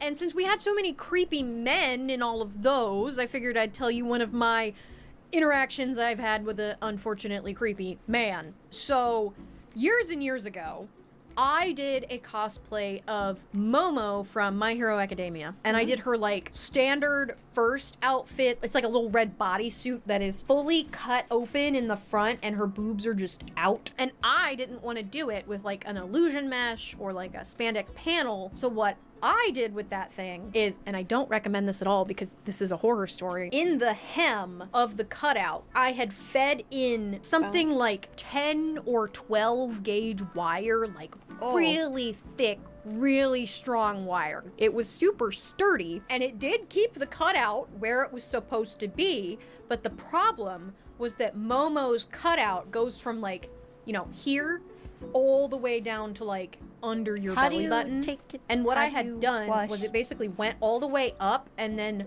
hooked under like she had something up here that I had like the wire basically hooked onto itself so that I could put it on and then hook the wire so the cutout would stay where it was supposed to. Anyway, so I had like 10 gauge wire from neck to belly button, and as you can imagine, I couldn't sit down at all. It was one of the most uncomfortable cosplays I have ever made, and I would never do that to myself again, and I would not recommend that if you were trying to make that cosplay that is what you do. I think you should probably just go with some power mesh in the middle. But nonetheless, I went with wire, and it was uncomfortable. And I can't even show you this because I'll have to cover it up, but my boobs did look amazing. My tits look great. They sat where they were supposed to. The wire held them just like Momo's, just like perfectly placed in the middle with the cleavage looking amazing. Well, thing was, I decided to wear that cosplay to Dragon Con that year. Dragon Con is a great con, but Dragon Con also has a lot of people that attend it that don't really know cosplay etiquette. It also has a lot of creepy men that are not usually in the con community. Dragon Con attracts a lot of just like Atlanta locals that come to party, and those people can be some of the worst interactions that you get at Dragon Con. There are a lot of really great people that go to Dragon Con. There are a lot of really great. There's also lots of bad people that go to Dragon Con. Anyway, what happened to me was I was wearing this cosplay and I was going to go take it off, so I get in the elevator, and if you've never been in a Dragon Con elevator before, Dragon Con elevators are packed. So we are all standing this close to each other, and this guy is standing in front of me, and he looks at me like this. He goes, "Nice." Ah, fuck you. These boobs aren't for you. They're for me. It's not really a horror story, but it's a thing that happened that I didn't appreciate. Like, I know my boobs look nice, but they're not for you. Anyway, thank you so much for watching. If you want to support the channel directly, you should check out my Patreon. Okay, I'm like still waiting for this to dry, but I think maybe we... I don't know. This is taking a long time because I'm not using hair dryers or anything to make it dry faster. Should I? Maybe? I don't know. I don't have my hair dryer here. It's upstairs. It looks like it's going alright. Like, this is where I'm at with it right now. So there's some lace underneath there. And I want to layer on some more hair. Just to hide the seam bit. And then once that's done, then we can shape. I could probably start shaping this now.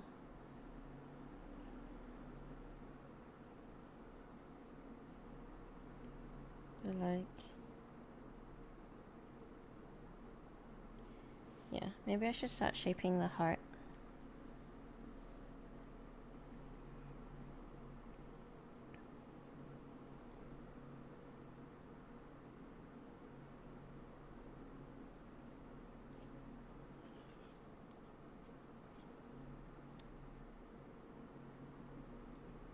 But I want to see it with the headband. I don't know if I want it that big.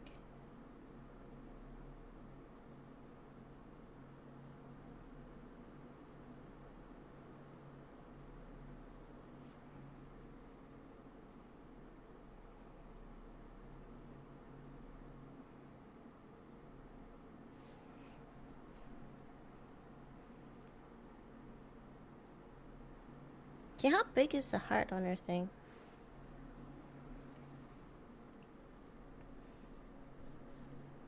Let me have a look. Hang on. I know there's no music right now, but it's okay. Go run mouse. Images.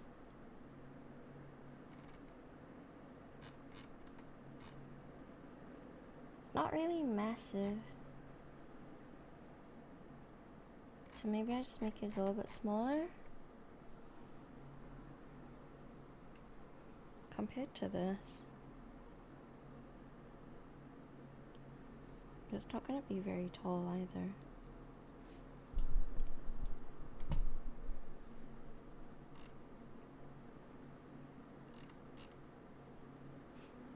Or maybe it's fine. Everything's kind of gluing right now. Oh, that's right, the magnet's there. So like, if this is the headband, this is the heart. I think the heart's a little bit too big.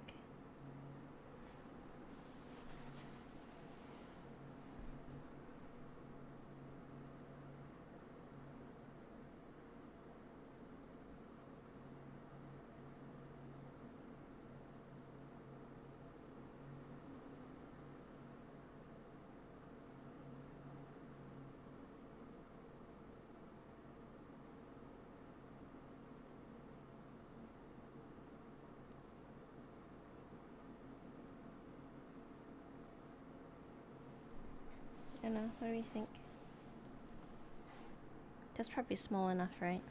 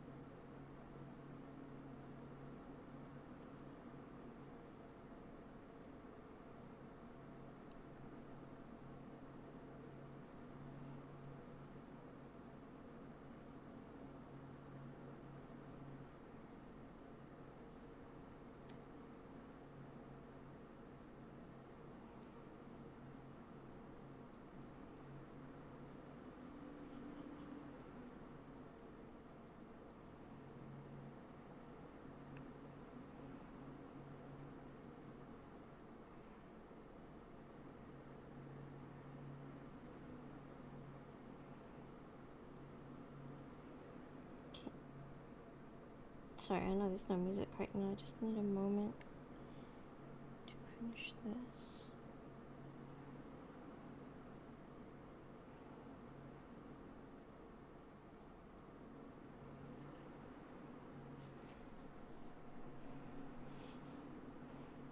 Fun fact about 25% of states in the US you can drink at any age with parent supervision.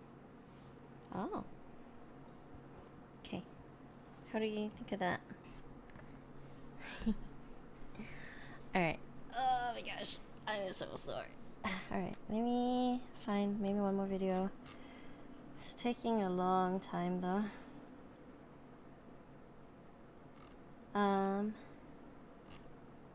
Oh, there was something I wanted to show you guys. Oh, what's that? There's a famous show with people with like gray skin. It's not Undertale, but something like in that realm of words. Do you guys know what I'm talking about?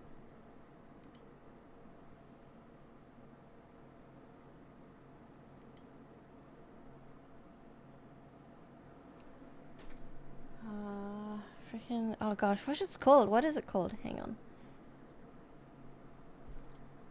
Undertale. It's, yeah, look it up. Gray skin fictional characters.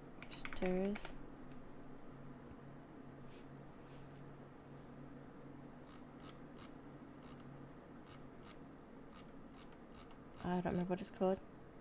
Isn't the heart bigger on the side that pops up and smaller part that comes around? It depends on the one, but I want it to be distinctly a heart. Hang on. Iron mouse. Let's check out other ones.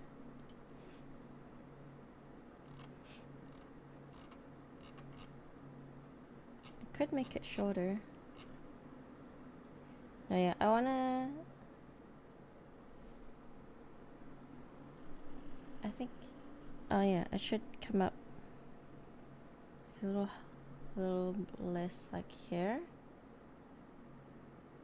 kind of, but this bit is gonna be a bit more, I think.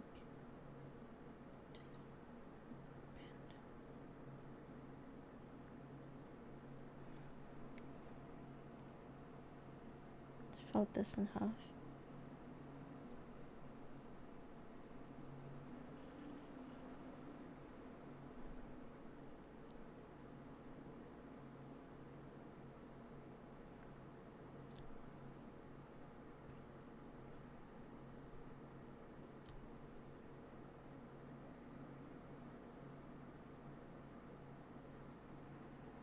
Something like that.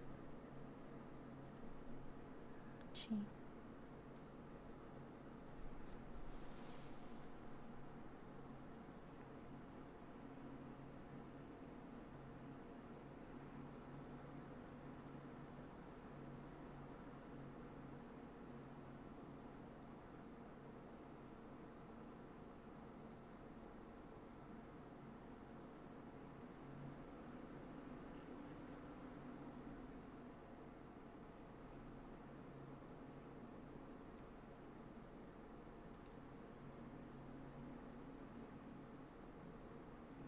So I don't want to bend the wire too much.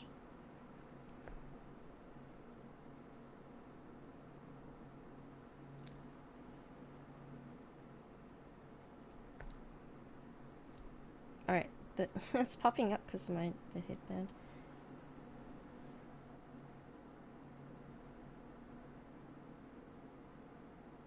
Oh? That's weird. Why is the sun coming off too? Alright, we'll fix that.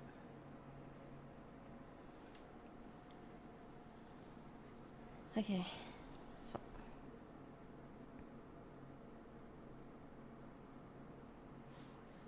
next part is putting on the hairs and stuff around it. I don't think I have the glue for it. But anyways, let's have a look at not this, not this, not this. Why can't I remember that show? I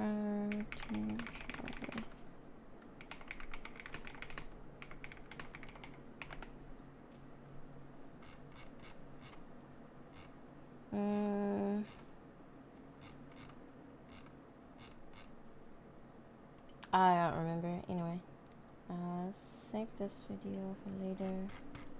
This one.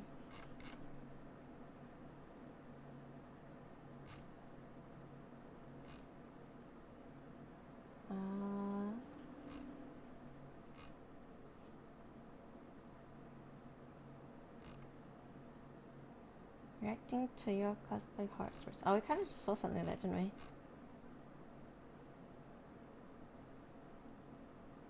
Let's check this one out. Okay.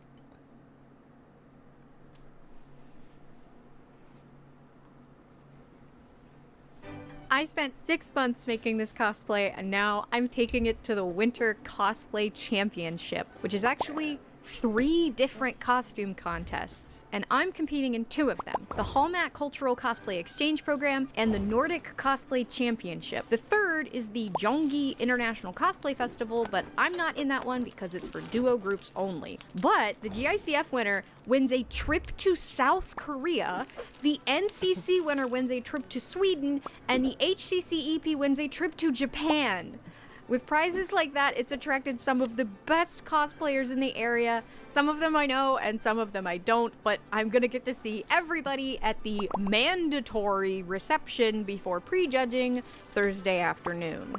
And to make sure I got there on time, we left Atlanta at 6 a.m. We arrived after 8 hours, only to wait in line to park and then wait in line to check in. But we were pretty lucky because apparently that parking line got much worse. We made it. So the reception is at 4, but then my prejudging is not until 7:44. And if you don't know how cosplay contests work, basically the actual stage show is on Sunday, but the actual judging happens today. So today I'm going to go into a little room and I'm going to have probably like 8 judges, and they're all going to look at my costume up close, and this is basically where I'm going to either win or lose. So wish me luck, but luckily for me I have my amazing friend Pins is going to come be my handler. They're going to help me get dressed and they're going to help me make sure I have everything I need in prejudging. I'm going to the reception. That'll be full of people tomorrow. I'm gonna follow Miku. Miku knows where I'm going. I made it to the reception and I finally got my first look at some of the cosplays. Now, some people had later prejudging times like me, so a lot of us weren't in cosplay yet, but some people already had their props in the room. And I now present to you the Chiefy Creates Pig. Can I boop him on the nose? Of course.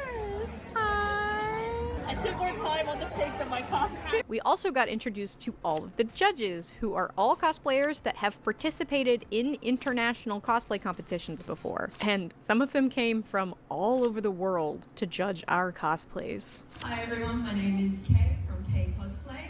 I am also from Australia, but I'm currently living in Japan. But after the announcements were made, I grabbed snacks and headed back to the room to do my makeup and eat food before Pin showed up to help me put Miku on. You look so cute. What are you? You f***ing First of all, this. Cut on the cricket. And turn. Oh my god. They did not. Oh, the leak. It's a leak. That's what it is. Miku protection.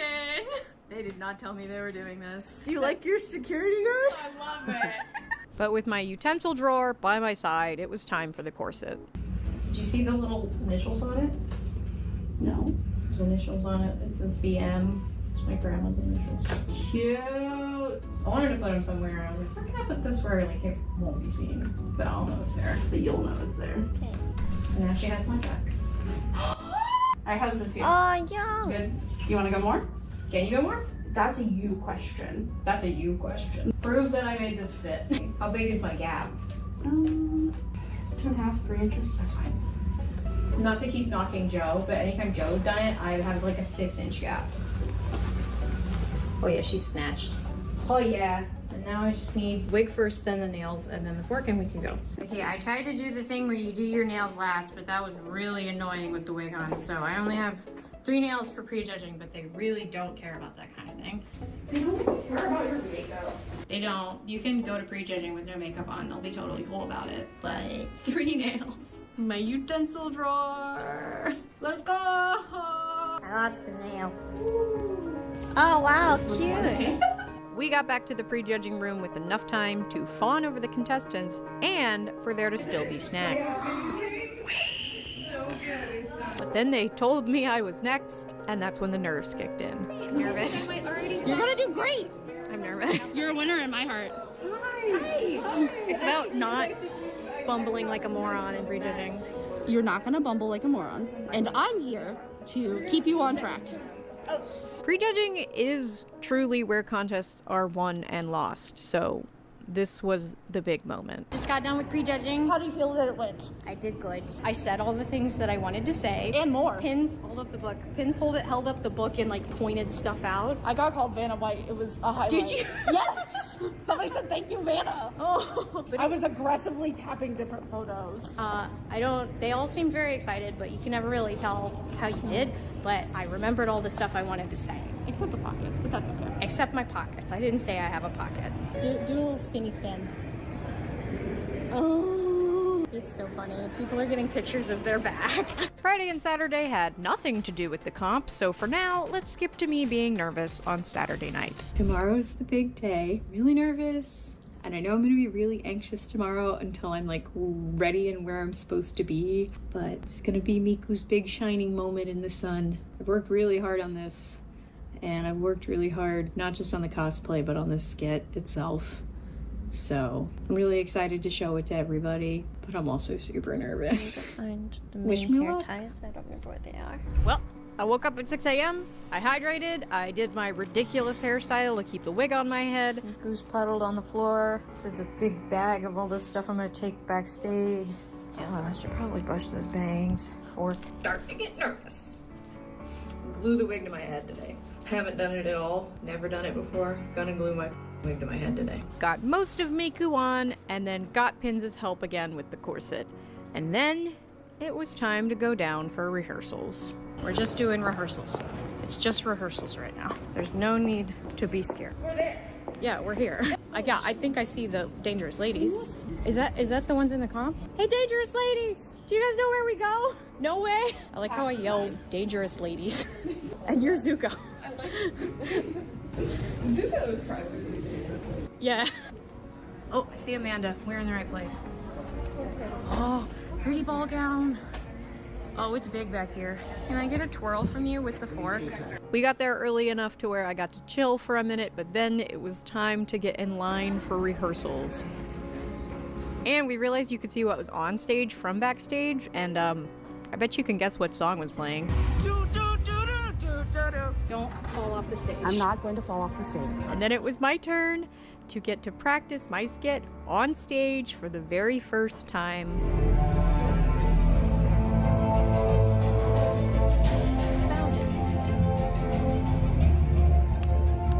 And I'm not going to show it to you yet, but this is where I realized I should have been doing more cardio because I was winded.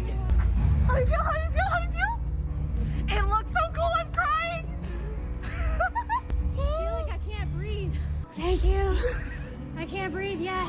But after I caught my breath, there was quite a while before the actual call times. So we went back to the Christmas tree so Pins could play with the gimbal and get me hero shots of Miku for the start of this video. I'm eating one of these. A bunch of these. Also, earlier I ate like 3 Cheez-Its. That's fine. Yeah, but I dropped one and it didn't fall on the floor. Where did it fall? I don't know. You love Cheez-Its? Yes, actually. Are these regular They're or extra toasty? toasty. That's Supreme Cheez-It. So It's gonna get excited for people to see Kay and Kay's skit was so fucking wild.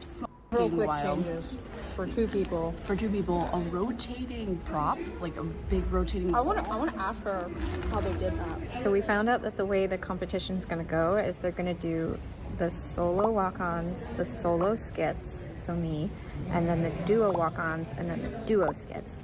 But we also found out that I am the first skit. I have to go first. Because Miku's always number one. I'm 01, but my number's 22.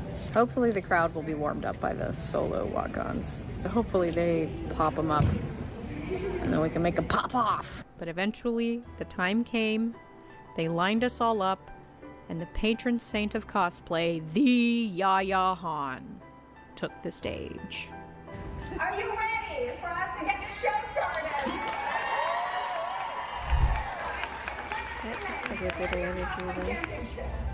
I had a goal of competing again this year, and when I decided to do this Miku, I thought for sure this was going to be the thing I was going to compete in, but there were several points when I was making this cosplay where I was real tempted to give up on competing again. Just the ruffle being wrong, the countless alterations to the hoop skirt, the sheer size of the wig and how long I would need to be in it to compete. But even with everything that's not right and everything I know a judge might have seen and not liked, I kept going because competing is just really fun.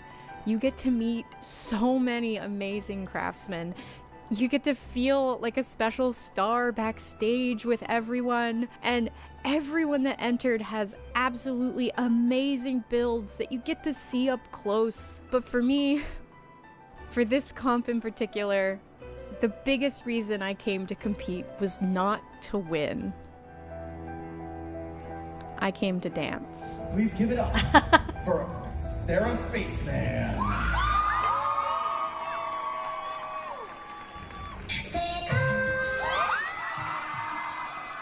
Okay, we are monetized now, so copyright, I'm sorry, but I've secretly been working on learning and re-choreographing World is Mine since I started making Miku, and I spent months making that background video. I made it in After Effects the same way I do my graphics for the channel, but of course I got to pull out all the cool tricks, all the fun effects, all the stuff that takes too much time to put in one video. And like, I'm not really a dancer, but I love cosplay and I love motion graphics, and where else in the world, as a 28-year-old woman, can I get on stage in a costume that I made with graphics that I made and present two art forms that I hold so close to my heart? It might seem really weird, but like, I hold motion design with as much love and value as I do my cosplay, and it's what I do for a regular job. But if you work in any art field, you know that rarely do you get to make anything that is 100% your decisions. And this skit, this cosplay shit, this entire channel is 100% me. So know that when I say thanks for watching, I really f***ing mean it, because you took the time to watch my art, and that means the world. Is mine. But I say all that to say thanks for being here, thanks for coming on this journey with me, thank you for valuing both sides of my art. Ow, ow, ow, ow, ow, ow, ow. Give it up for Sarah Spaceman as 15th anniversary Miku X Strawberry. Okay. You guys are doing great. You guys are gonna do well. I agree. You're stunning. My son. Good luck. Thank you. So this is everybody watching the skits from backstage. It's the Because we can see it from here. So good, so good. So I did not drop the fork, which was Boggy's. Now we're just watching everybody. It's so much fun. Yeah, everybody's so nice. We have a really cosplay to watch as Jack the Ripper. Yeah, Everybody's just like I've seen some pretty good bubonic plague doctors actually. Yeah, it's fun. This is like the best group of I cosplayers have one of those masks. I've ever competed here. with. Winner crown is always a treat. We're having fun. So it's an honor to just be back here, you know? There's Kay. Look how good they look. Look at the pep talk. I feel like I should the pig! Hot glue, the hairstyle, and then The pig is on stage. It's the Monster Hunter. Wait, I got one. The pig is back. The best boy. Pig wins best They boy. took my advice. They took my advice. Wait, what did you do? Azula bowed to Zuko. Finally.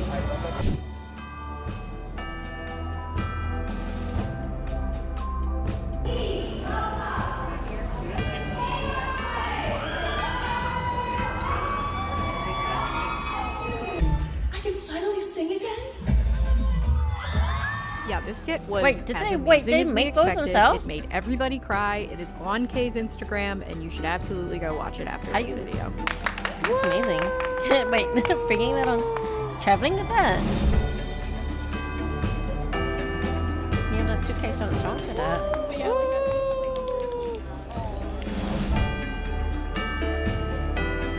And with that, the skits were wrapped up, and we had to wait for the judges to deliberate. There's the judges leaving. They gotta go decide. Oh, look at the Janome. Look at the Janome. There it goes. That's what they did for the Grinch yesterday. No, there's one for sewing. That's a combo embroidery and sewing machine. Very cool. Yay! Woo! Says be quiet. Says be quiet. Cheer for the ninjas. Yeah, no, they were amazing. Judges went back I'm trying on to see stage. cosplay. I mind of that one MG Everybody's- cosplay video showing soon. Why are you carrying the 1945 fork German. It's my I emotional don't think I know support anything for it. about Your that. emotional support for it. Okay. I'm a utensil drawer. I need this. Greetings, MG-Con with South Oh, they're Korea. pulling us in. We can have our judges back on stage for the judges' award. Oh, I should The plug in Judges the Awards, gun. obviously, people who we chose for our own reasons. So my Judges Award goes to entry number 7, Sewn by Sharks. So my award goes to number 40, the Stitch Witches, for Anna and Elsa, because I tell you, the embroidery on this was amazing. My Judges Award goes to number 36, Double J Cosplay, to Lucy and Rebecca. So, my Judges Award goes to number 24, Fashion Fantasy Sierra. My Judges Award is next, and mine goes to number 39, Craft and Fury.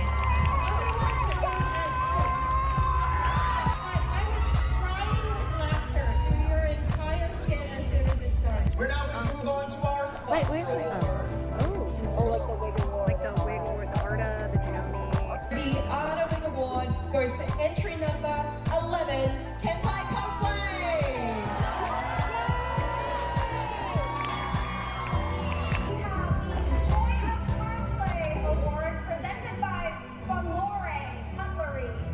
This is a completely hand-hammered, forged scissor.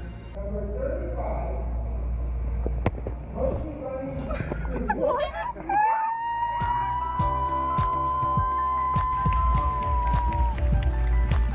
The You Caught My Eye Award goes to Unji Kong as Val.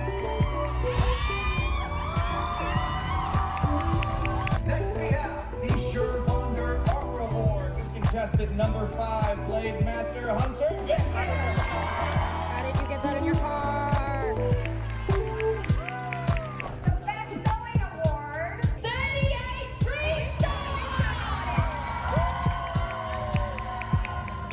Shall I start? Please.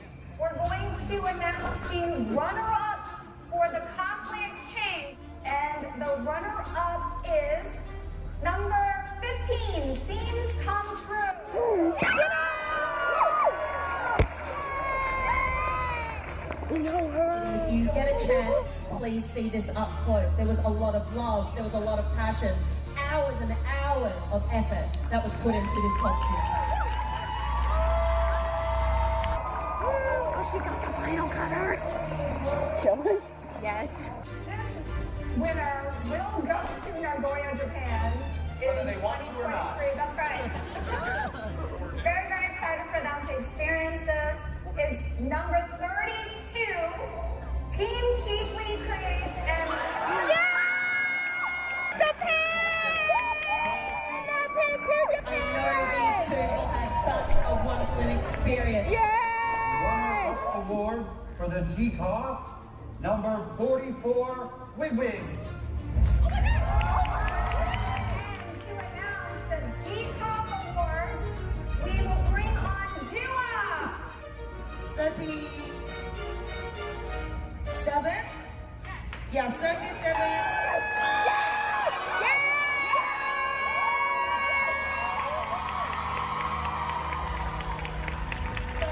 Crying on the table when this happened. Their performance was moving, and we know that they moved everyone here, and they are going to do an amazing job when they go overseas to compete.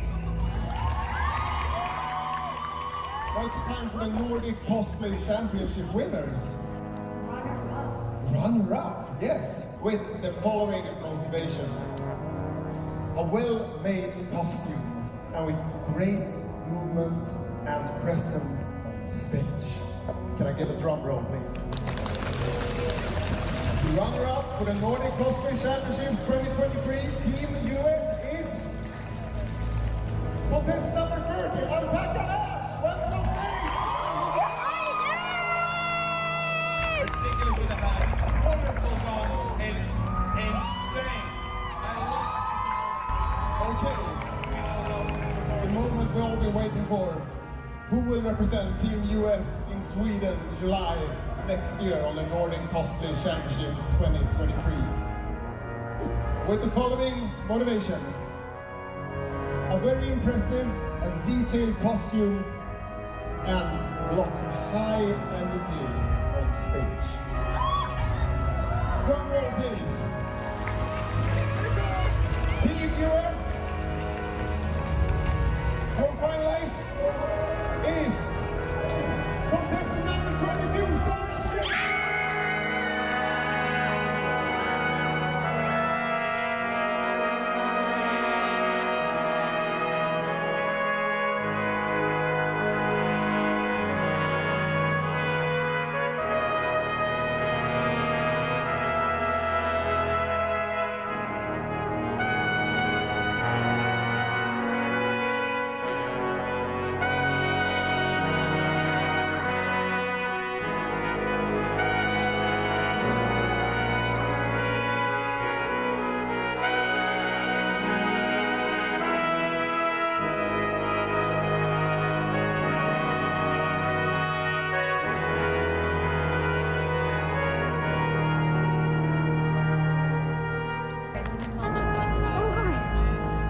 She was so recording.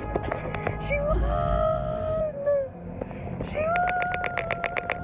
won! So it really didn't hit me until Monday night that this is the first time they've ever done an NCC prelim in the United States, which makes me the world's first NCC Team USA. So because the United States has never participated before, I'm not actually eligible to win the NCC, but after I participate, the United States will become a member nation, meaning that I am paving the way for future cosplayers.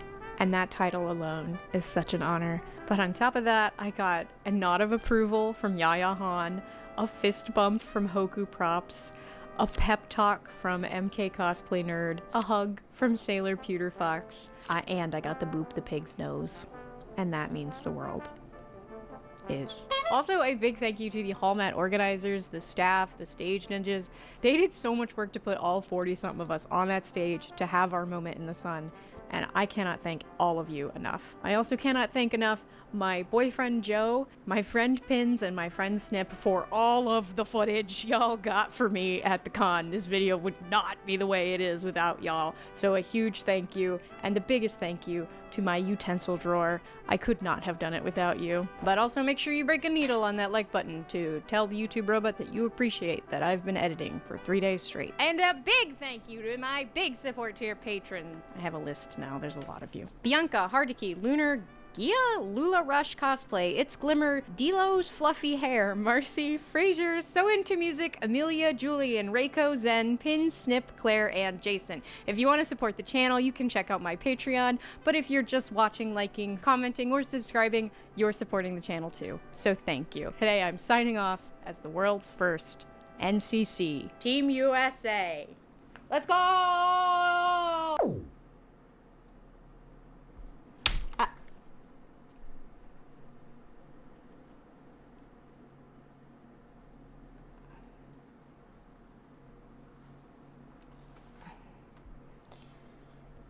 Hang on, I'm like trying to glue these down. There's so much stuff happening. I can't see. Can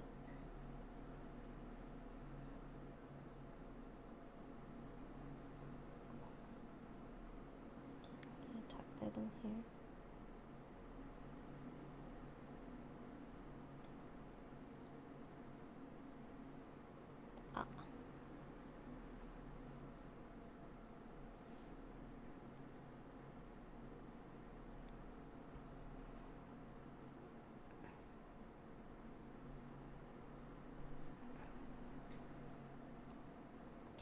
Oh my gosh. So much glue. So much glue in the way.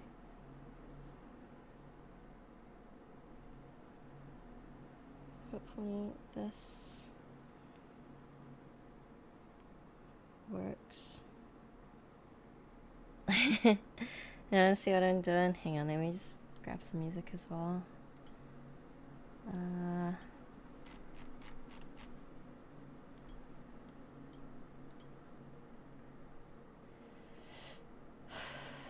This one.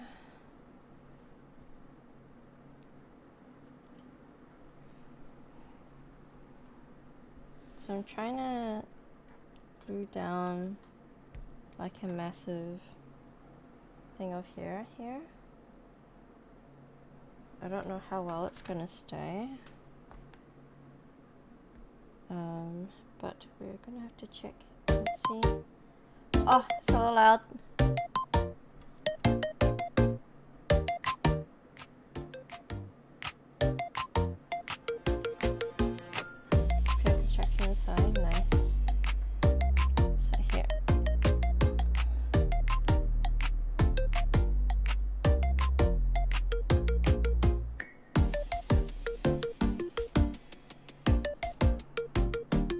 Take this hair tie out.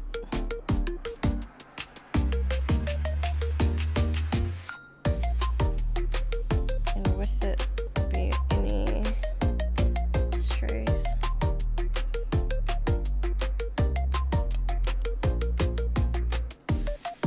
It does.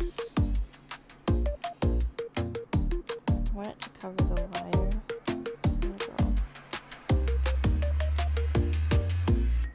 First, take out any loose hairs.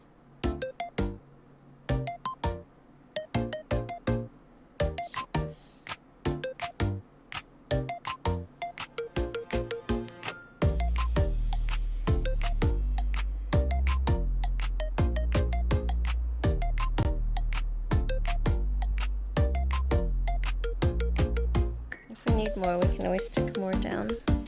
So I did quite a bit.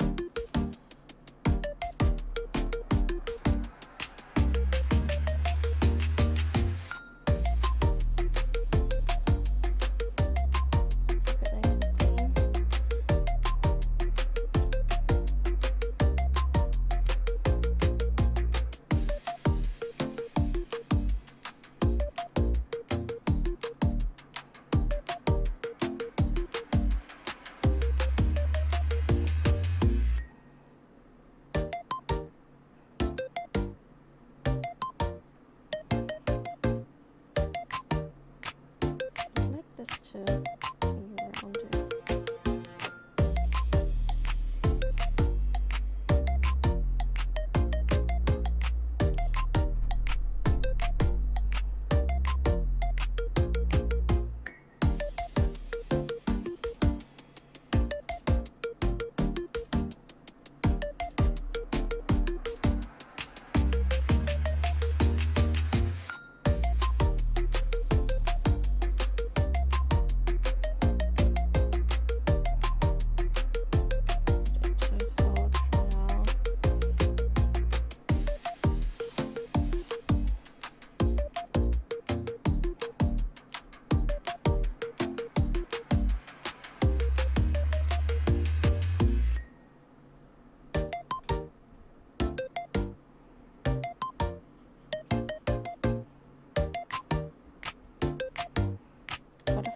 this in half then. Yeah, let me turn off this.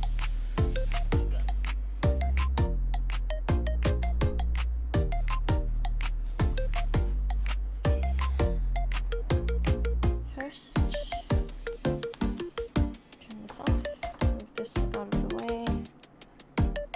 Over here.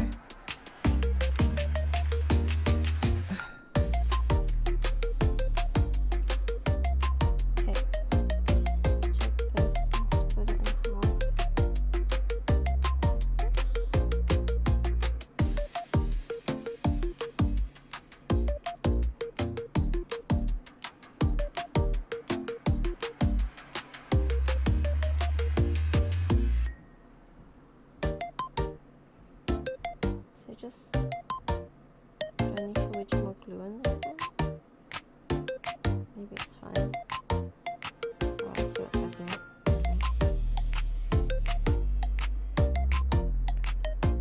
I like the smallest bit here.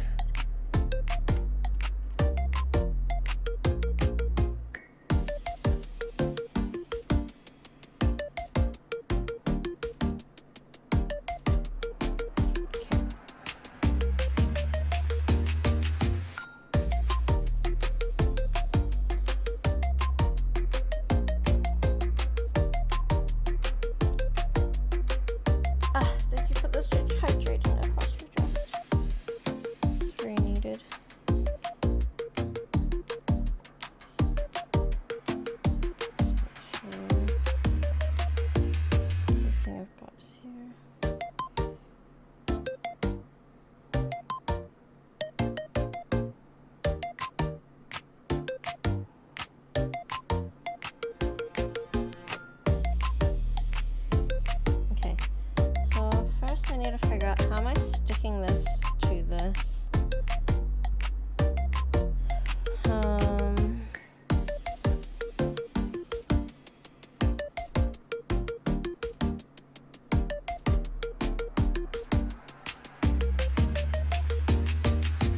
How much do I just want to like? Do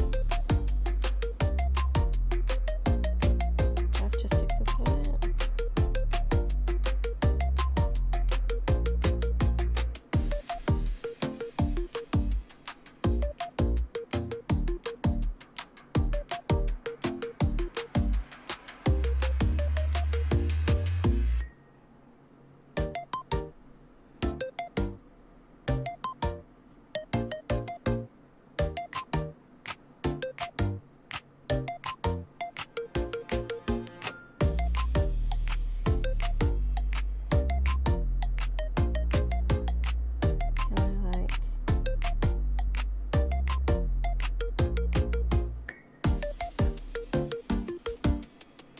So sticking this here.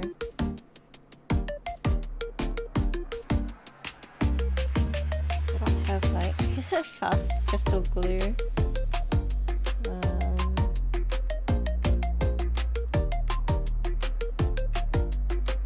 Oh, I do have wire ties. Okay, maybe we can do something with that.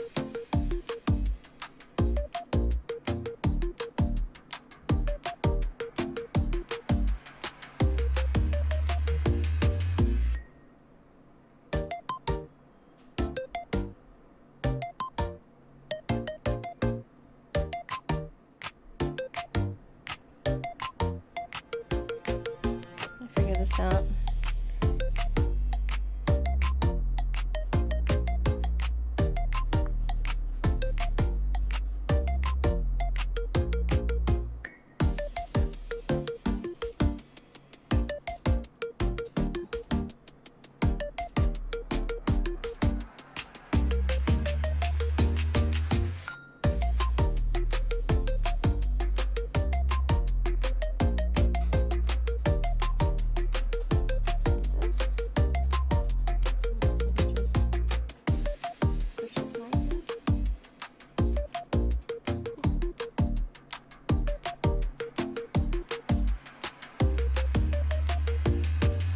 Jupiter,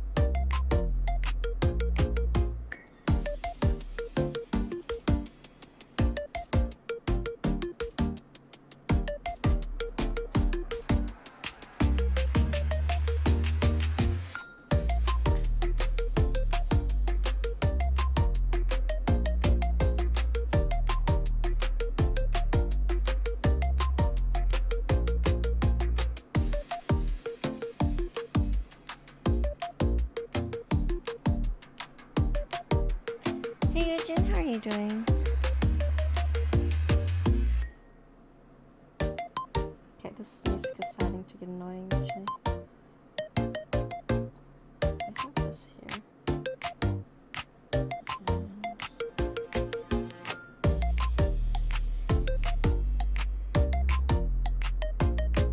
Let me undo this.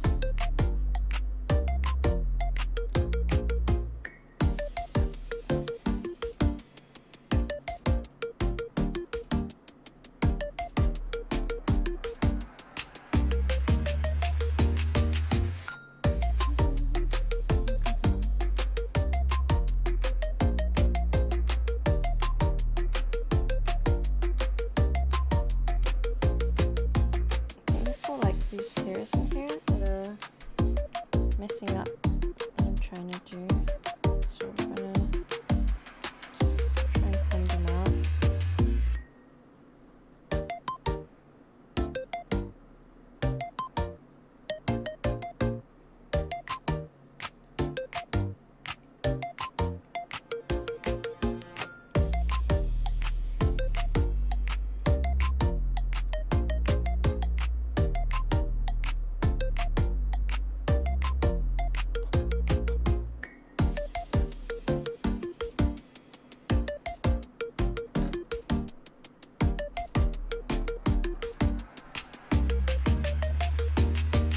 Okay, second challenge. Okay, let's go.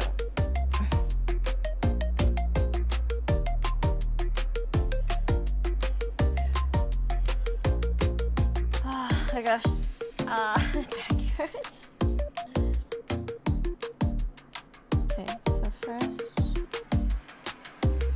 I need to do this.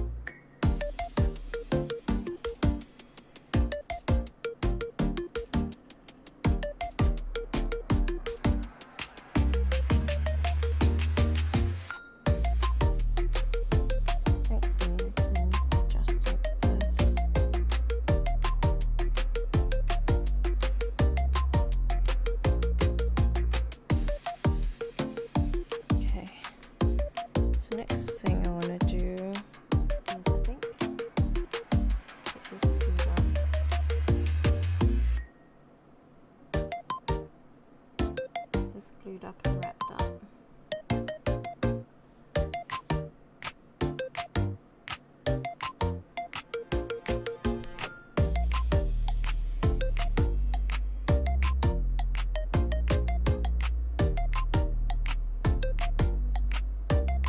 I guess this is where that freeze spray stuff would be handy, but I don't know if I'll use it at this spot.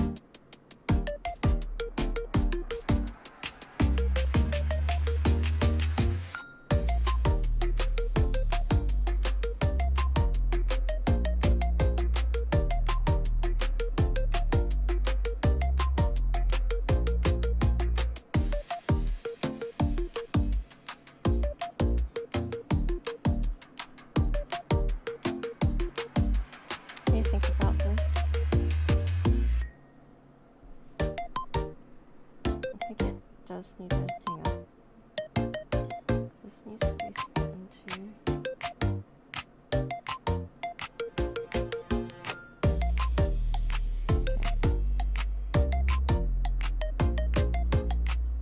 How we split into doesn't really matter to me as long as it's split. On this side, on this side. And then bring it together here.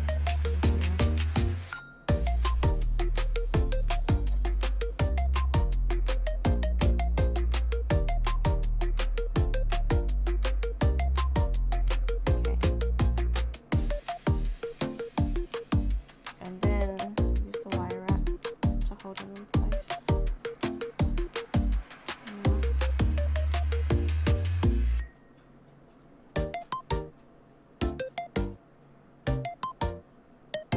It's not gonna be perfect, but we're gonna try.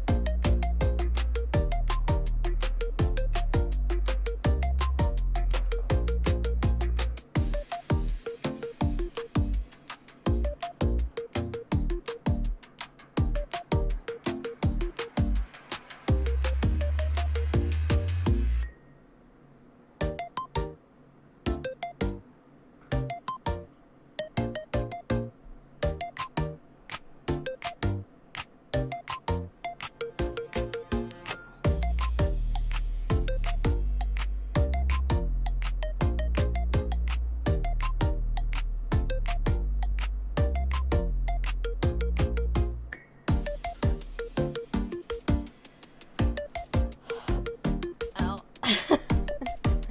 Sorry, it's taking me a while just to mess with it to see how I cover it. I think this looks pretty wire on that side.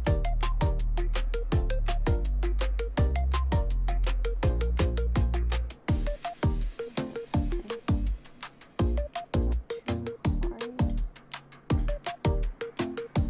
Not too hard. Oh, you know what? Just redo this again. This isn't doing what I want it to do. Okay, anyway, I gotta change this music. This is driving me nuts. Try this one.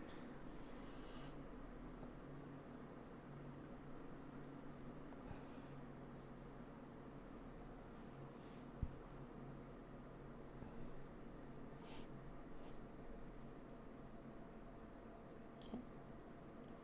So first, I have this.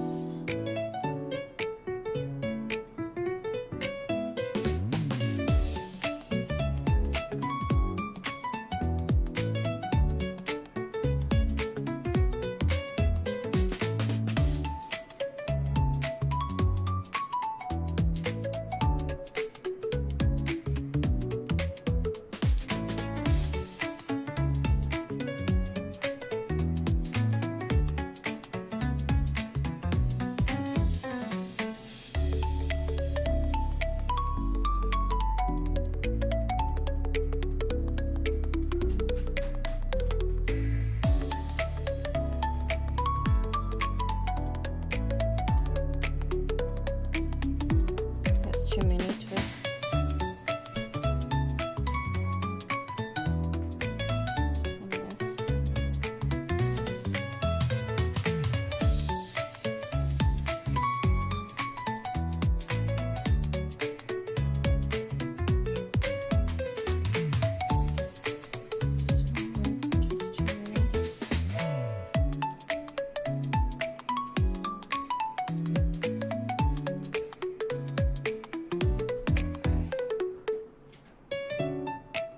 Wow, all these songs are the same. Jesus, hang on.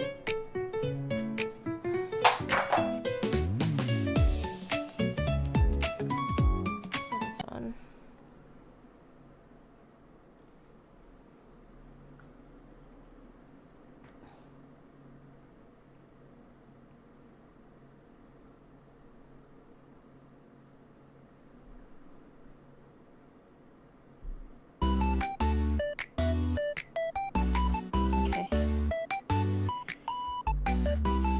Should.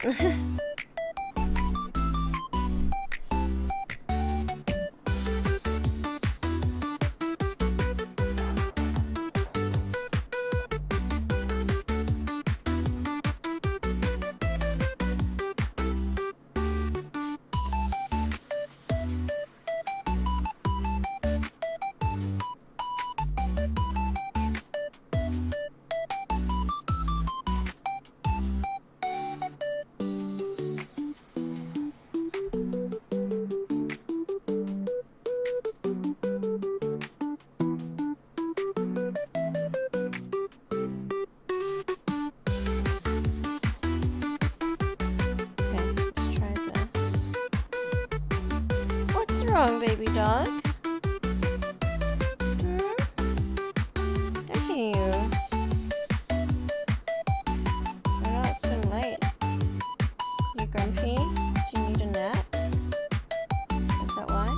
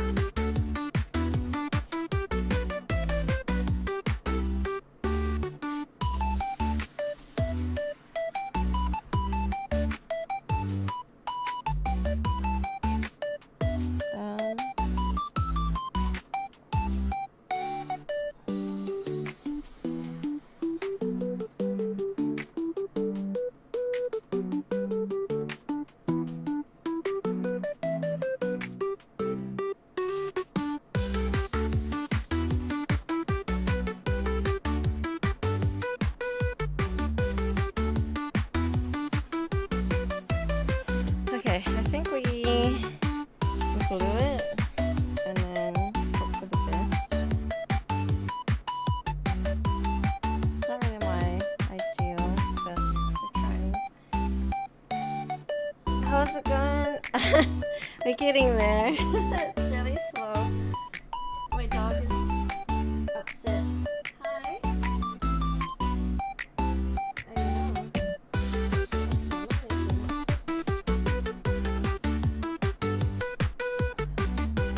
My dog's upset at me. Seems like a struggle. It's just trying to do it with patience. If I'm patient with making this, it'll be okay. But if I rush it, then it'll be not okay. Yeah, this is for the Iron Mouse one. The Iron Mouse mixed thing.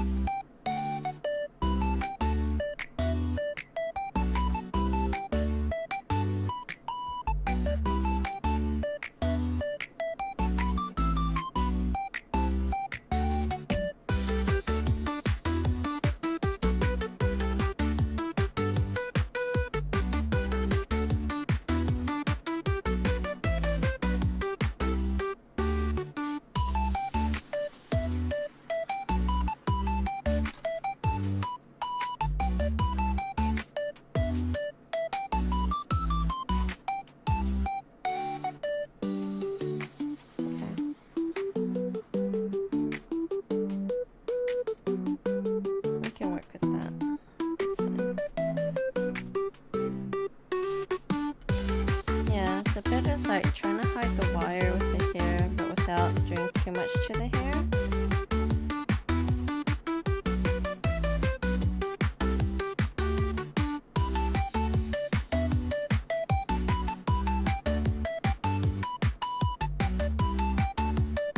I think that means I'll have like a little clip.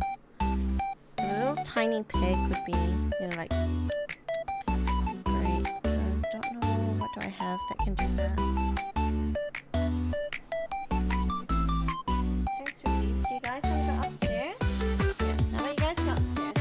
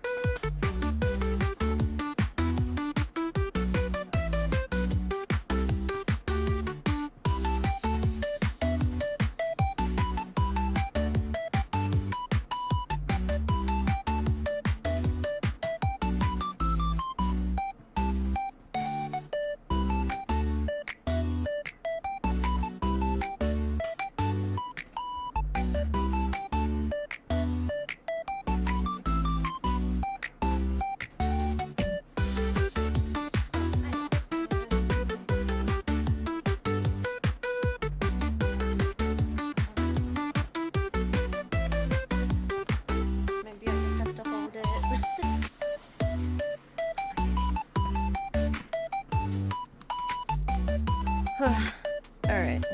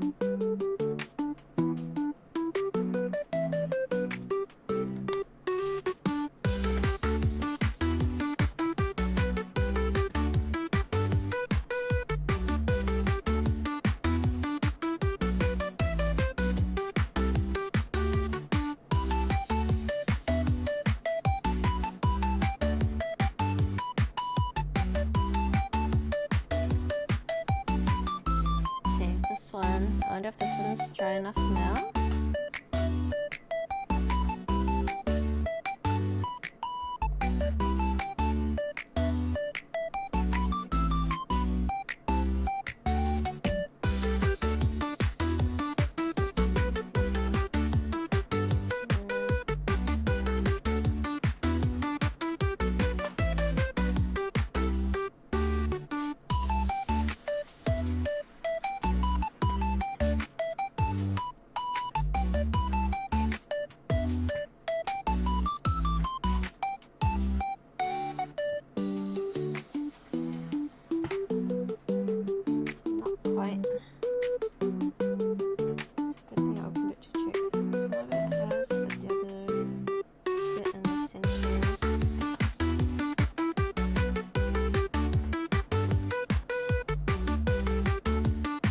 Ah, wait, oh my god, I'm so dumb. Whoopsies! Okay.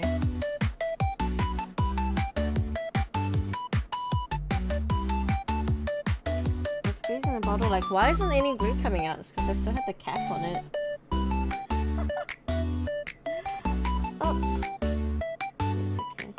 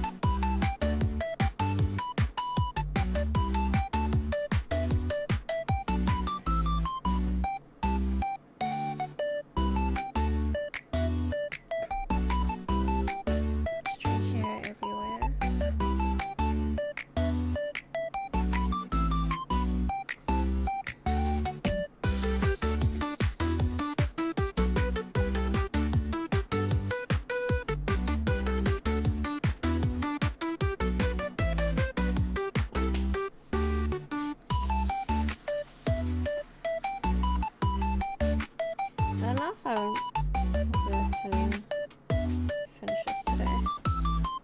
I hope so. It's gonna take a while though.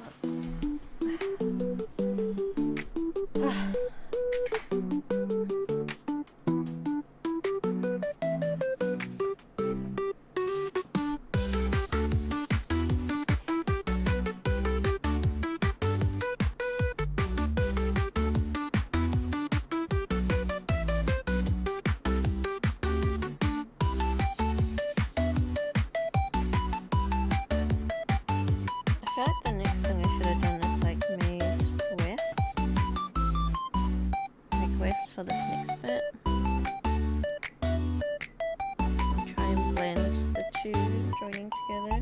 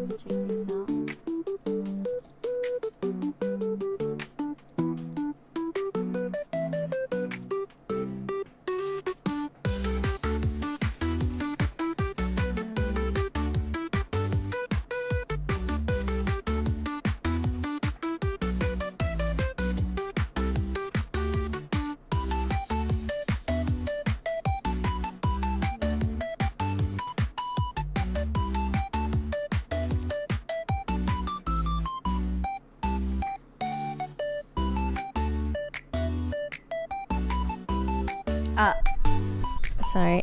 Let me.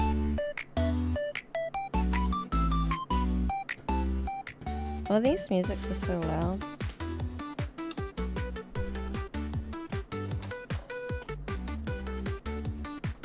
No, I'm just trying to figure this out.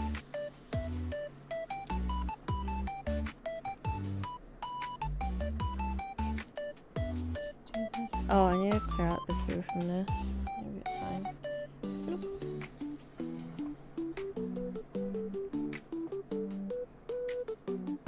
Grab this. We've been on for a long time though. I'm going at this very slowly. So, this should now just pop this up.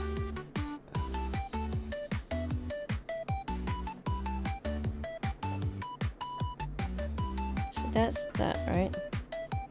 And the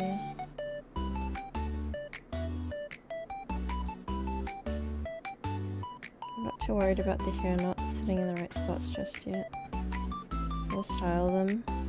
But the headbands.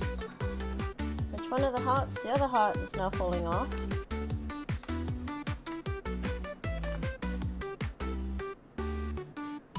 This heart's falling off, so we're gonna just peel this off and then we'll stick it on carefully. So this is gonna go like this.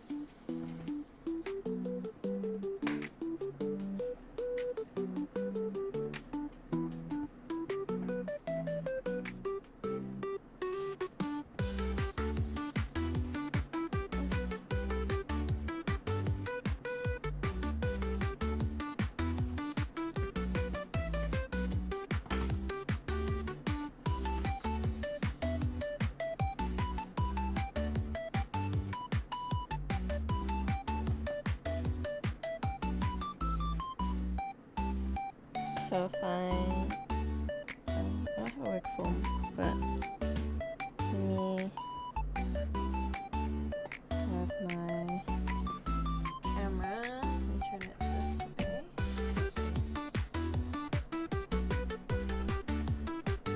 So yeah, okay. So this is gonna be like this once it's done. Once I re-glue on the other heart because it was falling off.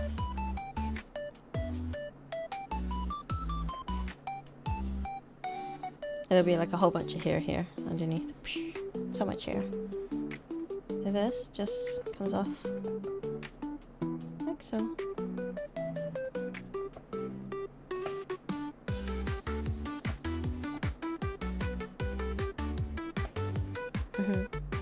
So then I just have to travel with this bit on its own, just in a baggie or something. No, it'll be safe.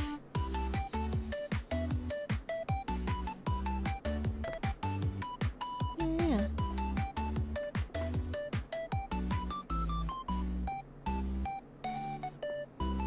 It's thanks to you guys actually that I can do stuff like this. It's so exciting.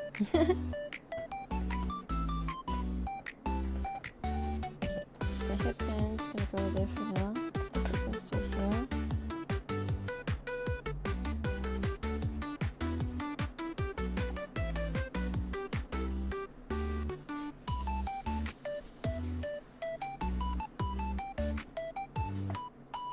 Yeah, I gotta wait for the glue to dry and see if we can keep making the other parts. The other part. Also want to clean up this glue lump at the bottom here.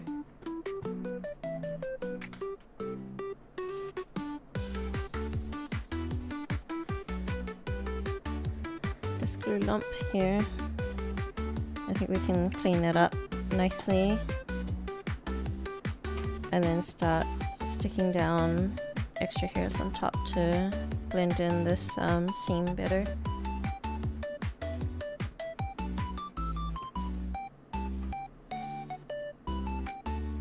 Yeah, it's just a waiting game.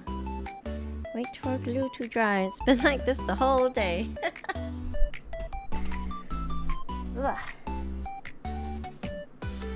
I know we're supposed to sing tonight too, but I wonder if we just continue with this. And wait for it to finish.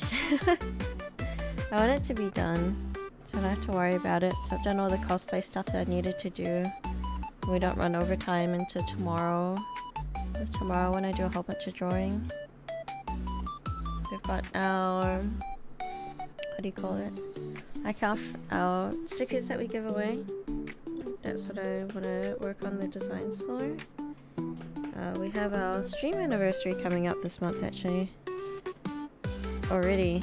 I haven't had time to sit down and think about any of that just yet. We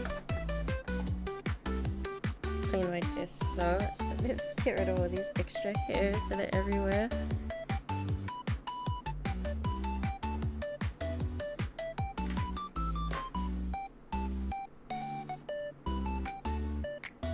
These ones are fun.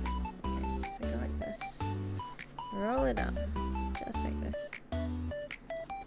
Yeah. Pick up all the extra glue things.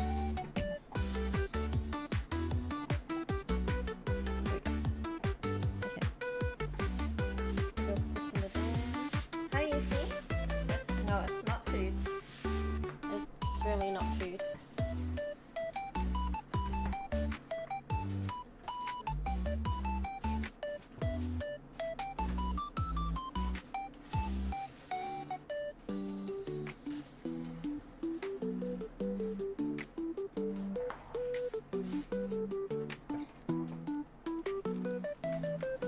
Okay. Is glue done enough yet?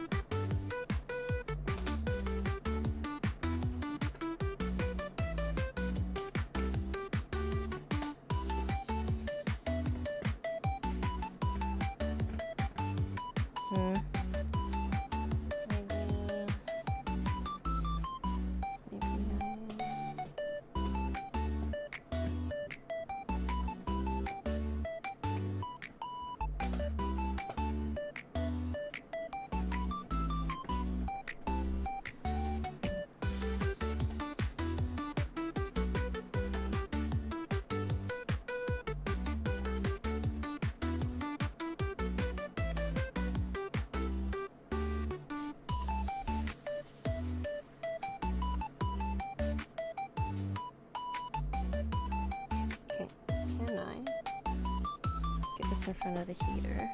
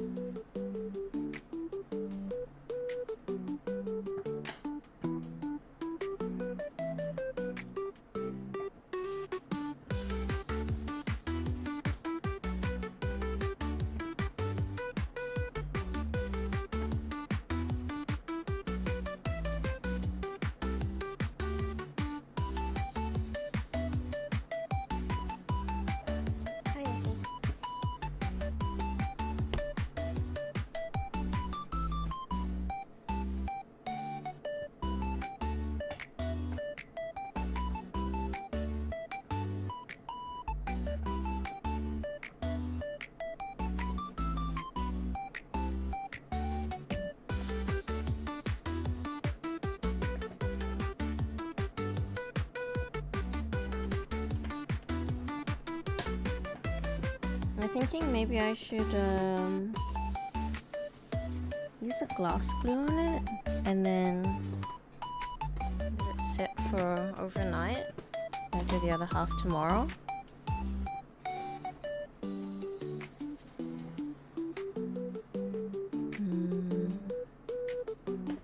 That might be a better idea. Yeah. Okay, let me grab the glass glue.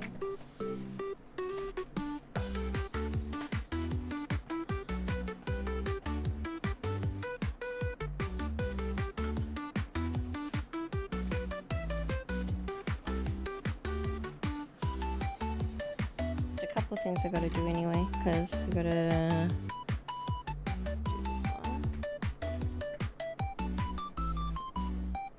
Yeah, we're just gonna glass glue this and then hope for the best.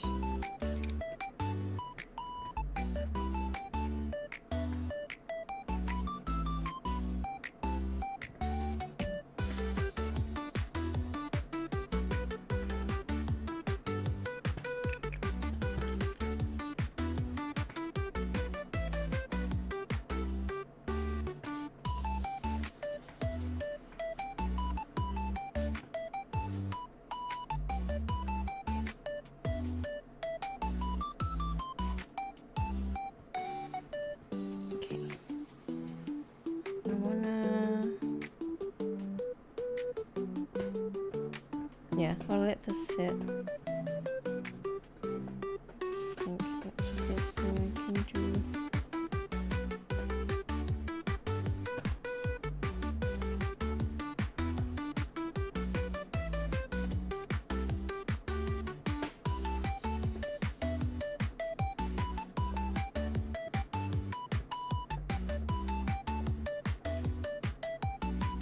And then I think I need to cut this.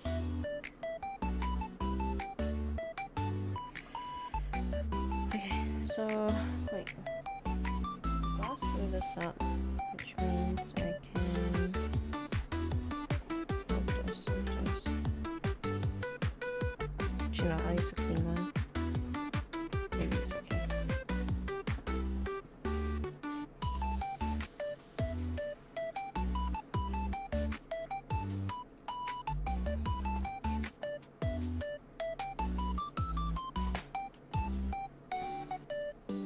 Oh wait, no, wait. Oh, that's a bad idea. That was a bad idea. That was a bad idea.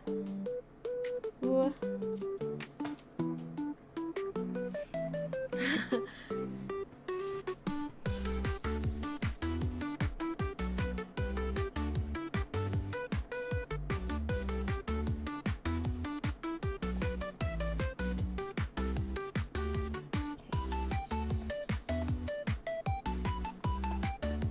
Okay, that as that is. And then just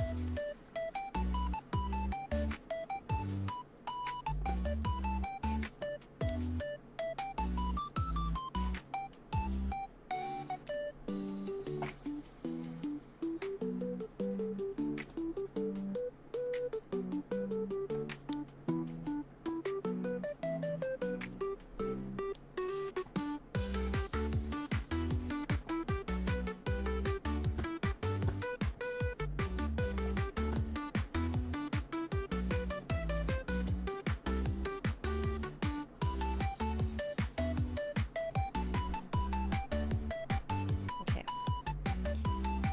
So now I have these.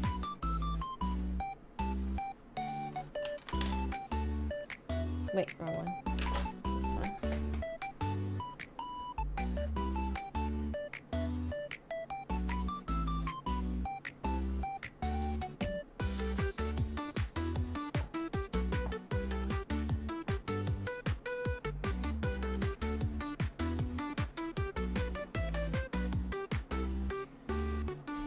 Okay. And this.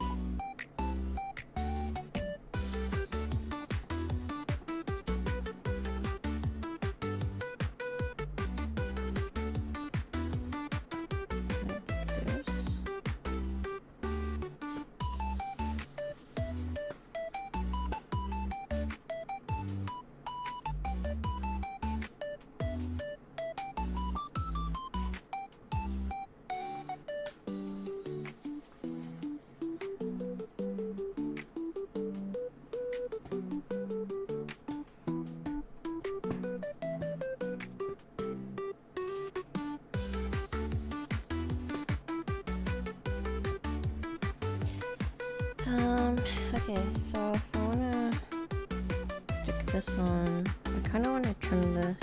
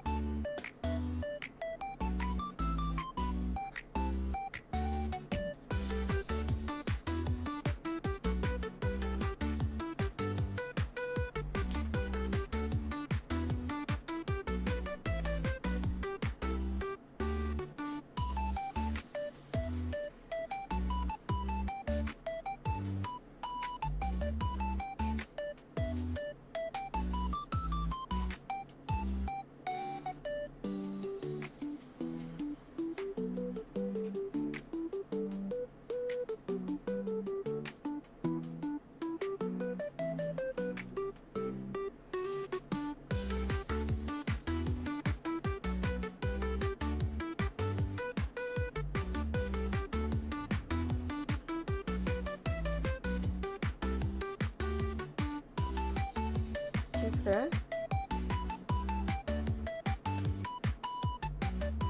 You're being mean.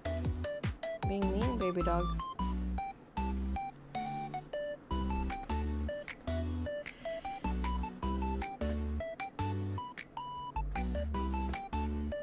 Okay, let's make sure I actually stick this the right way around this time. Like taking the lid off.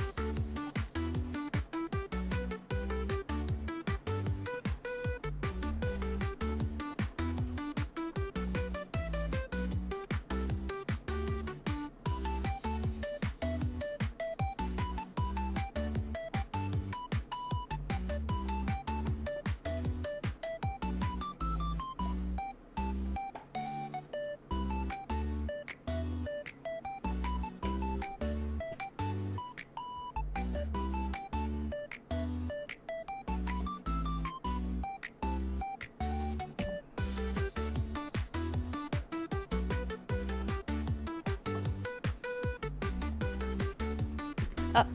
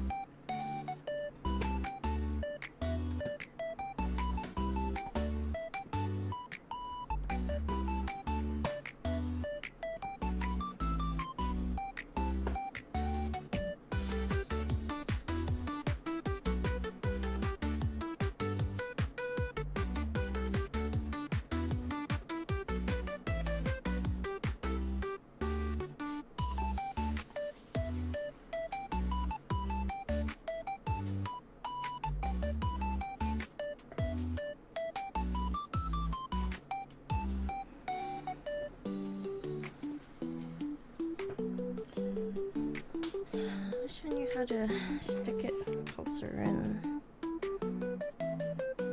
But maybe it's okay.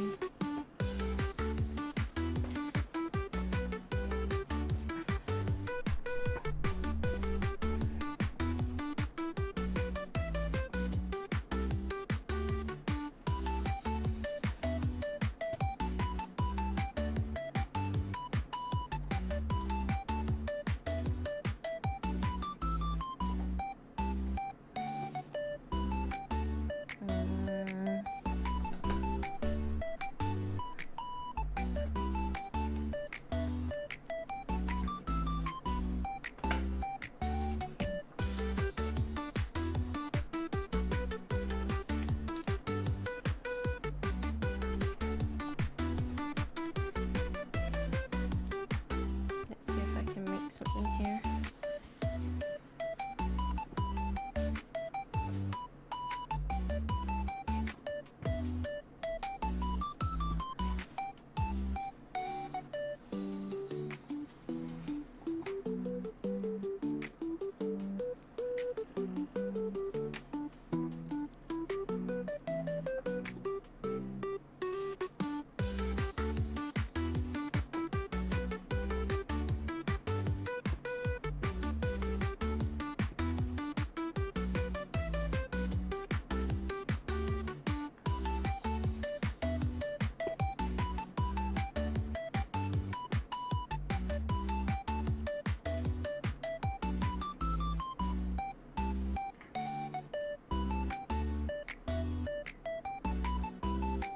Cool. That worked better than I was expecting. Nice. Oh.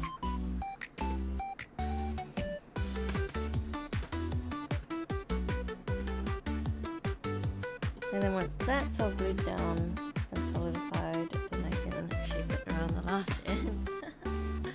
Ah, my back is so sore.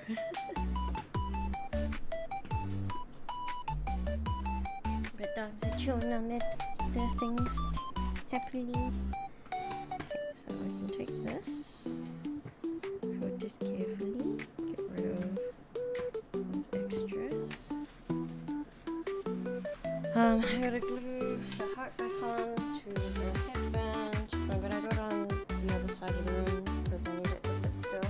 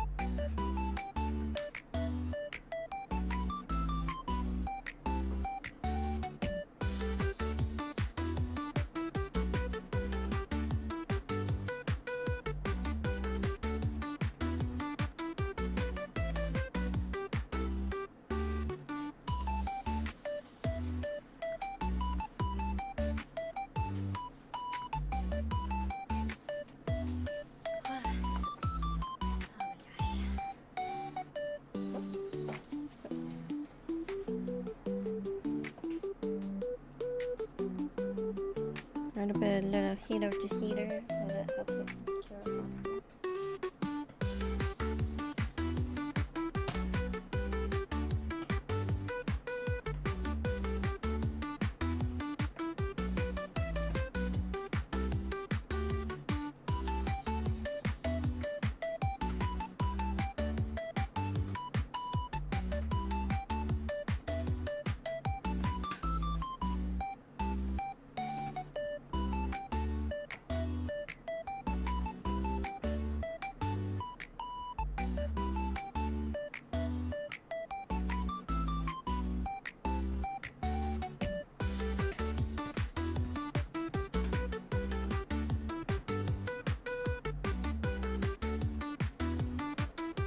At least I have an idea of how I would do this in the future. Like, I think it's better to make a bunch of tiny whiffs. And then make the thing.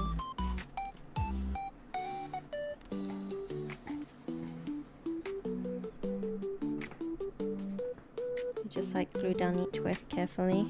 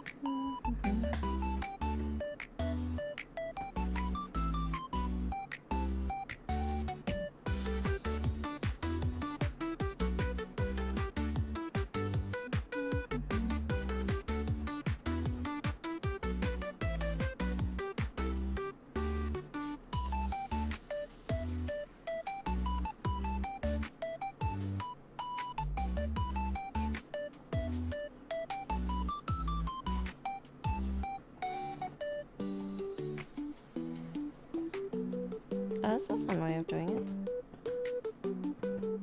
Hmm.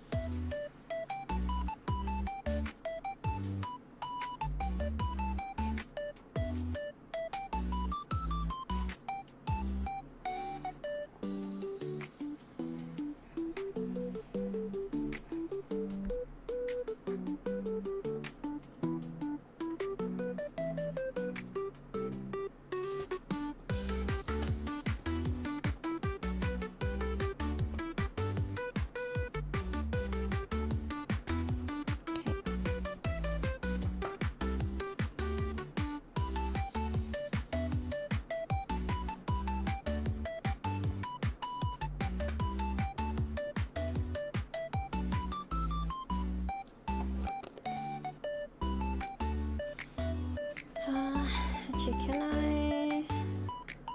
I don't really want to tie it down, but I do want to glue it. So, let's see. Let's move this over here. I want to just this.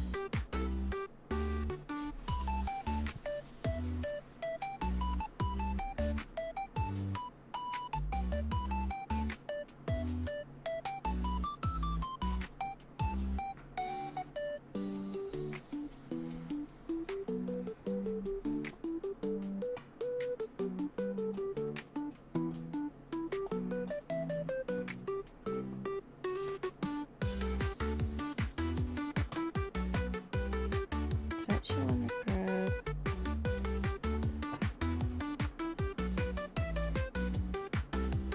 this here.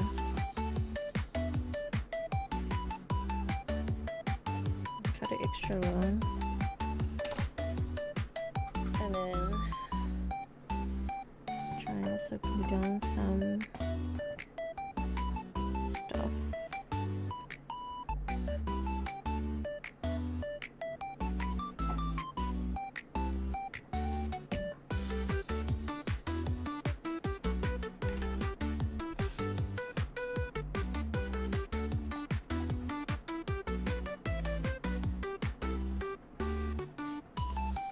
Okay, so this bit.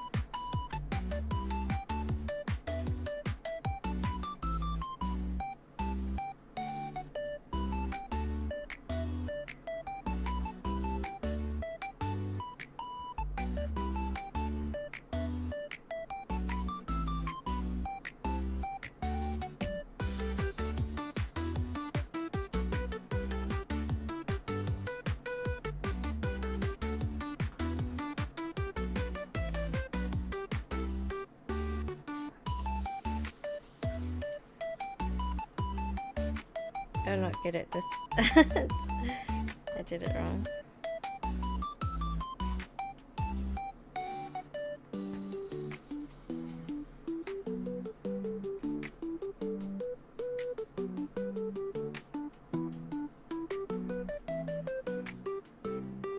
I think I just put it on and spread it across. Hope for the best.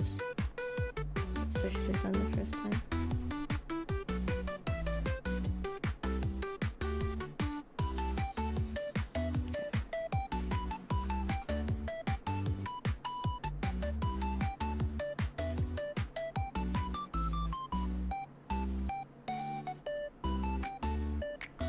Can I get out? Maybe here.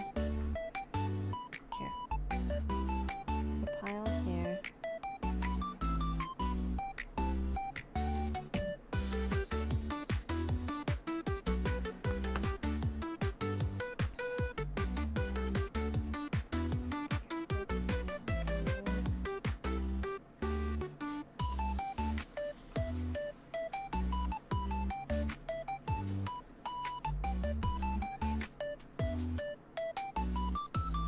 Turn this around. Just place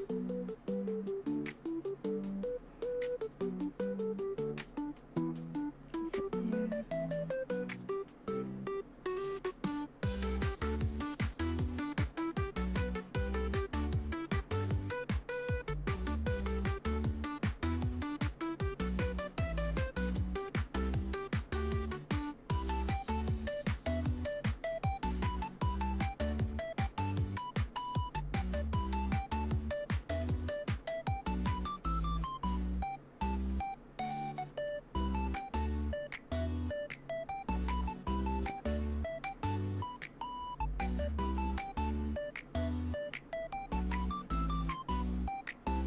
Grab this.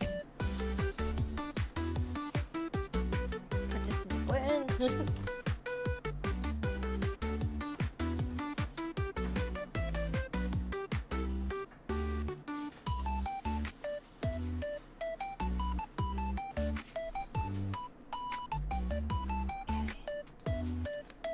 Oh, how are you all doing?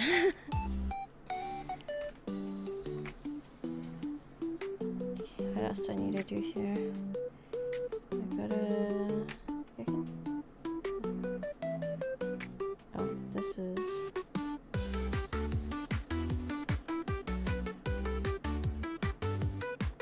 I'd like it to stick together, but it's not sticking together. Okay, let's try this again.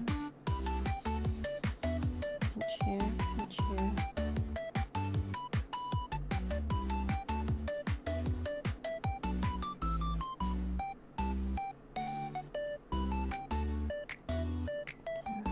This one.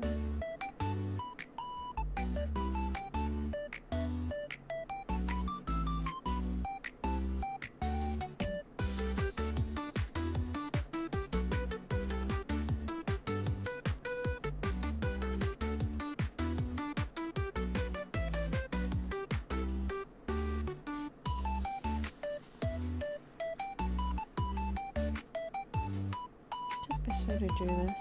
Should I...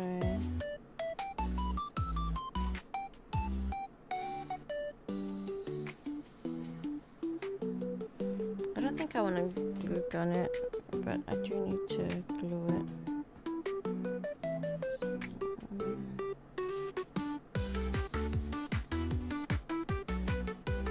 Just pinch this. That's right.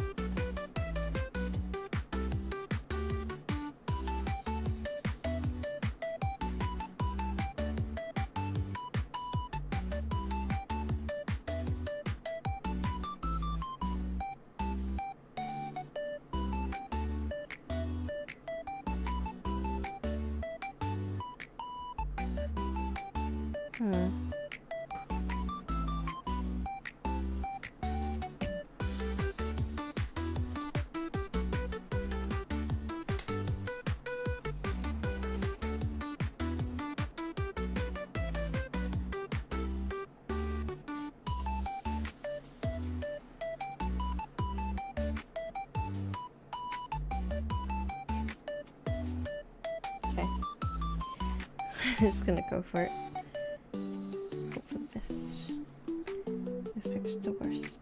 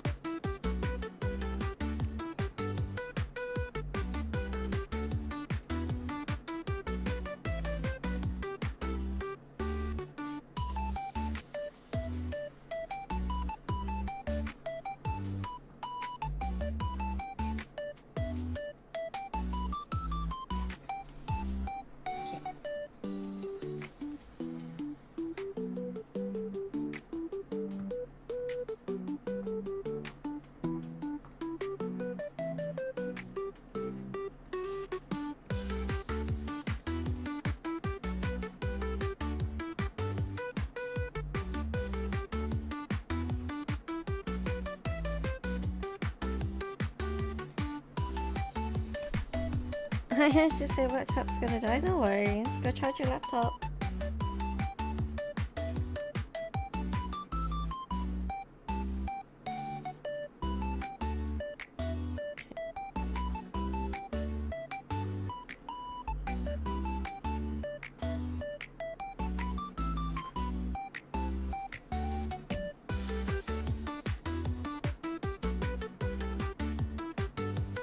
Everything's looking pretty okay.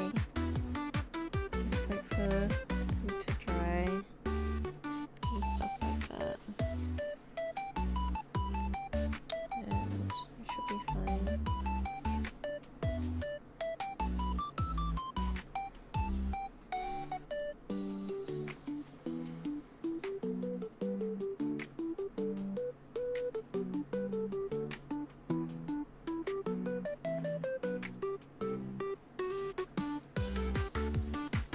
Huh?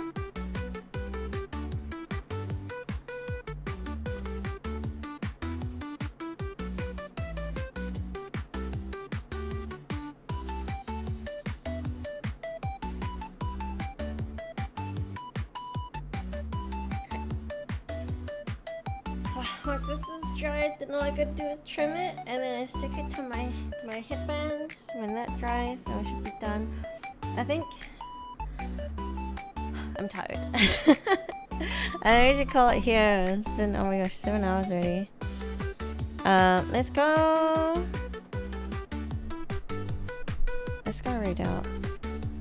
Yeah, I think this is pretty much where it is, where it goes for now, and then you guys will see the finished result, I guess, tomorrow. But tomorrow we are also drawing. Guys, thank you so much for being here. I really do appreciate it.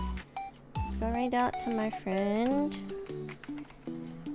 I don't know if I'm gonna nap. I don't know if I have time to nap before singing. So we'll just have to see how I go. I'll try to sing tonight. Obviously yesterday my voice was kind of lost, but for now, I'll see you guys soon. Okay. Yeah. Okay, bye. Go give my friend some love. Click on that heart. Bye.